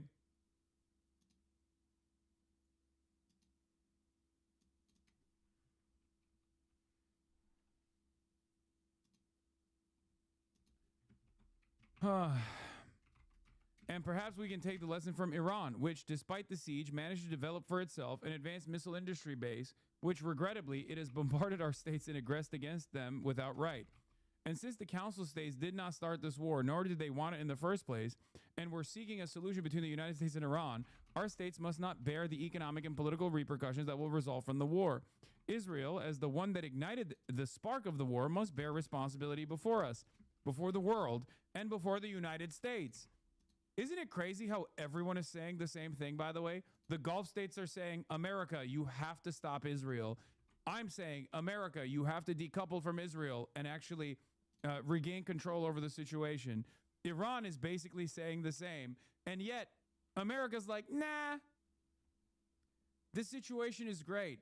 Don't you know that we are going to actually bring about Armageddon, and Jesus Christ is going to come back on earth and wage war in Megiddo against Satan's forces? I'm a really smart guy, and this is what I truly believe.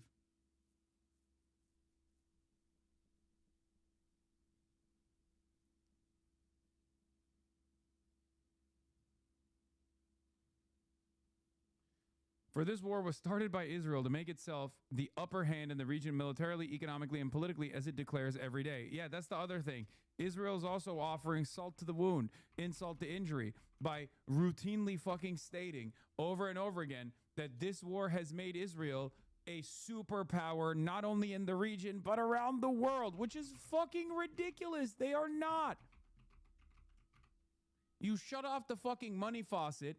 You no longer give Israel the protective cover that it has benefited from endlessly, and Israel becomes a much more restrained nation state. Okay? Israel, tiny country. Israel, size of New Jersey. Therefore, we in the Council states must stand as one front, whether towards Israel or toward Iran. For Iran will remain our neighbor forever, even though we differ with it and reject what it has done and is doing against us. And as a result, by the way, I'm sorry, but I do find this kind of mealy-mouthed bullshit to be really insincere when, like, they turn around and they say, like, oh, how could you have done this to us, Iran? We are your neighbors. It's like, bitch, you have American military bases with American radar installations that protect Israel and American military bases that have American fighter jets that would bomb Iran at the behest of Israel. The fuck do you mean? You have American Marines. You have American military installed in your country. You have American espionage facilities installed in your country that's spying on your neighboring country of Iran. What the fuck are they supposed to do? Of course they're going to fucking bomb those military installations. They're at war. This kind of like both sides bullshit is hilarious from the Gulf states. It's very sweet that they were benefiting from aligning openly with Israel with the Abraham Accords over and over again, only to now do this woe is me bullshit like I am small bean. We are the small bean countries. We are the small bean petro-capitalists. How dare you do this to us, Iran? We mustn't wage war. We are neighbors. It's like, okay, well, why did you do the buildup to begin with? What the fuck were you expecting?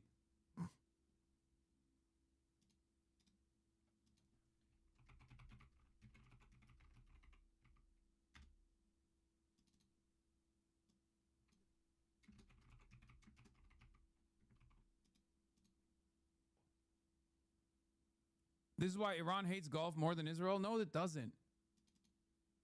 Also, Iran, listen, why is it that the nations that have been bombed the hardest are the ones who are not speaking as loudly in their condemnations of Iran? Ask the question why that is the case. Why is fucking France chirping harder and celebrating America's initial actions and also condemning only Iran, whereas the Gulf states are condemning Israel and Iran? Think. They're the ones getting bombed. France is not getting bombed. I mean, they lost one soldier in Iraq yesterday, but up until that point, their casualties were zero. Gulf states have actually lost billions of dollars.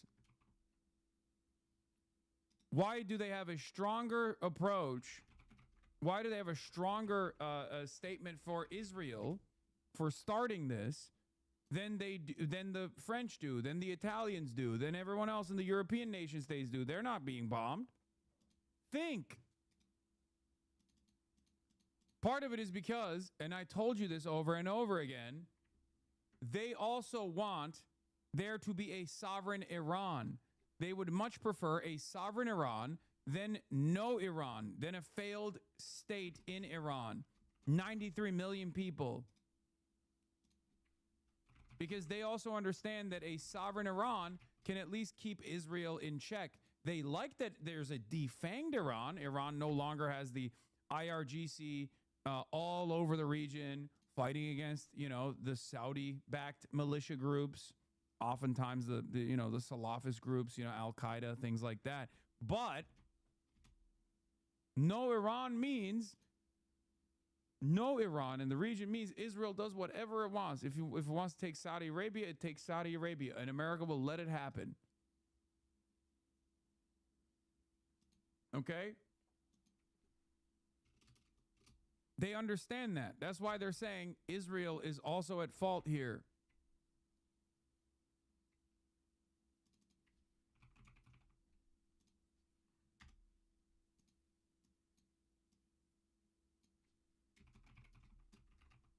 Are you saying Gulf states shouldn't talk about Iran and tell it to bomb us more, lol? No, that's not what I'm saying.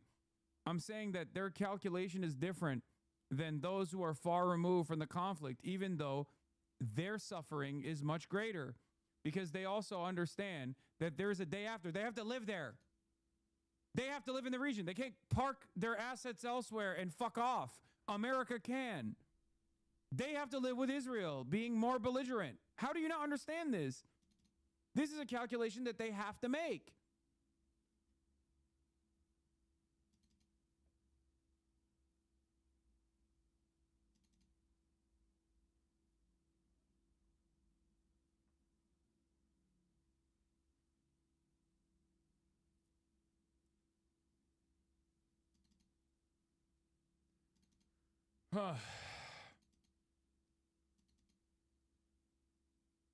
Anyway, likewise, Israel is not far from us. Look here, therefore, we in the Council States must stand as one front, whether towards Israel or toward Iran. For Iran will remain our neighbor forever, even though we differ with it and reject what is done to us and doing against it, and as a result, consider an enemy of us today. A matter that our states must discuss and agree upon to determine the best approach for dialogue with Iran and what we accept or reject from its policies, so that our states do not become sacrificial lambs every time fighting or a misunderstanding erupts between Israel, America, and Iran. Likewise, Israel is not far from us, and we may need to reach an understanding with it, but not according to its declared policies, rather in accordance with the principles of good neighborliness that serve Palestinian rights in the occupied Arab territories and our shared interests.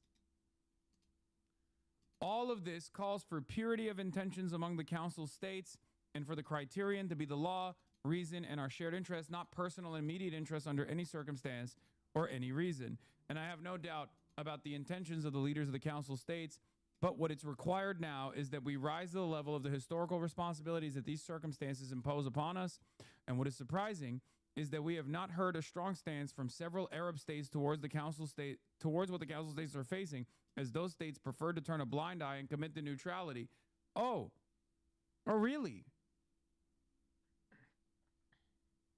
What about when those states were fucking falling apart, when the Gulf states turned a blind eye and committed to, neutrality? Every single, I'm sorry to say this, guys, but every single Arab nation has shanked one another at a different point, okay? That's it. That's the reason. And it was all because they thought they could get an upper hand, and they thought things would remain stable as long as they were servile to the interests of Israel and America. Now they can't play that game any longer. That's it. That's why everything is fucking collapsing. Do you understand?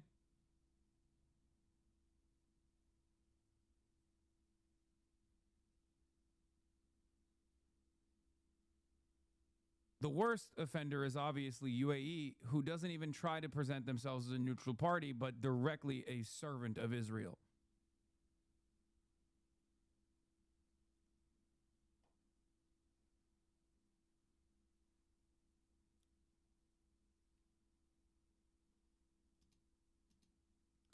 And what is surprising is that we've not heard a strong stance from other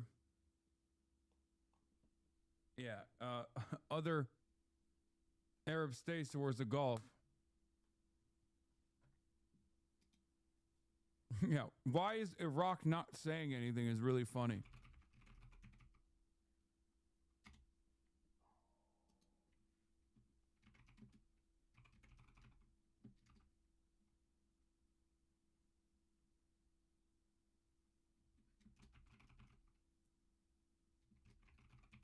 This is the reason why I think, depending on how the cards fall, the criticism of Israel you hear from countries like Qatar, Saudi Arabia, and even the UAE sometimes is more about politics than it is about genuine concern from the leadership. In my opinion, their populations are anti-Israel. Their leaders are largely pro-Israel. So they do this song and dance while continuing normalization. Exactly. But now Israel has delivered a devastating blow to their actual economic interests. So the attitude has shifted dramatically. If you fuck up the money, if you molest the money, all of a sudden, the dynamic is very different. Because in the past, like, Abraham Accords is fine. Like, a pathway towards normalizing with Israel is, like, from their calculation, fine. They can just, like, keep their population at bay while writing sternly worded letters about how Palestinian sovereignty is important to them. Meanwhile, they're doing under the table deals. They were already doing that before the Abraham Accords. The Abraham Accords was just basically a solidification of that normalized relationship, right? And Yahya Sinwar looked at that calculation and knew that the Palestinians were written out of that completely. And that's how October 7 happened. And I think Israel also knew that October 7 was going to happen, right? It's impossible for them not to know with all their surveillance capabilities. But they were so hubristic as to, they were demonstrating such hubris that they thought, oh, it'll be fine. We'll use this as an opportunity to finally fucking purge all of the Palestinians from the Gaza Strip and solidify our control over the West Bank and move on with our greater Israel project. And no one will stand in our way because this will give us the just cause to do it.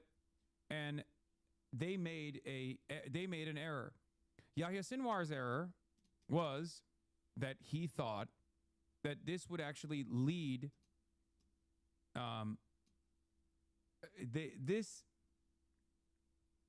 Yahya Sinwar's error was he thought that Iran would be backed into a corner and would not demonstrate the restraint that they did, because they would recognize that their regional assets will be destroyed in the process and they will have a much weaker position. So they'll be forced into action against Israel, doing what they're doing right now, but, you know, a couple months into October 7, right?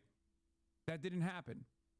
Hassan Nasrallah didn't commit to the same degree, and neither did Iran. And in the process, the decades-long campaign of building this axis of resistance was slowly but surely picked apart piece by piece with, you know, endless American munitions. I think historians of the future will look back at this moment as the pivot point.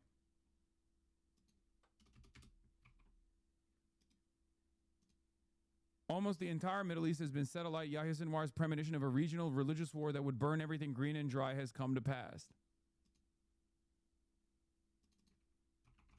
This is a real turning point, unlike Charlie Kirk's assassination.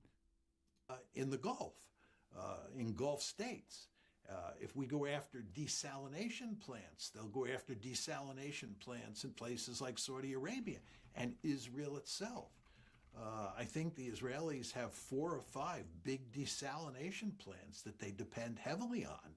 And I think the Iranians will be incentivized to take them out if we, or the Israelis, or both of us, go after their desalination plants.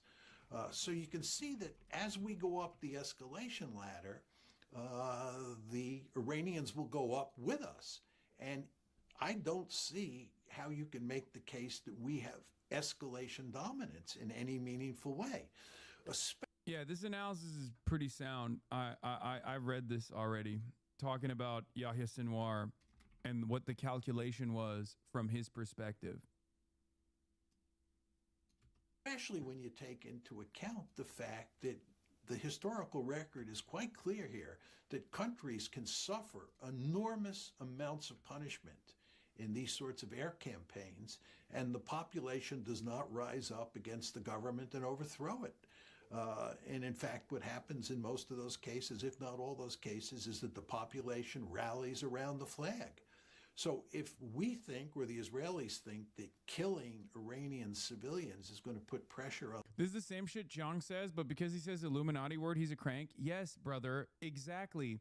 Because his analysis is not backed by solid fundamentals. Yes. And if your analysis is not backed by a solid fundamentals, or anchored by like a understandable, decipherable worldview that still pertains to the material realities, and instead a whole bunch of hokum like Illuminati shit, then yeah, you're a crank. It's so ridiculous that there are still, predictive history defenders here after he literally has said things like, Jews are responsible for Islam, and that, Iran is going to do Pax Islamica. He's like 90% of the way there. He's always like, he delivers a very convincing response. His predictions actually are not that different from the things that I have said as well. But then the last fucking 10% of his analysis is fucking insane.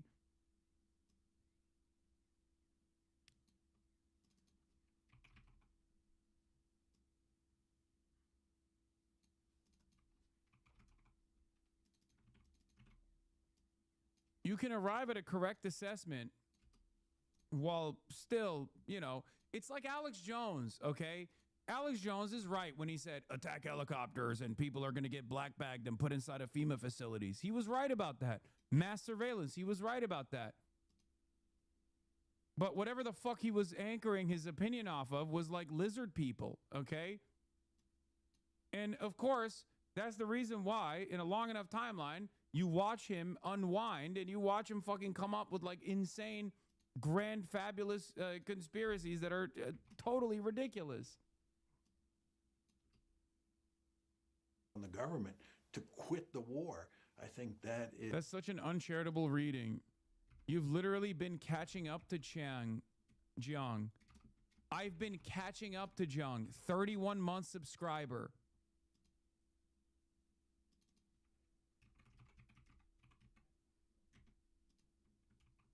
You are literally getting mad at John clips the same way people clip you. Oh my God. Oh my God, I have to purge this community of all of the fucking Jimmy Dore style freaks, please.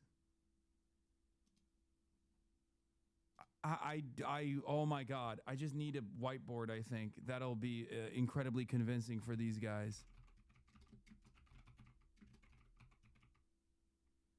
Maybe our community is actually kind of dumb. Yes, there are. Listen, this community is comprised of people that are heterodox thinkers, okay? Because socialism, communism, anarchism in the Western world is not a normal ideology that people share, okay? It's not the same as China, okay, where the norm is to be like, yeah, I'm learning about Marxist-Leninism in college. I'm living in a country that is controlled by a communist party. We live in the heart of capital. We live in the heart of capitalism. And therefore, a lot of people, if they don't anchor their worldview in dialectical materialism, end up finding themselves in the throes of cranks, okay? And this is a very large community that has, a lot of unorthodox values, and therefore some of them are finding themselves in the throes of the people who don't offer all of the soundest analysis. I admit he gets into crazy ideas in history class, but they are silly, but the analysis is good. Okay.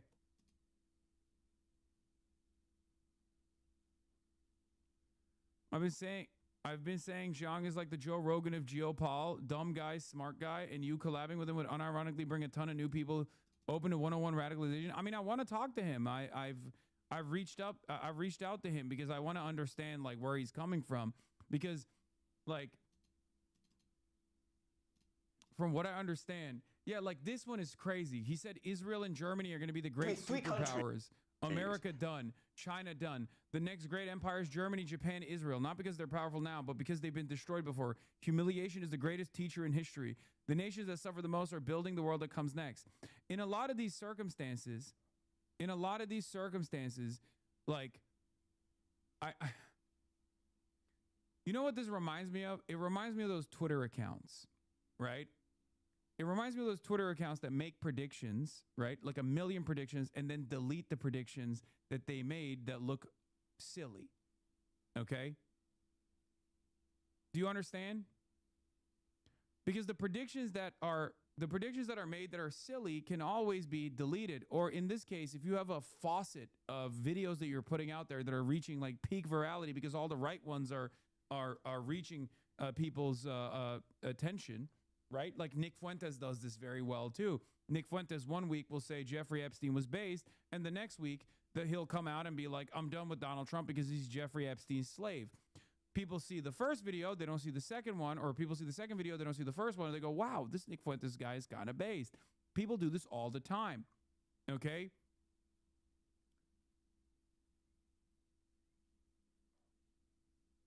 I like his content. I think he's very entertaining.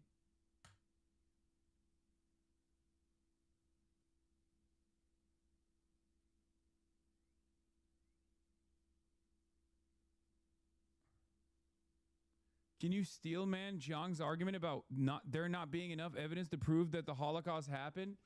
I didn't even know that he had a fucking video where he was denying the Holocaust. One of the most well-documented atrocities on the fucking planet. That is insane.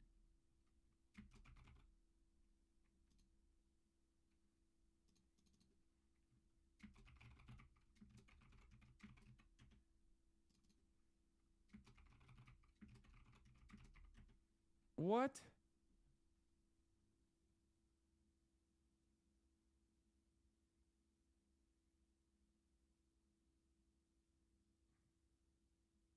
And you are exaggerating again. I didn't even say he has a video such as that.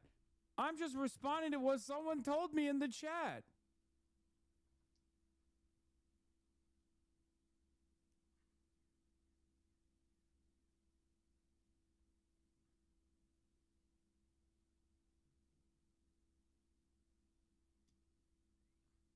Of the Jewish race in Europe, okay? So we don't actually have any concrete evidence for the Holocaust. Okay, so one piece of evidence for I knew there was something up when he said secret societies in the interview with Krista Ball on Breaking Points. If I learned one thing this year, right? I need to see the full video.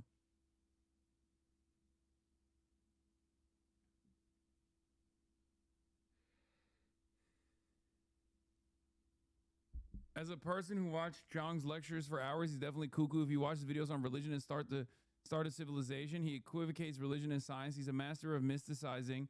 He also does post hoc rationalization to readjust quite a bit after his predictions fail.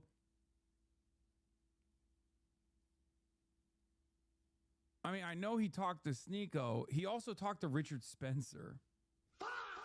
But like, I just thought that's because he's all over the place. He's just trying to get the word out to the best of his ability, and he's Chinese, so maybe he doesn't have internet, That's what I was thinking. I was like, yeah, he probably don't have internet. Because, like,